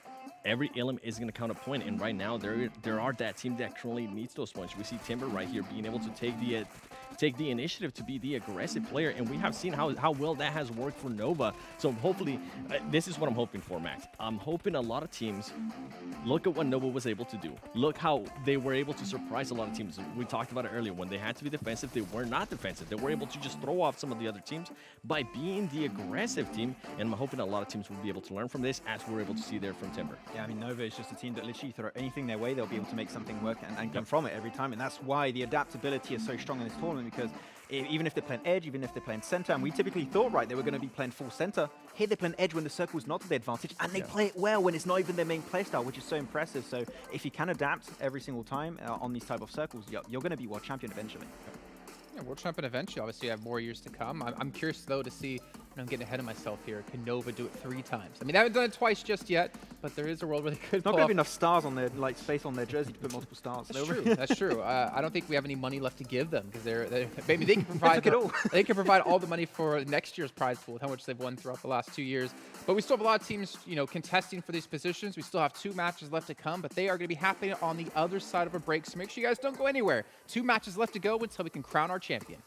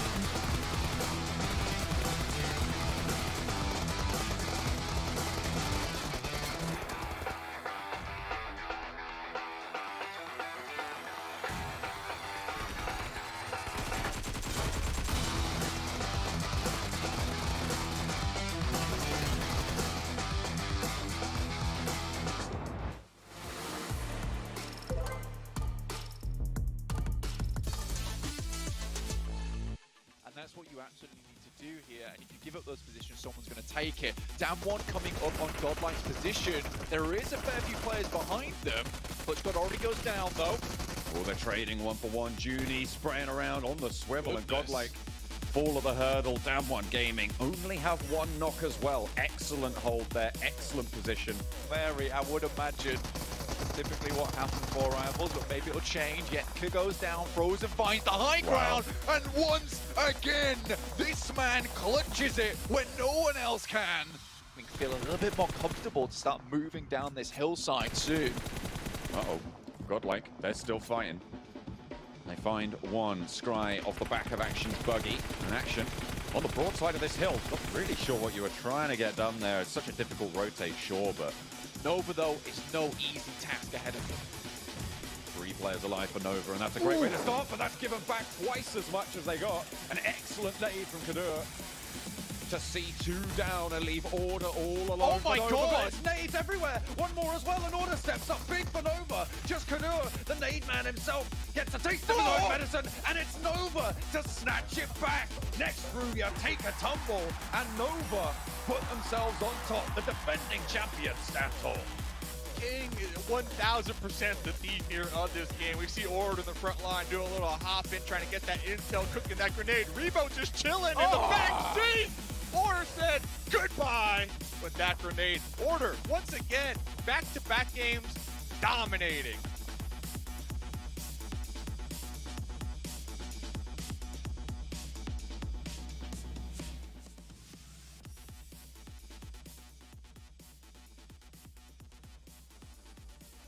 Here we go. Last 2 games until we do have our champion. And right now, Nova, I pretty much want to say they're like 1 decent result game away from closing things out and locking down that $1.5 million out of $6 million in our prize pool. Jason Kaplan, Maxman, 7 Worlds Gaming. So we're going to be covering the last 2 games. Well, hopefully none of us get replaced here in the last few, because that'd be a little bit awkward. Why were you looking at me when you said that? I was looking at both of you, to be fair. Because I'm going to fight for you so you don't get replaced. But we do actually, speaking of replacing, if I'm not mistaken, Max, you did mention that Godlike are going to be subbing a player into this game. Yeah, I think it's Somrush they're going to be bringing in onto this game. So you know what? Why not get some experience right now? You know, it's going to be hard to move away from those bottom positions right now for your team. So there's no other way to replicate what's happening here. You could do scrims, you could do PMPLs, you could do whatever event or whatever's going to happen in the structure for India. you're not going to be able to replicate and have such experience versus international teams. So bring it in. Have a little more fun. I want to see that Maxman Curse. He comes out, he drops 10 eliminations, first match in PMGC, and then we're like, well, why did they use him the whole time? But we do have Miramar coming up next. We do, and I'm going to be looking at 628. This is a team that has been very consistent when it comes to Miramar. They've been able to get a chicken dinner with 16 Ilums. They've been able to get a chicken dinner already today with 10 Ilums. And I feel like if they're going to try to make a push for that second place, they might be able to do it here in this match, because the difference right now between themselves and second place is about 15 points. And I feel like that's something that we need to start taking a closer look at. Between second place and 8th place, the difference is 17 points. That is just one chicken dinner, a couple kills. I'm looking at Enigma Galaxy. They really haven't been able to get the Ilums right. They really haven't been able to capitalize when they're supposed to capitalize. And these teams at the bottom that are within that edge, within those 17 points, might be able to capitalize when they're not able to. It's so cool because actually 628 could very easily make it in our top 3. No, they're just one decent game, not even just a decent game, just an average game. If the top teams are not able to perform, and we've been talking about it, right? Second, third, fourth place, they're kind of throwing 7, I have the impression. Yeah. So there's a clear opportunity for teams that were on the bottom of that first page to jump up, get an extra 100,000 or such in terms of prize pool in these last few games. So these are super important, not for first place, but that top 3 could be completely different between now and after our next 2 games. Yep. I mean, that pressure initially started for those teams at the beginning of the day was, can they catch Nova? Now it's become, can they just hold their position, right? Can they just hold off the other teams? And obviously, as we get into our teams to watch, we can maybe talk about that a little bit. For me, I mentioned before the break, DXavier, that's going to be my team to watch because, again, they've been super silent, but they've been deadly. And they've been slowly climbing up those leaderboards and eliminations, some decent placement points. And I was kind of critical, about them coming in from Vietnam just because we didn't really see them much in league stage. And then in the finals, they're able to get second place overall. This team definitely surprised us, and it seems to be these smaller format tournaments, which is 3 days of play, is where they excel. Yeah, exactly. DXavier, especially, I remember back in the World League, World Invitational, where they surprised us. And we did not expect them to perform that well. And they did at the very end, but it's just I want to see a little bit more continuity from tournament to tournament. I think they can do so, especially performing this well in the tournament. For my pick, personally, I'm going to go with Nova. We've been alluding to them, getting that really good game and just being impossible to take over. So I think it's going to happen. Why eventually. Are they the team to watch for you? Because I team to watch slash potentially going to get a win. It's just because I like how he says. Yes, I like how he says potentially a team that's going to win when we move away from who he predicts going to win, because he's been right a couple of times now in this event. It's actually weird. I have the impression my curse is going lower. Probably because Zute is doing a viewer party, so he's probably just helping me out. I just don't look that bad. Whoa! I mean, don't hit Zute like that, man. 7. What about you? I think you mentioned STE before. Yes, yeah, that's the one I'm gonna go with. I gotta go with 628, just because of the reason why I talked about consistency with Miramar. They're that team right now that can strike, and if they are able to take advantage of this last Miramar, they could move themselves to that second place. At the moment, I don't see Enigma Galaxy showing me anything different than they have already shown me. Yes, they are able to get those placement points. Right now, they're just barely getting away with it. But if any of the other teams currently between that 2nd and 8th place, if any of those teams are able to have a pop-off match, it's going to be looking very bad for Enigma Galaxy. So that's why I'm going with 628. I think for 628, they're trying to prove to everyone that they kind of deserve to be here, right? Yep. With them qualifying in the very last match of PEL, you had 4 Angry Men not make it in. They were here last year. They dominated league stage, and they get to the grand finals. Unfortunately, they couldn't keep up when it came to the likes of Nova. So really trying to cement themselves in China as one of the best teams, and they've already done so, but they want to make sure everyone out there knows it. Ladies and gentlemen, I'll let you know what's happening right now. We're going to be heading into our penultimate game of the entire year of play here at PMGC. Let's throw it on over to our commentators once again, John out of the lane. We are once more, for the last time of the 2021 season for PUBG Mobile Esports, into Miramar. The desert inhospitable as ever as we take our plane on the south side. Looking at what Seven said on the desk, yes, 628 have happened an absolute rocker here on Miramar. 15 average points here, which is pretty unbelievable, to be quite honest with you. In Sandhawk, it's more typical to see those ridiculous numbers because you're only having them 2 times before you see the final one in the PMGC Grand Finals. But here on Miramar, we're playing a lot more often, having 15 points average. Goodness me, that is good. Plays for Na'Vi, start picking up some points. I do think right now, first place is out of the picture. Nova's taken that one home, and Na'Vi, this is all about taking that second place spot. Don't go home disappointed. They've held it for so long this tournament. Now's the time. Trying to push up, get into that second place spot, but on the flip side, Enigma Galaxy, they've been holding on here. are on their second place spot. They are currently on 146 points, 9 points ahead of Na'Vi on 137. So Miramar hoping to pick up more points, but Na'Vi, the strongest of that top bunch on Miramar, 11.8 average. Oh no, this is so depressing though. As we see the circle come on our screen, Na'Vi have just not had a good time of it so far in the PMGC when it comes to circles, knowing that these guys tend to drop up to La Cobreria. Having this plane path dropping down towards the south side of the map, they're going to be kicking themselves here, John, because there was a potential to drop out early, do something similar to what A7's doing right now and heading up towards El Pozo and round the side. It could not be more rough for this team, but they're good on Miramar. Hopefully, they're able to re-control this situation, re-establish themselves on the map. And looking at Nigma Galaxy's position as well, in Valle de Mar, there's no one really to their north side that is going to be super strong holding them right now. Alpha 7 might stop off in El Pozo, but you can imagine they're going to send up all the way to the north. So that's where the main challenge for Nigma Galaxy is going to come. Na'Vi's behind everybody else in the queue, and Nova is on the north side of this peloton, this central reservation of players in Minas Generalis as well. So they can send up north towards even Cruz de Valle or towards Water Treatment Hills to try and get a foothold there. But the path ahead for Na'Vi will prove to be a test for them. But Blank, if they make it, I feel like it's got to be one of the strongest performances we've seen from this team and from any team in this tournament. Absolutely. I think that, you know, obviously not accounting for Nova, who have all but secured their 1.5 mil. Honestly, yeah, Na'Vi's had a really good run of it. And I think that they've shored up a lot of problems that they've had before. Now, Stalwart were looking meek yesterday. Today, looking a little bit more like they've got a couple of fangs on them, which is good to see, considering that Stalwart, you know, really a pick from us that we thought, you know what, this could be a good team. Like, we've got a little bit of confidence coming into them from East League finals, and then they come over to the grand finals. It's just a little bit of a drop-off on day two. And now, I said this a lot, in fact, in the East League, which is like, I'm not a fan of Stalwart right now. And then the next day I'd be like, I'm a fan of Stalwart right now. And I think that is the kind of the perpetual happenings coming through from Stalwart, is that one day, goodness me, it's like a different teams on the controllers.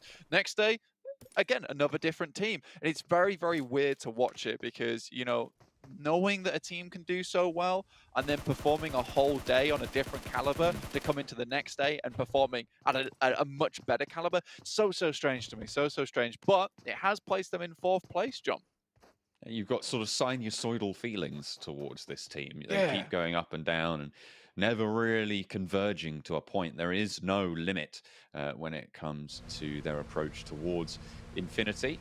You are close by as well, 1 point underneath them, 135 right now, and only 2 points separate them between that and Na'Vi, not to mention next Ruya on 135. Oh my God, it's just so the top of this table, honestly. It's kind of wild. I'll tell you what I do want though, is a compilation of times you've said, I'm not fans of Stalwart, or I am fans of Stalwart, just lined up next to each other, and see how many times that's happened. If anyone out there, an aspiring video editor perhaps, then I'd love to see it.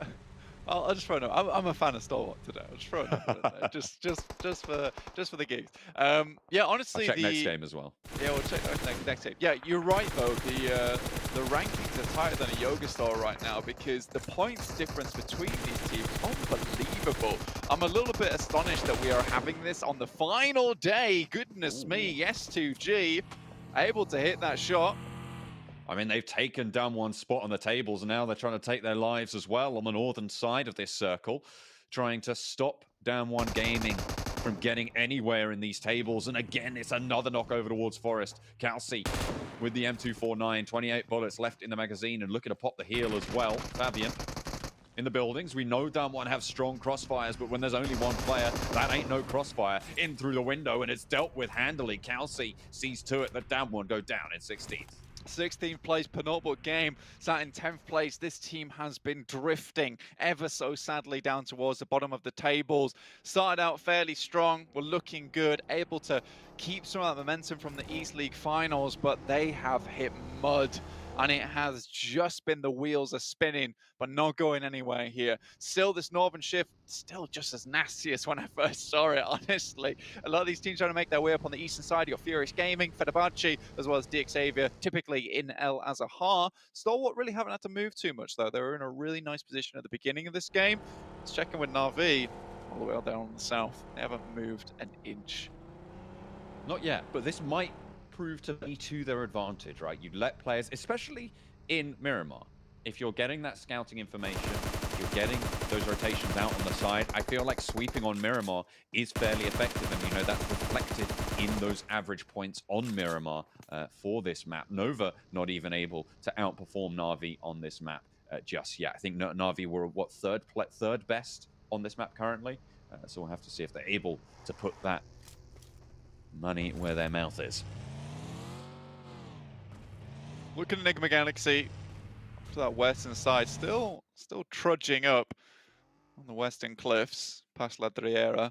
We'll see where they do come into this one, because obviously coming up towards El Pozo, yes, there is a little bit of it in the circle, but past that point, it's mountains, it's ridges, it's awful terrain to move past, and you're likely to get caught. But I think a lot of teams are far too concentrated right now with actually finding a central position with high ground that's elevated, right?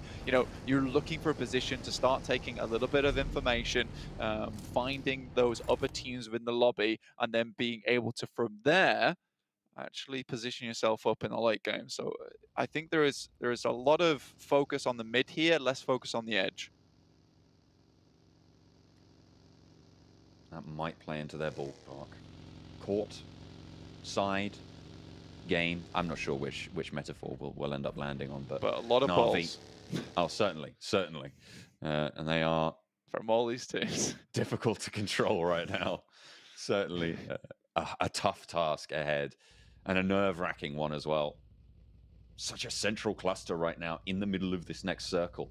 And you've got about, 3 teams really that are disparate from one another. Enigma Galaxy all the way out to the west of El Pozo right now.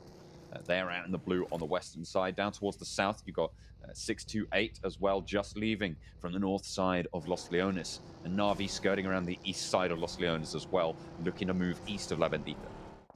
628 already picked up one of the gifties from Fenerbahce.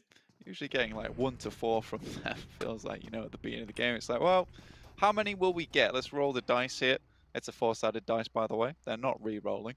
But yeah, the Fenerbahce usually just offers themselves up to 6-2 at the beginning of the game, which usually turns into a bit of a thunderstorm from there. But luckily, 6-2-8, they're far away from the circle, so we'll be able to start getting anything on just yet. But the lightning does start to strike as we will get this next circle, which is closer to 6-2-8, and they can start to play on that hilltop towards San Martin, which is actually really nice.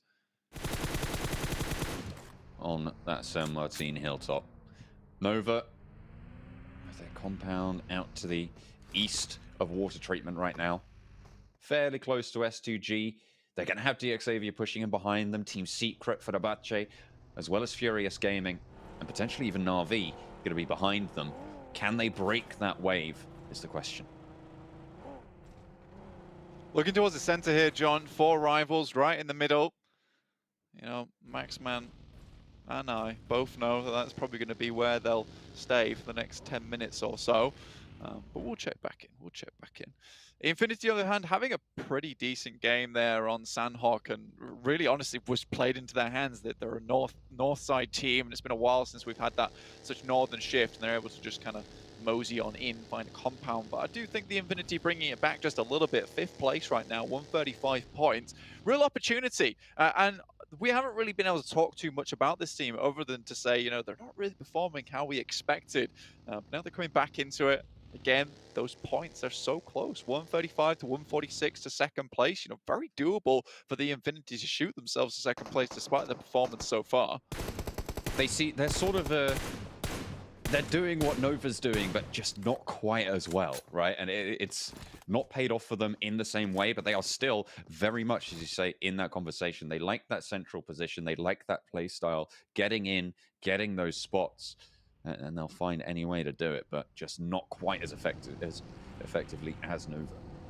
No, exactly. Now, just quickly, though, to get on that point of Nova, right?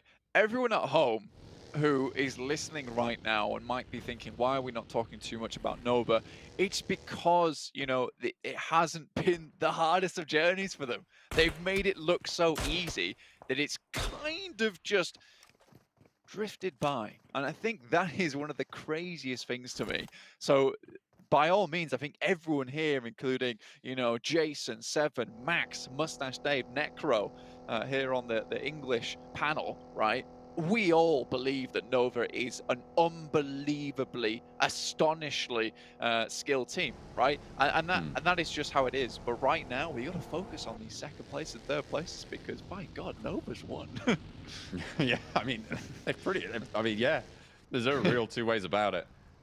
At the moment, sat with a 53-point difference between Nigma Galaxy and Nova. I mean, it is, as one of my favorite sayings, Blank, it's mathematically possible, but mathematically improbable that that's going to happen. It's just so unlikely that it's not even really worth paying attention to. So it is that battle for those money spots, right? Second place down, even all the way to 7th, 8th even. DXavier in with a chance of jumping on up. They're on 129 points right now, and Na'Vi are on 137. That's a gap of 8 points. Absolutely. And it is crazy right now because it's so volatile in that midst of that second place downwards. So these last games are going to be incredibly intense. We're not really sure who's going to end up on top here. Anyone could. Everyone has the chops on them to make it happen. Furious Gaming will take down one of the players from Fenerbahce. They also look over towards Na'Vi, and Tixie's having none of it.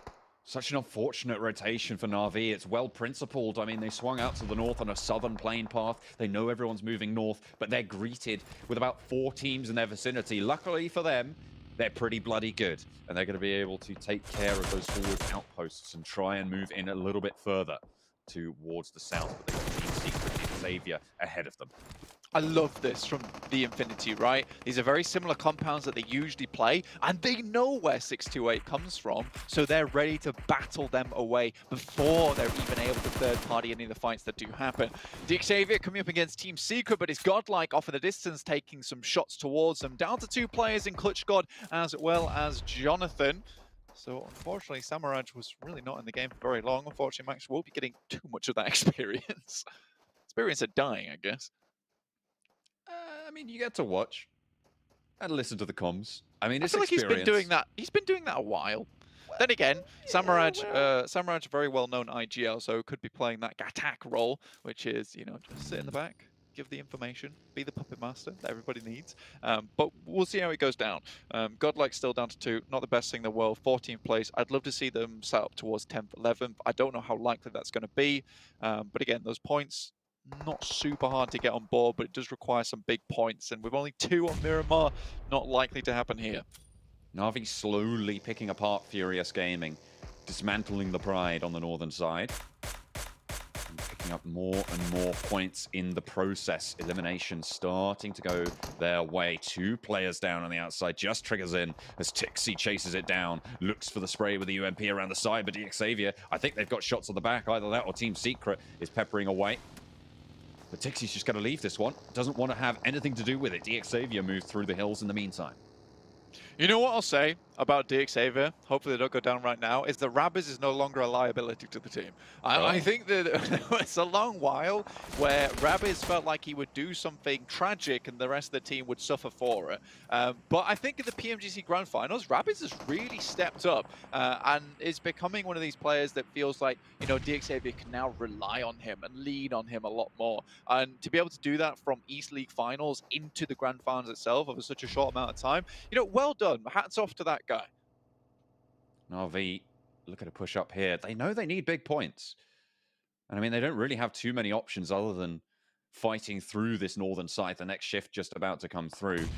And for once, it's a little bit kind to Na'Vi. It plays to their hillside that they're currently fighting for. Yeah, this is phenomenal from Na'Vi. What a difficult rotation for them to make. You can see all the teams on your screen that they've had to slip past in stealth, you know, ninja style, and somehow they've managed to make it work and get to this north side. Circle pays off as well, moving up towards them. But it's DXavier rocking up on A7's position. Alpha 7 with the fall off over the course of this tournament in the penultimate game, looking to take the fight with DXavier. And they don't really have too many choices about it. Rabis goes down, so does Frankie, but Carrillo's burning now with a nicely placed Molotov. Mafioso low, half, ducked down on the outside, just Lamborghini against 3 for Alpha 7, but he has the health advantage, looking for nades, looking for presence. Revo could be crazy looks good. to try and shut him down, get that information. Nade over the top, not going to find it, but nade in through the window. Burns down Rabbits. There's the Molotov, suppressing the top of that staircase. Will burn Lamborghini a little bit as well. The heals started to come through, and Alpha 7 want to keep this one going. They're getting the res as well, and Lamborghini forced out by the nade, and it will not be good enough. DXavier take the tumble, and Alpha 7 not out of it yet. Very well done to Alpha 7 there to rebuff that crash onto them. Really good use of Molotovs, and I think they're able to keep the majority of their players alive. If I'm not wrong, yeah, all 4 players still up. Nova, though, really not a care in the world, but Furious Gaming will take down 1 in Paraboy. Just a knock, though, nothing else just yet. It's just Tigers in on his own, though. Jimmy on the outpost. They know what's up, but takes a couple of shots his way, and Tigers in doesn't take any damage in response. Team Secret will be able to hear this as well, so they're going to have eyes on downhill from their high ground position as well. Nova might struggle. Doesn't have any more first aids, though, does our Tigers in. Furious Gaming might have just given up the ghost. But he finds another on King. Goodness me, Paraboy finally slows him down, but Nova, they've been slowed down themselves, and looking for those reses, he's going to put a dampener on proceedings, and Team Secret can get ahead. You know, I think we've talked a lot about Order as well as Paraboy many, many times. And I think that, you know, looking at this, it's so unfortunate King goes down there again to the play zone. They can't get him back up again just because of 1 player. I think the Death touched on this as like, when will it be Jimmy's year? And I think this year is Jimmy's year. His approach to IGLing has been unbelievable. The positions they've been taking this entire time. You've got to imagine that a lot of this comes down to Jimmy making the final call. So I really do appreciate this 1 player on the team. Not to mention, he made some big plays in E-League finals as well to get here. He is in the bus right now. That thing is fairly armored though, so you should be okay for the time being. None of those UMP bullets landing there. Unfortunately, the rattle is not good, but Alpha 7 recovering from their fight earlier with DXavier in the compound are going to fend off Nova's push for now. Still 1 more to come in. Order makes the way with the UAS. The spray's good, and the vehicle goes up in flames. Order taken out of the mix. Yeah, good stuff from him. Na'Vi have eyes onto this one, though, and if only they knew it was Nova here earlier on in the tournament, maybe they'd come and grab them. But right now, it's not really worth it. For them, it's all about picking up those points, solidifying that 2nd place. And realistically, you know, Nigma Galaxy also still a major problem. They have a good position within the circle so far, but with this next shift, it pushes them out slightly. They still have compound control, though. This is very good news for Na'Vi, actually, because no teams that are close to challenging. I mean, Nigma Galaxy, they're in a compound, but there's teams looking their way. No other teams challenging for those top spots are really in for the fight, but next Ruya, they are challenging out right now. Very, very close by to S2G. 1 player down already, and Frozen, we know how efficacious he can be. Kelsey looks to deal with it, looks for more as well. He's the butcher of next Ruya right now, but Nihat finally puts him back. And it will be 2 players surviving from next Ruya on the southeast side, behind Alpha 7, behind Nova for the circle. I will say that that actual fight there was fairly clumsy, to be quite frank with you. Coming out from next Ruya, they do put a stop to it at the end, but it's going to be a lot cleaner in those final moments. 4 rivals, once again, they are going down. This is the time for them to move, you know, 20 minutes, so it's only likely that they get taken out. Unfortunately, 628. Still pumping along, though. 3 players on that southern edge. Still keeping it going. 628. You know, they're happy. They're happy. Stalwart, on the other hand, who had a very central position earlier on. They're still trying to push their way in. Final player from Godlike will go down. The Infinity picking that one up. Goodness me. Unfortunate there. But Nova, again, find themselves in a central position. Nigma Galaxy gonna have to leave their stronghold, but I feel like if Na'Vi can control the hill in front of them, they might have a shout at isolating themselves towards that 2nd place. Yeah, I think with Na'Vi only having, or still having 4 players alive, it's an incredible boon to them going forward. Yeah, Stalwart cannot find a place to find home, and A7 have been ruthless in the way that they are just picking apart these vehicles. 6 elims already on the game. Alpha 7, they're doing all right here on Miramar. They're doing all right, but is all right enough? As the Infinity are going to go down.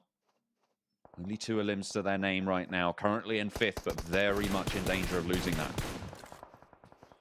Absolutely. I don't want to drop over. I mean, 5th place is kind of where that money stays green. Going lower, it starts to fade away. So 5th place is something you want to hold on to. And the Infinity going out there really gives opportunities to other teams, even just Stalwart if they can stay alive for a little bit longer. Paraboy drops a one onto Nihat. It's Yetka. Managed to find his way in. Doesn't matter. As Fenerbahce spots him out. But Na'Vi get the circle going their way as well on the northwestern shift. It's going to be under their purview, under their control right now. If they play it right, they have a golden opportunity, or rather a green opportunity, to jump up those spots for the money. 6 elims already on the game, and the northwestern shift brings Nigma Galaxy towards them. Yeah, big point numbers here are required from Na'Vi. They have a few elimination points on the cards for this game, so it's fairly good for them. Nigma Galaxy, basically their biggest opposition here. If they can get rid of them here nice and early on, round 5th place, it's not going to be the worst thing in the world. Remember, they are catching up to them right now, and it looks like they have eyes on. Nova trying to deal with the Alpha 7 threat behind them, but Nigma Galaxy will have vision. Team Secret pushing into the back now of Na'Vi, and Meku first to face. Fredo low already, and is on the outside. Jumper with him on the backup. Alpha 7 make their crash in the meantime as they push up towards Paraboy and Jimmy. A duo that's been together since Berlin. And Paraboy will face first, find the first frag as well, and get a second on the spray down. An excellent swivel as Jimmy's there for the backup. It's not going to matter though, because Carrillo's handled it, and it's going to be Nova falling down to a push. The duo will not stand tall. And it is going to be Nova eliminated, but it's really not going to matter too much. I'm focused more, Blank, on Nigma Galaxy and Na'Vi. Kind of crazy stuff there from Paraboy. Regardless, like you said, we are now locked in with this position over here. Seeing how this one does unfold. Team Secret going to push down towards this south side of the map, drop directly on the east. Na'Vi continues to hold these hilltops. Right now, they're being pressured just by 2 players, and that's worrying to me. Currently 3 points separate Na'Vi and Nigma Galaxy, with these elimination points included. If one of these teams goes down here, that's 2 of those points in just placement jumps. And an elimination might be able to close that gap more for Na'Vi. Team Secret, they're going down to Alpha 7. All 4 of them still alive, by the way, Blank. A7 will face Nigma Galaxy. This might be time for Na'Vi to try and move in here, pick up a little bit more damage, but Nigma Galaxy should get a huge amount of elimination points if they can clean out these final players from Alpha 7 here. The nades are good though. There's one found from Hamodi. And Na'Vi, in the meantime, though, they're moving a little bit further south, taking control of more of the circle. You see Kitsune moving up. Sure, you get eliminations, but the circle's closing, and it is go time. They even pick up one for themselves, and it's Matic to find the shots onto Freak as well, looking for the spray down on the flush. Ralph ducked back behind the land, and Lord on the forefront for Nigma Galaxy is the only real foothold they have. Look at these swung out wide positions for Kitsune, for Tixi as well on the forefront, looking to get that healing off. 3 players for Nigma Galaxy.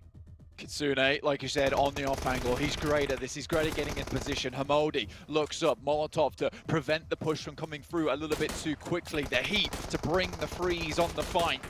Ralph knocked in the sidelines as well as Tixi operates from behind the shack. Meku with the high ground, and Matic as well now providing another off angle. Meku spotted, will be dispatched in the meantime, but Na'Vi again providing an excellent coverage of this next circle, and Kitsune's on his 2 legs again, going out wide. Matic, Tixi on the forefront, dealing with Lord and Hamodi, but look at Kitsune, look at the sideswipe. It's Lord in the crosshairs, but Hamodi goes down first, and now it's just Lord. Na'Vi looking to stand up, take that second place. It's a battle that's worth $300,000, and Blank Na'Vi just took the lead.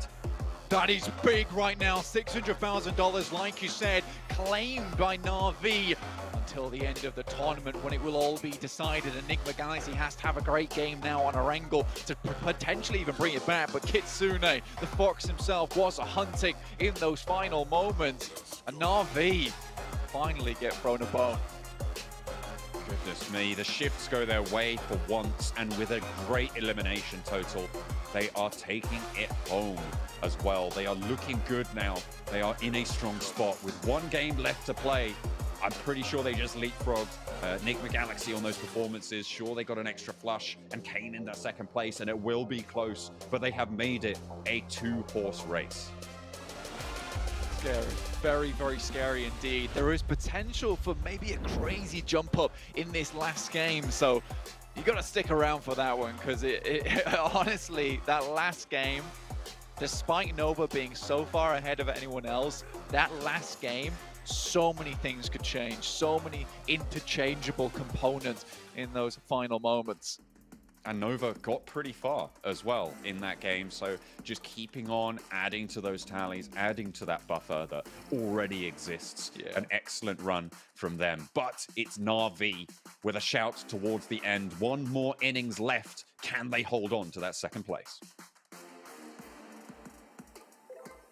Well, that is going to be the $900,000 question, or $600,000 question. It's going to be a lot of questions happening here into this final match, but one question I can answer is how well Na'Vi and Enigma Galaxy played there, getting top two in that respective for both teams. The question is, why didn't they do this earlier? Why weren't they able to maintain themselves in this kind of position before? Because they could have already solidified things. And they also maybe been able to catch up to Nova. Yeah, if they started like that, especially, I mean, Enigma Galaxy started the tournament really well with 2 second places, and Chicken Dinner fell off at the end of that first day. But Na'Vi in particular, if they played like they've been doing in these last 2 days on day one, they would be like on a way closer call to that first position versus Nova. But it unfortunately took a little bit too long for them to try and get started. But their rotation early game, especially going for the wide rotate up north to get that entry point, because not many teams dropped there. That was an instant play early on to try and go for that Chicken Dinner, and they just played it super well at the end. I think one of the positives, especially with Na'Vi, that they have showcases throughout this whole tournament is that they have been able to carry momentum after they get a Chicken Dinner, especially during the second day. They were able to carry a lot of that momentum. So this is going to be a big plus, being able to get this Chicken Dinner, not just any Chicken Dinner,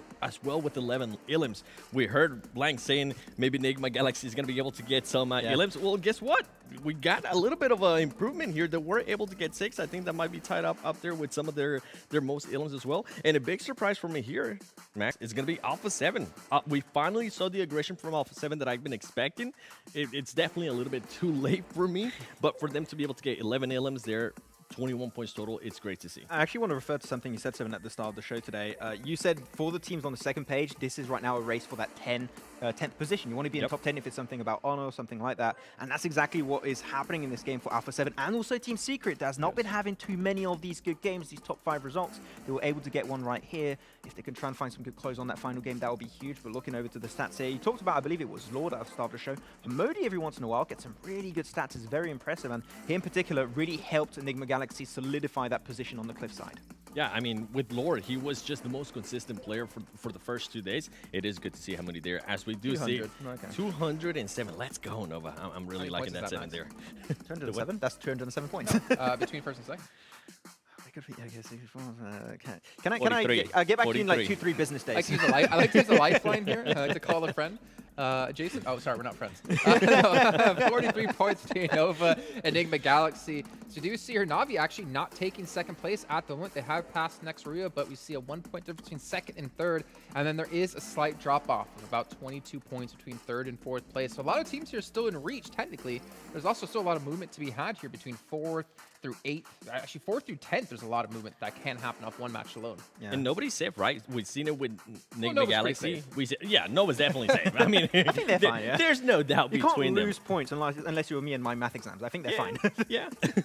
But going back to what I was trying to say, with Enigma Galaxy, we've seen that they just have kind of died down in certain games. So that is a big question mark, right? And the difference between 2nd and 8th place, which I'm going to just put that out there, Alpha 7 being there in 8th place, they might be able to somehow push at least towards the top 3. And that is a huge difference. 2nd place is going to get $630,000. And when you go to 8th place, $67,000. So if you're able to, for some reason, make that big jump up, that's going to be a difference of $563,000. And boy, I would definitely want that difference. I think Alpha 7 might be a little bit too far. Unless they get like a huge how many points would they even require right there? I think they'll need to get a chicken dinner, of course. He puts himself on the spot. I thought he was going to try to do the math. They'd have to get a chicken dinner was what I would say 15 eliminations potentially minimum. The thing is, they are capable of, and that's kind of why I was hinting at with Enigma Galaxy. They could get kicked out super early. They could end up with just 0 points, which could make it. But then you have to worry about Navi. Then you have to worry about some of the other teams, and especially going back to with Navi. They just got the chicken dinner. They might be able to carry that momentum. I would hope so. I feel like, though, I'm a little bit worried because I feel like we've seen so many times where teams will get a chicken dinner, go into the next match, 0 points, right? And there is only like a 1 point difference between them and second place, and that's tough, right? They realize we cannot really afford to go out. I mean, technically they can afford to go out, but the fact is they win so much more money just staying alive. And speaking of just staying alive, I feel like we have seen a change actually in the mentality of how some of these teams have been playing in 2nd through 4th place. I feel like they've been playing a lot more passive here because they realize, okay, well, it's not a battle for first anymore. We can't obtain that. But it is a battle for second place, so we need to be very careful about how we do anything here. I think the perfect way to describe what was happening exactly in teams getting a little bit more passive is that Navi rotation I mentioned, right? They just don't typically go for these wide rotates to find entry points. They're straight to the point when it comes to their rotation for Navi. But here, wide rotate all onto the eastern side, avoiding teams, knowing where teams tend to drop because they just don't want to go out early. They know going out early, you're losing out on potentially 10 extra placement points, right? And also eventuality of them losing some extra placement points if they can get in those strong positions. So I think that is all you're going to go super aggressive now, try and get those extra elimination points, or you're going to play super passive and play for placement. And from what we've seen in these last few games, placement points tend to be a little bit more important on these last games. Yeah, and with Navi, I feel like it's going to come down to the playing path, especially as we go into Aaron Kill, right? We have seen the shift that they made when we go to George. They end up now landing towards South George. But I have noticed that when they actually decide to land military, that works out wonders for them. So I'm wondering if they're going to just go back to that strategy of landing in military, playing it a little bit more safe, playing for those placement points, and then trying to third-party some of the teams that might be getting into engagements. I mean, the thing is, if they do go military, I know there's one team out there that actually will eventually be my team to watch when we get to it. The Infinity. I mean, I kind of put them on a pedestal for me when it came to league stage. I pretty much predicted them to win almost every single time, though I did change things once in a while. They've been slowly and silently moving up the leaderboards as well, and they're still technically in striking distance from catching quite a few of these teams. So realistically, any team in what, like we were saying, like 2nd through 8th place, or I guess technically like 3rd through 8th place, could jump up the leaderboard so far and put so much money, extra money in their pocket. I mean, as you said before, 500,000 difference. That's over 100,000 extra in your pocket. Yeah, literally, if you're on that first page, if you're not Nova, of course, if you get one chicken dinner, I think that will be you in second place. Of course, if you get a lot of eliminations. So one chicken dinner for one of these top teams is going to be super important. So when you get to the late game, things is going to get really, really stressed out for a lot of these teams. And I mean, some of this team is currently on the first page. You mentioned it just now. They do have to worry, as we are going to be looking at the recap here, but I kind of want to focus a little bit more on what you were talking about earlier. Thank you, thank you. Hey, do you like the shirt? You've been working out. Rowing machine, right? Yes. Let's not talk about that. Anyways, going to the teams on the second page, you mentioned some of those teams that might be just fighting to get a little bit closer to that 10th spot. And guess what? What we tend to see, especially in the last game, we tend to see teams being a little bit more riskier. We tend to see teams maybe willing to hot drop or not hot drop, but at least try to just hunt down some of the other teams and make them look bad and make themselves look good. After all, these players do have some kind of ego, do have some kind of pride, and they don't want to be in that 16th place. So some of the other teams need to watch out. I'm looking at Enigma Galaxy. I'm looking at Nextria as well. We haven't heard from Nextria in such a long time, so those teams need to watch out for the teams that are currently the second page that are looking to not be last in the leaderboard. Yeah, at least if you're on the bottom of the leaderboard, right, at least you've got an advantage compared to teams at the top. At the top, if you take a risk, that might be the reason why you lose out on, I don't know, $450,000. Whereas if you're at the bottom, you might not even lose anything because you've got some prize pools that are the same on those bottom positions. So if you want to try things out for the last game, have some fun, do it for the memes and see if things tend to work out. But here we go. Seeing the rotation. For the memes. Yeah, for the biggest tournament of the year with the biggest prize pool we've ever had. They can't beat meme culture, okay? But there you go. That was the big wide rotation, get access to the high ground position. Saw Enigma Galaxy, you also saw and got the information onto Alpha 7. And Alpha 7 and Enigma Galaxy trying to take each other out. And the moment that Navi, as they tend to do, I have the impression they do this every game. I sound like a broken record, but it's a strat that's been working time and time and time again for them. The moment they see that player count is low and they have a man advantage, or it's a 4v4, and they have the turn advantage, they are going to go hyper aggressive, taking that throwing control under their wings, and just the execution is clean from start to finish every single time. Like, you can't escape these type of splits coming up from Navi, and just Enigma Galaxy, what have to do is wait and die. Yeah, and we're seeing what what Navi is able to do when they put themselves in a position where they can actually frag out, right? We've seen it over and over again. Now, I kind of want to go back to the point that you just mentioned with some of the teams at the bottom not really having to worry about the big discrepancy in regards to prize pool. I mean, if you're 16th place, you're going to end up getting with $51,000. And then if you make it, I believe, up to 11th place, the difference is about $9,000. It's a lot, don't get me wrong, but it's not as crazy as some of the other teams that are currently fighting for a difference of a possible $500,000. So I'm pretty sure those teams currently in first place, in the first page, are going to be just being a little bit more worried, going to be playing a little bit more patient. I love how carefree at first you were talking about a $9,000 difference. I mean, if you can afford to, lose $9,000 in the back of your car, could you help me out? Can you give me a small loan of $9,000? Yeah, I'll send you some NFTs.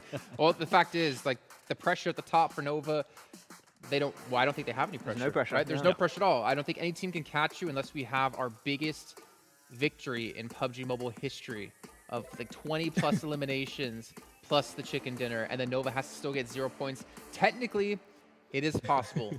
Realistically, it's not very possible, but we'll find out if reality... There's a chance? There's a chance. You're saying there's a chance. Yes, I am. But you have to stick around for the final match here, PMGC 2021, coming up right after this break.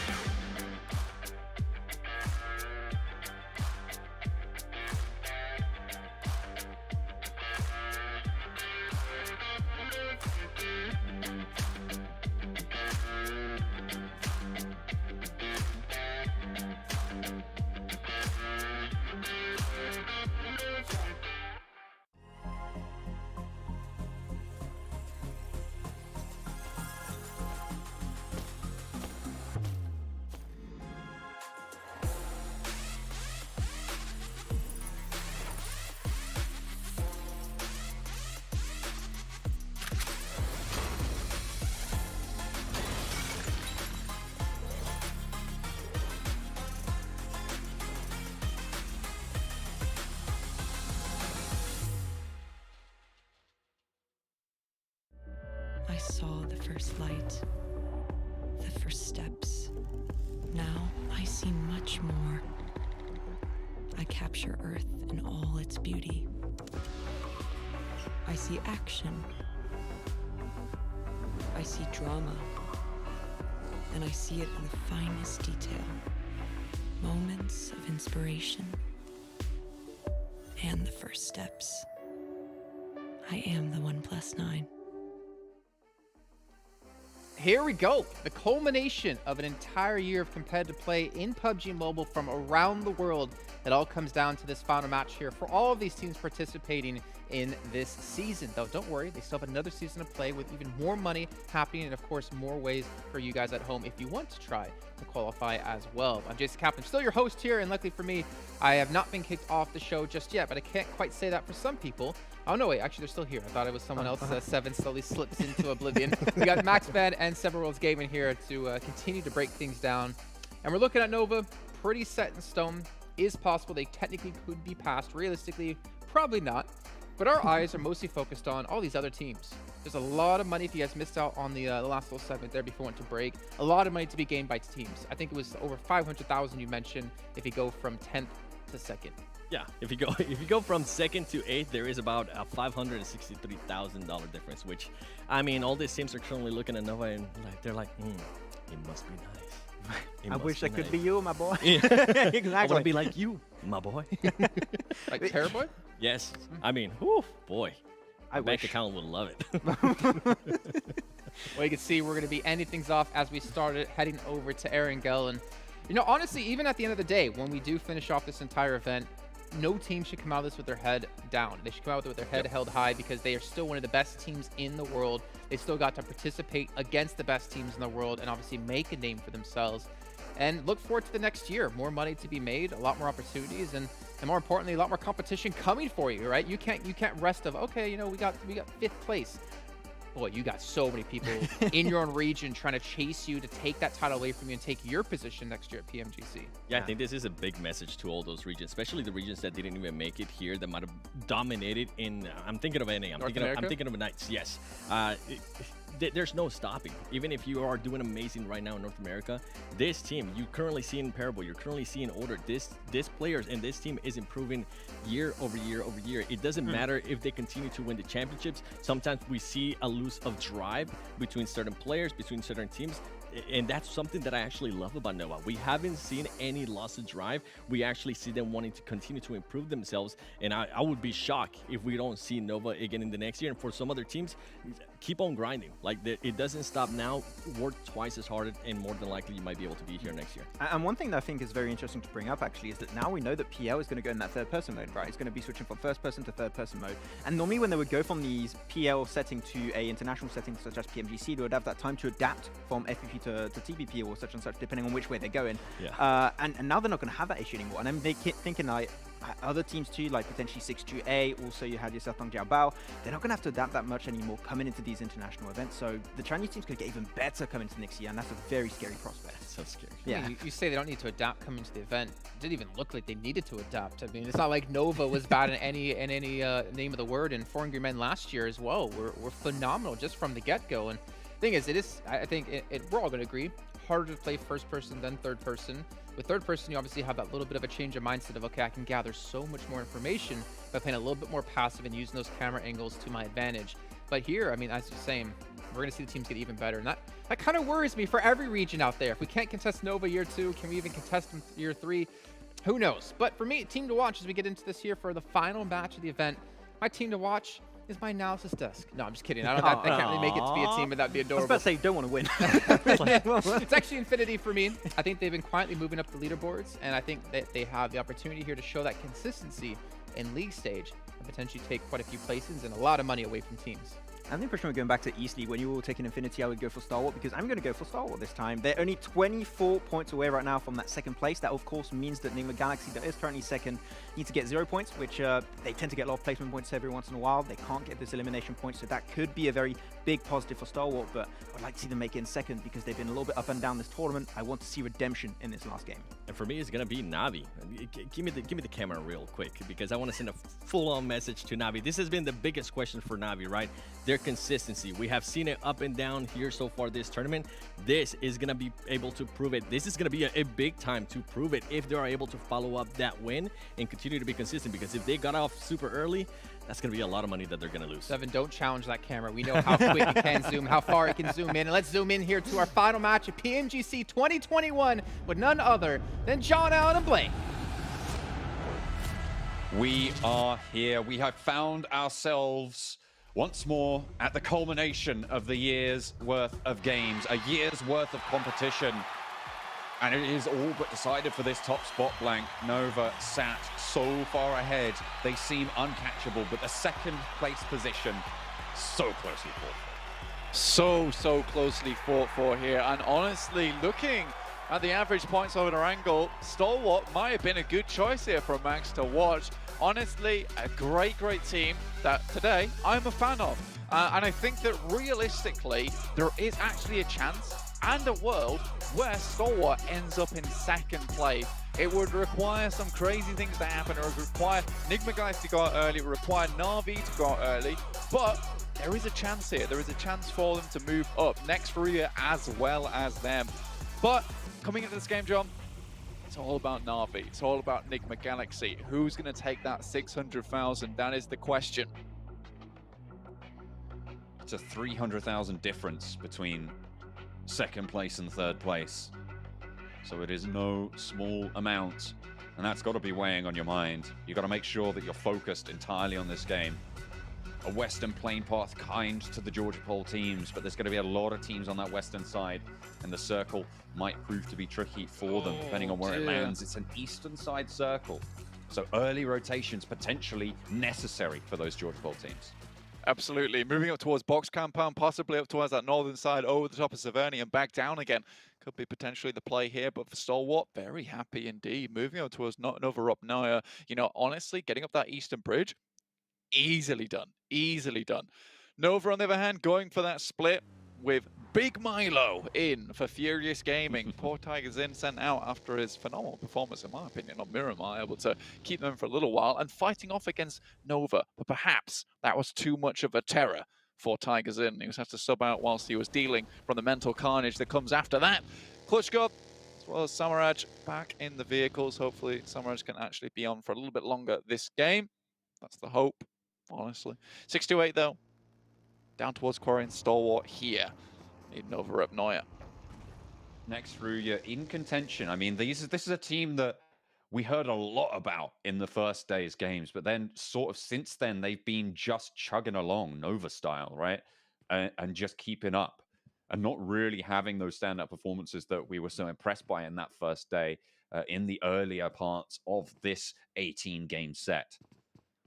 And at the moment, it's all about Na'Vi's performances, I think. I think that my focus is really on that one team, on the Na'Vi squad, because it's the only team from the West that's really stood up towards the end of this tournament.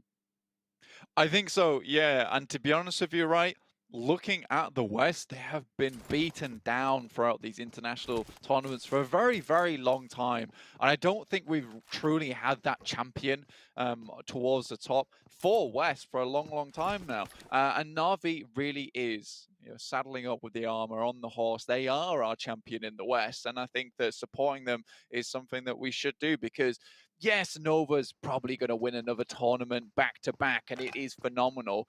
But seeing someone else up there towards the top of the tables and it not being East SEA dominated is a really cool change of pace. I think the SEA team's extremely strong. I think this year there was a slight change in meta a little bit, but I think Na'Vi's been slowly picking up pace as we've gone on. And I do think they deserve to be in that second place spot, but equally, Nigma Galaxy.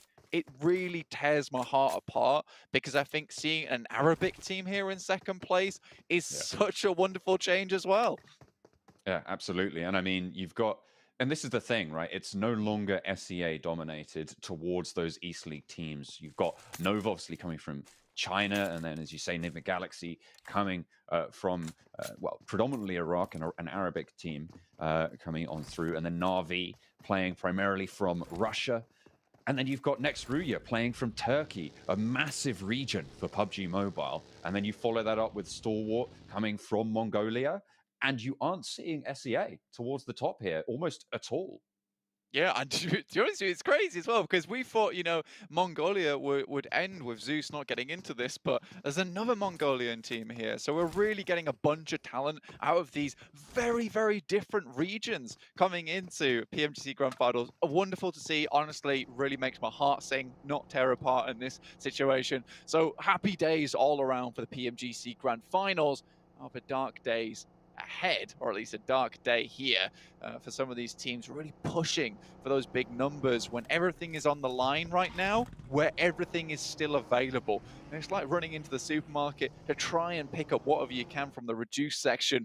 There's also about another 50 people there with you, scrambling, looking for something. You know who likes deals in supermarkets? Who? Saitama. That's true. That's true. And he knocks anyone out who stands in his way. That's just how it is. Carnage Cabochops nearly made him miss the sale. Didn't happen. Didn't happen, mate. But unfortunately, Nova is kind of our Saitama here. They have hit the one punch into this tournament and knocked out the water. Now we're just looking for some minor villains, or heroes in this case. Let's say heroes in Na'Vi Enigma Galaxy, duking it out for that S rank towards the top. Try and pick up that second place.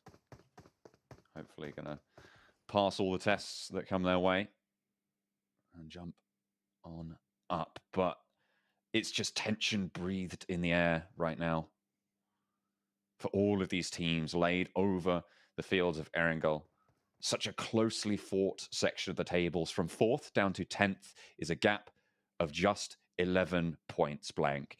And those 11 points span a massive, massive difference in prize pool of $120,000. That's more than $10,000 a point. Checking out these Alim proportions, though, very interesting because I think Na'Vi is quite equalized across the board, right? No, everyone's putting in the work there. Then the rest of the teams, you got Lord clearing ahead, Order. I mean, you can't even see him. That's how far ahead he is, and Frozen similarly in that kind of position on the horizon. So there's some very clear individual winners from each of those, but Na'Vi much more of that team-centric type of unit, and I like that from them. But still, it's great to see some star players being formed. You know, Frozen from Turkey. God, I've not really seen too much of this guy before, but he's left a mark in my mind and one that will be remembered into the future. And if anyone deserves the name of Frozen, cold as ice, definitely him. Won't be letting this spot towards the top of the tables go with any luck. 4th place in the lead right now for that charge. The Infinity, the number of times they've crossed this bridge, they should have it down pat. And it's back to basics, Blank. This is what we saw at the start of the East League. It's 6-2-8 guarding out the bridge. Mela doesn't make it through. He doesn't manage to sneak his way under the stanchions. But now she gives up the high ground position, allows Nuzi to come back, and with Mela on the guard, potential for the Infinity to guard it out, but no, doesn't quite make it. This is so funny to me because 6-8 are really squeezing everything they can out this final game. And they've done this before. In fact, Damwon's done this before where, you know, they try something that no one expects in those final moments. Specifically in the East League finals, they played central. They played it well. And here 6-8 were guarding out the Infinity for the longest time. Don't do it at all in the PMGC Grand Finals. But the final game, you know what? We could do with some extra points here at Erangel. I mean, absolutely right. You absolutely could. Infinity now, though, slowed down, split. Godtani very separate from the remaining duo on Sosnovka. So they back on up and Stall actually still holding that bridge for the Eastern Crossing. They're waiting for the Infinity to eventually come out their way. They might just be able to pick up a couple of points for it. Nuzi and Logan, they don't know what waits for them. Yeah, real sad times here for the Infinity. You know, blocked on both entrances. Circle heads down towards Milta, Shelter, and Prison. How many people are going to be going down to Milta Power? Kind of that place that you go when you have nowhere left to stay. Most teams, you know, try and place themselves around Shelter. You know, Shelter's kind of that elevated position, but also doesn't give you much cover either. So not a place you want to end up unless you're underneath in the Shelter itself, of course. It's in the name. It is. It is in the name. That's so right. Wow. But Fenerbahce. Oh dear! What a central crunch! I'm going to go back to the game on this one. What a central Thank crunch you. for all of these teams. This is everybody trying to play Nova's strategy right now. Get in the middle and take space, right? Fenerbahce in the middle. I can't even see the names of these teams, quite frankly. They are all overlaid on one another on my map. And it's just really going to be so difficult to find these positions. And that might play to Na'Vi's advantage. Absolutely. Playing edge play the entire tournament, not switching up here for the final game. They're sticking true to their roots, John. I respect it. Order already finds a shot over towards next Ruya and Kadir. Let's go down. Playing down towards this cheeky compound on the actual bend of the road. Na'Vi's heading down that way as well. We've got to be careful. Got to be real cautious here. Can't let it all slip away. That's Nigma Galaxy taking a fair few knocks over their side. This is dangerous. This is not how they want it to end. Oh, they go right through everybody. The fire burns hot in the middle, and Lord goes down as well. Nigma Galaxy really at risk right now. They're going through heavily battle-scarred right through the clump. And they're a team as well that likes to play center, but with everybody moving in, there is just no opening. Freak down in the open, and only 2 players remain for Nigma Galaxy standing. Team Secret also picked up 1 player in the process there. So unfortunate for Nigma Galaxy. Freak also now flushed. Now just down to 2, and realistically, Nigma Galaxy plays best on our angle when they have 4 and they have that central position. It's that crunch that you mentioned earlier, John, which has changed everything for them. And as 2 players, Max put it best on the desk, saying that they really don't have that team fighting capability at the moment. The majority of their points come from placements. 2 players is not enough here on our angle. With 2 players, they know nothing of the crunch. It's just not going to go their way. I mean, they've got 1 point between them and Na'Vi. Their only hope now is survive as long as you can and hope Na'Vi goes down. But Na'Vi are not going to go down without a fight. Na'Vi were born in the crunch, you know.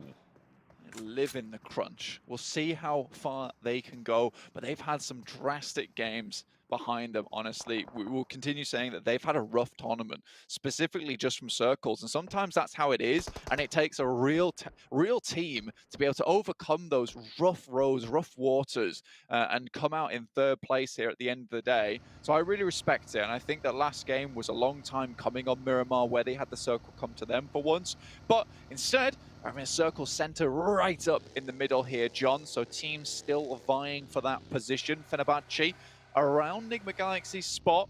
They can't really move too far down towards the south side either, because 628, the Infinity, Stalwart, they're all on their way. Somehow the Infinity's made it through with 3 players. I believe that was because they took a botation from the Sosnovka, to Milterpower. I'm going to keep calling it the Sosnovka. The Sozzy. The Soz? The Sozzy on the South Sozzy. Exactly. Sozzy on the South Bank. Nice stuff. But next, Ruya and their run might be drawn short.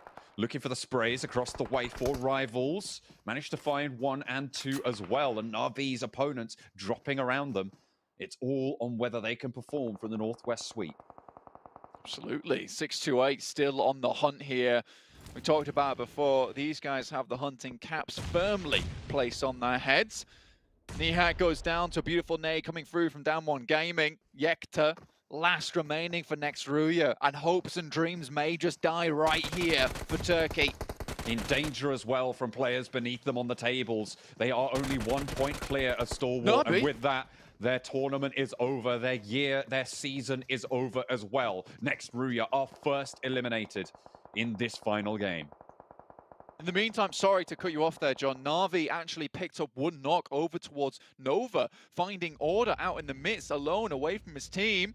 They're searching for the players right now. Jimmy's trying to provide support. It's just a little bit too far away, and Na'Vi setting themselves up nicely. But again, Nova are terrifyingly accurate over long range. Oh, Jimmy not think he's going to be able to live up to that, though. Doesn't quite get those shots down.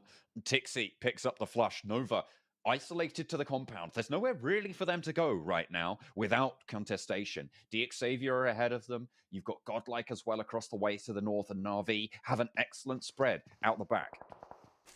One thing that we have to remember right now, though, is that one elimination gained right at the beginning of the game for 628.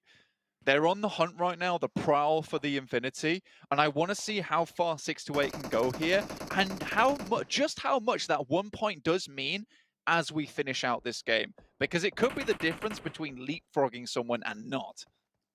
Looks like they are going to still be pretty closely fought with the Infinity, who are, again, taking shots from Team Secret towards the prison position.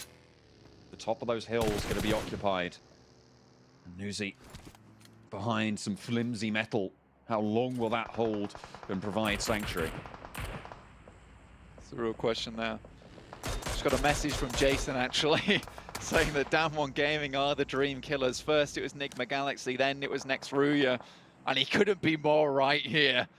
Honestly, Dream Eaters here in the lobby from Korea. Honestly, being in 11th place, 114 points, it's not where they wanted to end up. But, you know, winning the East League Finals is an accolade of its own. Such a difficult region to play in with many, many experienced players.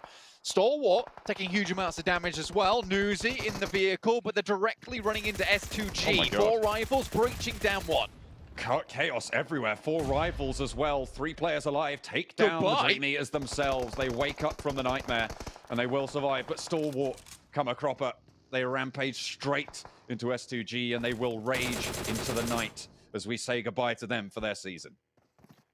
Now it's time for 628, Na'Vi and Nigma Galaxy. It's all out war right now for that $600,000 and pride to come out on top in the podium for this. And honestly, if we did see 628 getting the podium finish and 2 Chinese teams come out on top, I will be so impressed. How many Hatsu would you eat if that happens? But here goes Hamodi. Up to bat against the push from Team Secret. Goes down early. Nobody to fall, and it's just Ralph. The epitome of survival left for Nigma Galaxy. He does it on Sanhok, and nobody knows how. But now it's so important for him to do the same on Erangel. But with 13 teams remaining, how much further can he go, and how long can they keep Na'Vi at bay? Literal Bear Grylls Ralph. Gonna have to drink his own bullets here to survive. See if he can make it happen. 628 taking huge amounts of damage there from A7, and they're out. Nigma Galaxy and Na'Vi, it's down to these 2 teams. The Infinity, 138 points, but only 1 player surviving. The bottom of the table's really starting to step up, and look at that. You just saw on the right-hand side of your screen with another elimination coming through for Na'Vi. They've leapfrogged over Nigma Galaxy now. They are 1 point in the lead, and they lose the tiebreaker, Blank.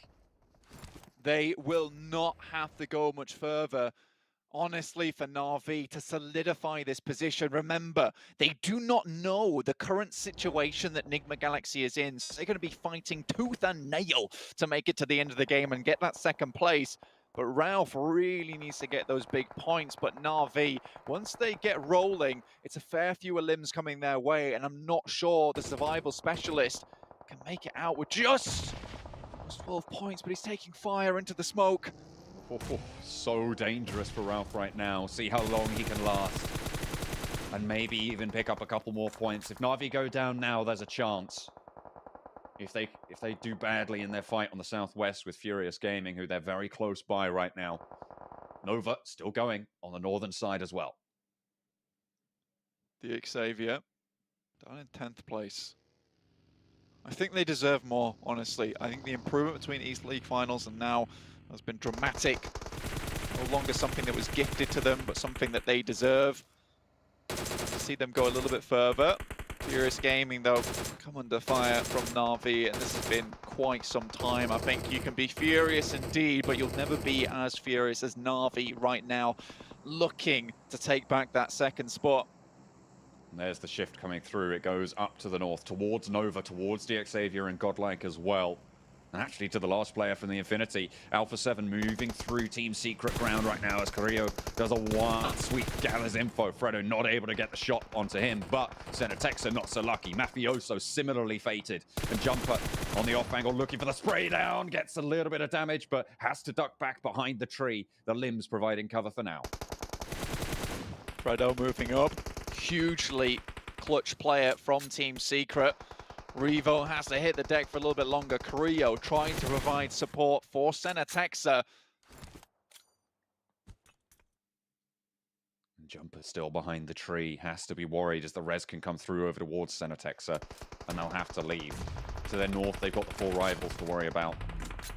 And it's such a difficult rotation, but Jumper into the UAZ, Fredo into the buggy as well. Now for 7 mounts up. They're looking for the res. Over onto Mafioso, and Carrillo gets ahead of the game. Fredo trying to suppress the backlines, try to stop that crunch back up, and Carrillo goes down. A Molotov to burn him out as Jumper falls, and Fredo similarly. Eye shots now in the smoke for Team Secret.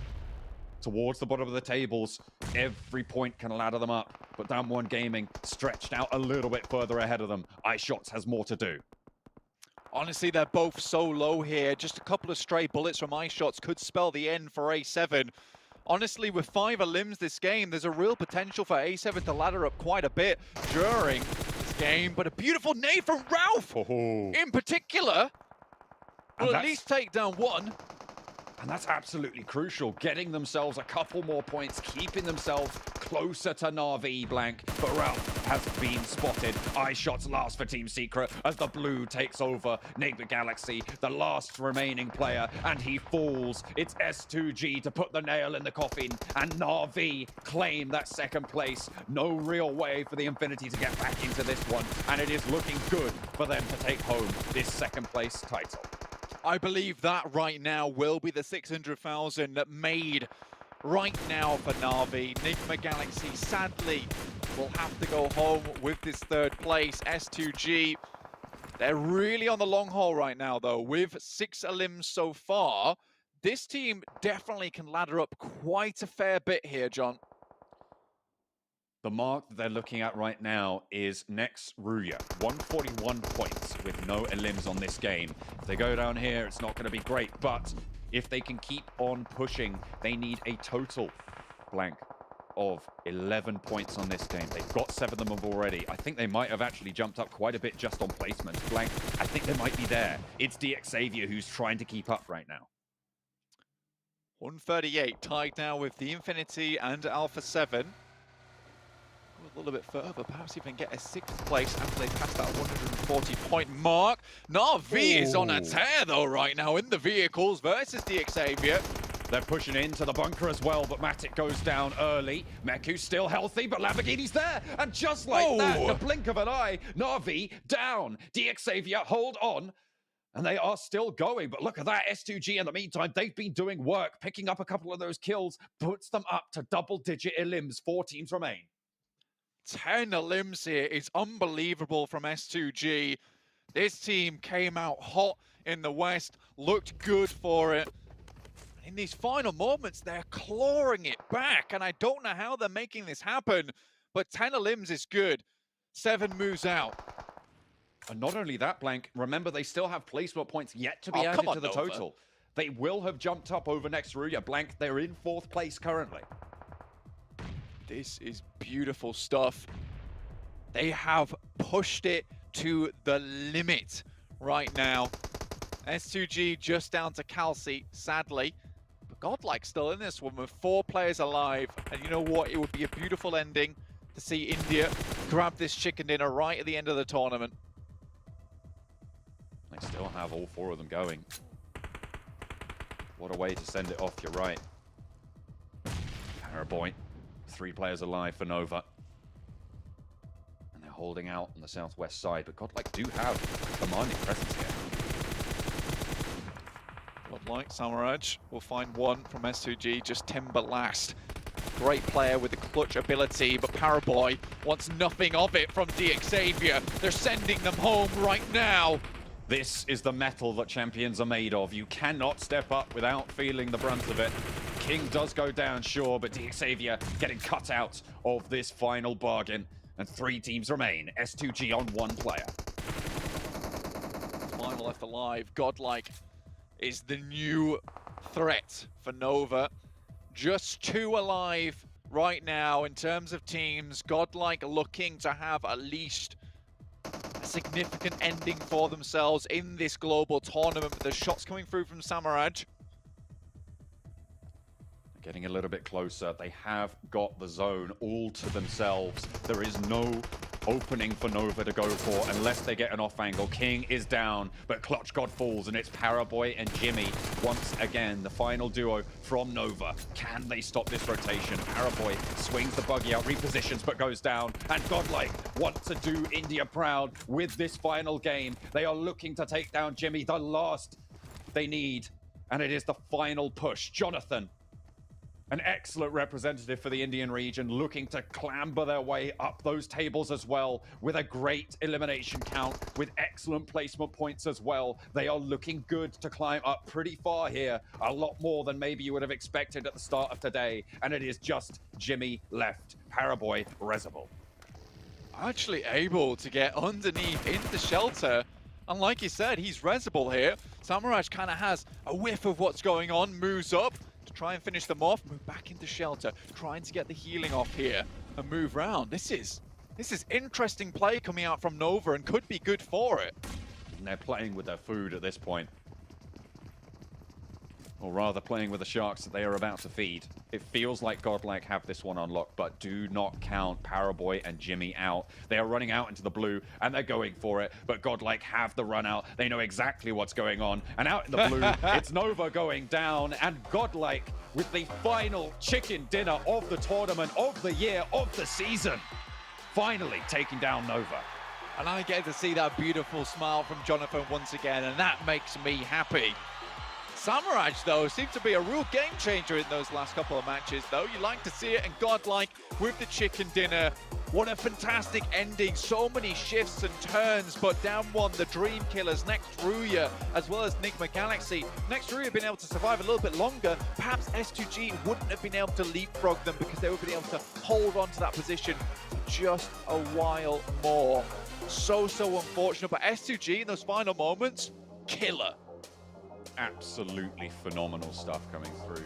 Getting as many points onto the table as possible, laddering all the way up towards the top of those tables. And Na'Vi similarly able to bump Nigma Galaxy off. It felt like they were being tested today, and blank, it is passed with flying colors to take that second place spot for Na'Vi. Absolutely, John. I think Na'Vi really played their hearts out in those final games, especially today overall, even with the shifts and turns, which were so difficult to work around with, they still made it happen. Let's take a quick look at the match rankings here. Godlike, look at them right on top. It's S2G with a total of 20 points there. Well done to them. Nova with 15 in third. Come on, you just really can't count this team out ever. But Na'Vi with the 12 points, and Nigma Galaxy with a sad 2. Just not enough. Right at the end, Na'Vi were able to dig their heels in and dig deep to push up to that second place. This is a team that has been going for so long, and rightly so. The performance that they put on today and towards the latter half of this tournament, they've done a tour de force of the entire tables, blank. They were right down towards the bottom at the start of this, and they pushed all the way up. But speaking of pushing up, it's Godlike. I mean, Jonathan, MVP of this final game. What a way to close it out. This guy has been a name on the lips of any Indian PUBG Mobile fan for years now. And what a way to finish it, getting that final MVP title in this final match. Absolutely. And for India, you know, this is a result, in my opinion, because they've not had chance to play against any of the other teams. Getting invited here and putting on a performance like that, despite everything, is wonderful. Beautiful. Excellent coming through. For Godlike to close it down as the way they go. But blank, there can be only one winner, and you know what? I wonder who it could be. Well, there can only be one, and that is why the slogan is "Be the One" here. And it's taken a year of play. They've come from China. They played against the best teams in the world. Your PMGC Global Championships 2021 winners are Nova Esports. Just let it sink in. It's sunk in indeed, honestly, Seven. Not only have they done it here in 2021, they did it in 2020, really proving not only is China the most dominant region when it comes to PUBG Mobile, Nova is the most dominant region. Yes, they're their own region in themselves, able to take home 2 trophies back-to-back, winning $1.5 million. This team is undoubtedly the best in the world.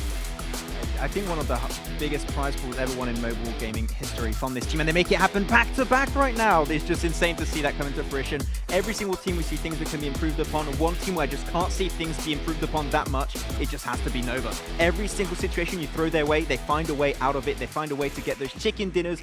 And man, now my question is going to be that race to MVP. Who is it going to be? I do not know. I'm so glad you mentioned that, and I think that's the main thing, the main focus here, right? Nova gets it back-to-back, but they do it in an impressive way, and it's not just Paraboy that they're relying on. Now they got Order. We saw what Jimmy was able to do there. I mean, we finally got our answer there at the end. They're being able to, they are their biggest enemy in a way, right? But overall, I mean, Nova, the improvements that we have seen from some players, the consistency that we have seen out of Paraboy, nobody could touch Nova in this tournament. Thing is, this year we've been talking every single step of the way. Every region has stepped up. We've seen so many new names come into the PUBG Mobile scene at the highest level and surprise us, pull off upsets. Where are the old guard? Where's your Bigatron? Where's your footballs? Where is your, well, I guess ghosts we'll call them right now. I don't know what you want to call them. Where are these teams we saw be so dominant in the last years? That is just a statement of how many good players and how many good teams have come into the light. And yet the light always shines brightest for Nova. They still maintain their dominance, but also do it in quite a fashion. The amount of points they were ahead of everyone, that is an amazing sign for them as a team. Yeah, I think in particular that second day is going to go down in history as one of the biggest days for any team in PMGC history, right? What was that? 3 second places, a chicken dinner. Also, they got themselves a 7th place with 10 eliminations. You just can't beat that. That is definitely the day that set them apart from the rest. Started creating that huge lead. And it's just not possible to catch up in that 3rd day. So, I mean, yeah, as I said, they're going to start going out of place on that jersey to get those stars because they're just getting championship after championship, winning tournament after tournament, and they just don't seem like they want to stop, and understandably so. Like, if you can get the prize pool like that every time, like, keep going. You mentioned amazing performances. We have to point out the amazing performance that Order have, right?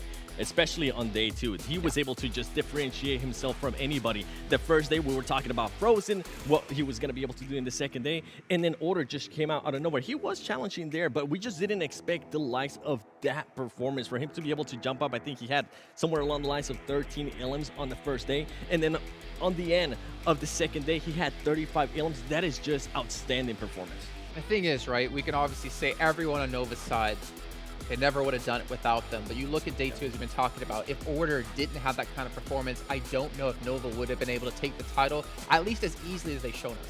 Yeah, and I think this is a clear message to everybody currently watching at home, especially anybody, any team that wants to be in this position. You have to have somebody that backs you up. Yeah. You cannot just rely on one person. I'm looking at Nextria. They were relying on Frozen too much. Well, guess what? When Paraboy didn't really have the best performance on that day too, would they have Order being able to show up and make sure they got there on that first place? Max, let me remind you. We look at Nova and the way they won this tournament, but cast your mind back about a month ago. They finished 16th place in the Super Weekends. They almost didn't even make it into PMGC. They didn't, or sorry, into the finals of PMGC, let alone the grand finals. If we talk about individual performances back then, if Paraboy didn't have a performance like that, they never would have made it here today. And yeah, they might show a couple of weaknesses here or there with lower places when it comes to league stages, but they always show up in the finals. I would even take us even further back. You know, they missed out also on the Super Weekend in last PMGC. Yeah. It just goes to show that they're just trying strategies which can hurt them on the long run. You know, in those PMGC league stages where they try and qualify to the Super Weekend. But the thing is, that is a time where you can adapt, try things out, and then they arrive in this PMGC Grand Finals super prepared, just miles ahead of the rest, and that preparation is what allows them to be championship caliber team and now a world champion caliber team once again back to back because they're willing to try things out in the league stage. I got your back here. Now even the Avengers could take on Nova Esports. Avenger level threat, that's not even a thing anymore. I mean, Nova is the threat for everyone else out there, and I don't know what team can dethrone them in the future. I mean, at this point, I would say Navi has finally shown me something that we've been wondering, and it's can they continue to perform tournament after tournament? They were able to showcase, especially on a small, on 3 days of a finals, right? During West League, they were able to get that second place. Here, they're able to get that second place as well. So I'm going to say, Navi, I'm going to be looking at you. You guys have been performing really well. I would love to see what they're going to be able to do in the future. But with Nova, I love what you mentioned there. They didn't make it to a Super Weekend this time around. They didn't make it to a Super Weekend last year, but it did not matter at the end of the day. And that's how confident these players are on their skills. They don't mind messing around a little bit, trying different things, maybe sandbagging in a way. But Nova's just out of this world. Out of this world indeed, and luckily for us, we do obviously have the chance to chat with them a little bit as well, as we do have an interview here with our PUBG Mobile Global Champions in 2021. It's Nova Esports, and let's find out who it's going to be with. Hello everyone, this is post-game interview. I'm Karina. It's very glad to see you again. And now the competition of PMGC Grand Final was all over. A champion has emerged, and now let's connect to them. Hello, 大家好。Hello， 大家好。Hello。Hello everyone, this is NV。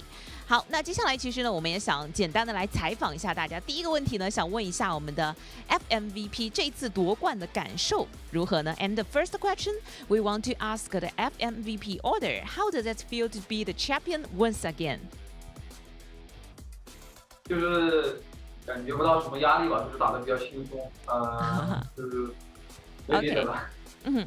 He said this is easily and there are no pressure. It's very easily. Okay, thank you. 好，那接下来第二个问题也想问一下我们所有的队员们，之后回去之后大家会一起怎样庆祝呢 ？What are you going to do to celebrate it? 先吃个好的，先吃个大餐。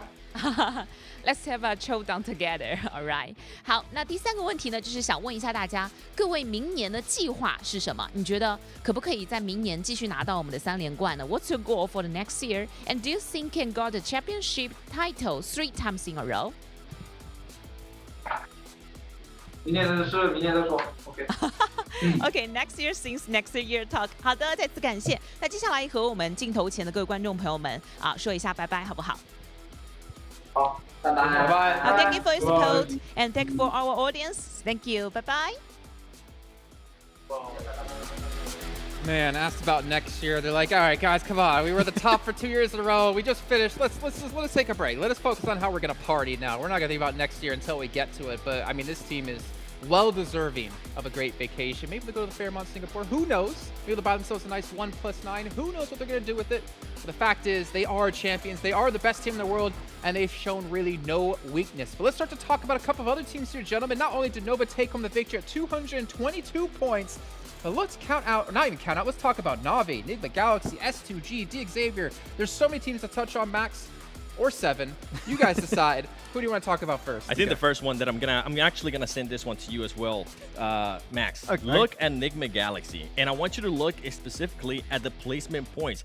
The placement points between Enigma Galaxy and the placement points between Nova, they're only separated by 3. So I feel like if Enigma Galaxy this year can actually work out on their fragging, can work out on those eliminations, this could be a team that could be in contention for this kind of championships. Yeah, I mean, when you're looking at Godlike, you have Team India. Now we have Team Arabia here with Enigma Galaxy, right, being the hope and dreams of this entire region that's been able to improve so much now throughout the past year. It's been great to see, but we're going to be able to see our MVP up here, and it's going to be, of course, Order, as we expected after that absolutely insane second day of play, getting all of those frags under his belt. Paraboy, he tried to close that gap, but unfortunately not able to do so at the end. The thing is, I think for Order and for King and for Jimmy, the fact is when you have a player that transcends the game like Paraboy, who becomes the model of the year or whatever the title was over in China. He gets everything, yeah.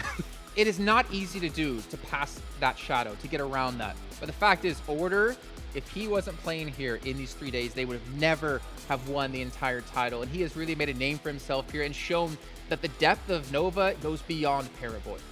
Yeah, it definitely does. And that leads to another question, right? We talked about it, we hinted at it. Who is going to be that next player now from Nova that's going to become that scary superstar? We have Paraboy, we have Order, and I can guarantee you there's going to be another player from Nova that's going to step up next year that is going to just fully surprise us. I think King also had a really good PMGC this time around. I think he took a little bit of a slow start when it came to the league stage for East, but in this tournament, he has some really good stats. I'll have to check out the numbers exactly. He was doing great, and when we go back to the League East, QC also, the sub came in and actually saved them a lot of times to actually make sure they could secure that 16th position. It was a little bit too close for comfort. So if you're looking at the background of all of this year, every single player played their role to almost perfection to bring themselves to this position and now be crowned once again the world champions. Yeah, I like how you pointed that out, Max, because I think King redeemed himself from the league stage, right? I believe he was the one subbed out for QC, but we also can't forget about my boy Jim. How would Nova play like this without his in-game leading, without his brains behind those glasses? This man has been able to help take them to another level, make the right calls, make the right plays. and he's helped take Nova yet again back to the top of our pedestal. I think I've been putting back learning Chinese, but I want to learn Chinese to know exactly what's happening in their voice comms. I know what Jimmy's telling the team, because I feel like I could learn, and hopefully you two at home learn so much about what is happening inside the head of the players of Nova, because they just, once again, everything you throw their way, they know how to deal with it to perfection. So really, you do not know how things are working out in communication, but Jimmy, despite not being the one to frag out, get those eliminations, getting those big damage games, he's the one that's leading the team forward in those positions in the first place to set up Paraboy, set up Order to get those big fragging games. It's that selfishness, right? Yeah. That's pretty much what it comes down to, being able to be selfishness. And then with Jimmy, something I also want to kind of put out there, if you want to become an IGL, or if you are an IGL, take maybe the next month, take maybe the next 2 weeks, look back at how they were playing. If you're able to, try to keep an eye on how they were rotating and take notes, because Jimmy, it's not really well known for fragging or anything like that, but he's able to put his team, as you were saying, in places where they just can excel at. And at the end of the day, if you're an IGL, that's what it comes down to. Let's just be fair, Max. He's saying, take notes when I learn how to play. I don't think the amount of notes we could possibly take to ever be as good as him. But before we do end off the show, I mean, that does complete PMGC 2021. Seven, real quick, I want to give you a chance to say any final thoughts here before we do end off the show. I'm really impressed. I'm super impressed at some of the regions that were able to step up. I'm actually really impressed at how India was able to finish it off with Godlike. This is a team that we've been saying they have had everything against them. I was honestly expecting them to be 16, so they surprised me on how they were able to finish off this tournament. I love how they were able to just progress every day in and out. Hopefully, during this year, we'll see it. Not sure what the form is going to look like, but hopefully they'll get a little bit more of international play as well. And in the future, man, I really want to see Indonesia here. I miss seeing Bigatron, Luxy, Suxy. I hope they're back. Yeah, on the note of Godlike, if they got 0 points, I still would have been happy just to have India back here in the global competition. Yeah. Max, what about you? I'm happy to have this tournament go down the way it did. Of course, there's still the Chinese domination. There's still there. It's going to take another year to try and contest it. But I was so happy at the start of the day. We mentioned it, right, Seven, how we had teams from CIS, Turkey, Arabia contesting for that first spot at the end of the day. So the regions that were maybe seen as weaker maybe a year or two ago have improved significantly. So next PMGC, we might have a completely different leaderboard at the end of the day, because these regions that were not looked at too heavily are now becoming a big contender for that top spot. And Nova's sitting there listening to this, Max, going, Well, I mean, my final words really aren't about me or really the tournament in general. I just want to give a big shout out to obviously you two here for joining me on the desk here for the grand finals. Of course, John, Allen, Blank, Necro, Mustache Dave, every talent across the world who's been involved with PUBG Mobile in general, within esports here. A big shout out to all of you for making this what it is, for making stars out of our players, for being there for every single frag, every single moment. And obviously a big shout out to OnePlus, to Singtel, to Fairmont Singapore as well for helping support this event. And last but not least, VSPN and Starladder, because without these two putting on this production for us, well, we wouldn't be here. Ladies and gentlemen, thank you again for watching PMGC 2021. Congratulations to Nova Esports, and we'll see you guys next time for some more PUBG Mobile.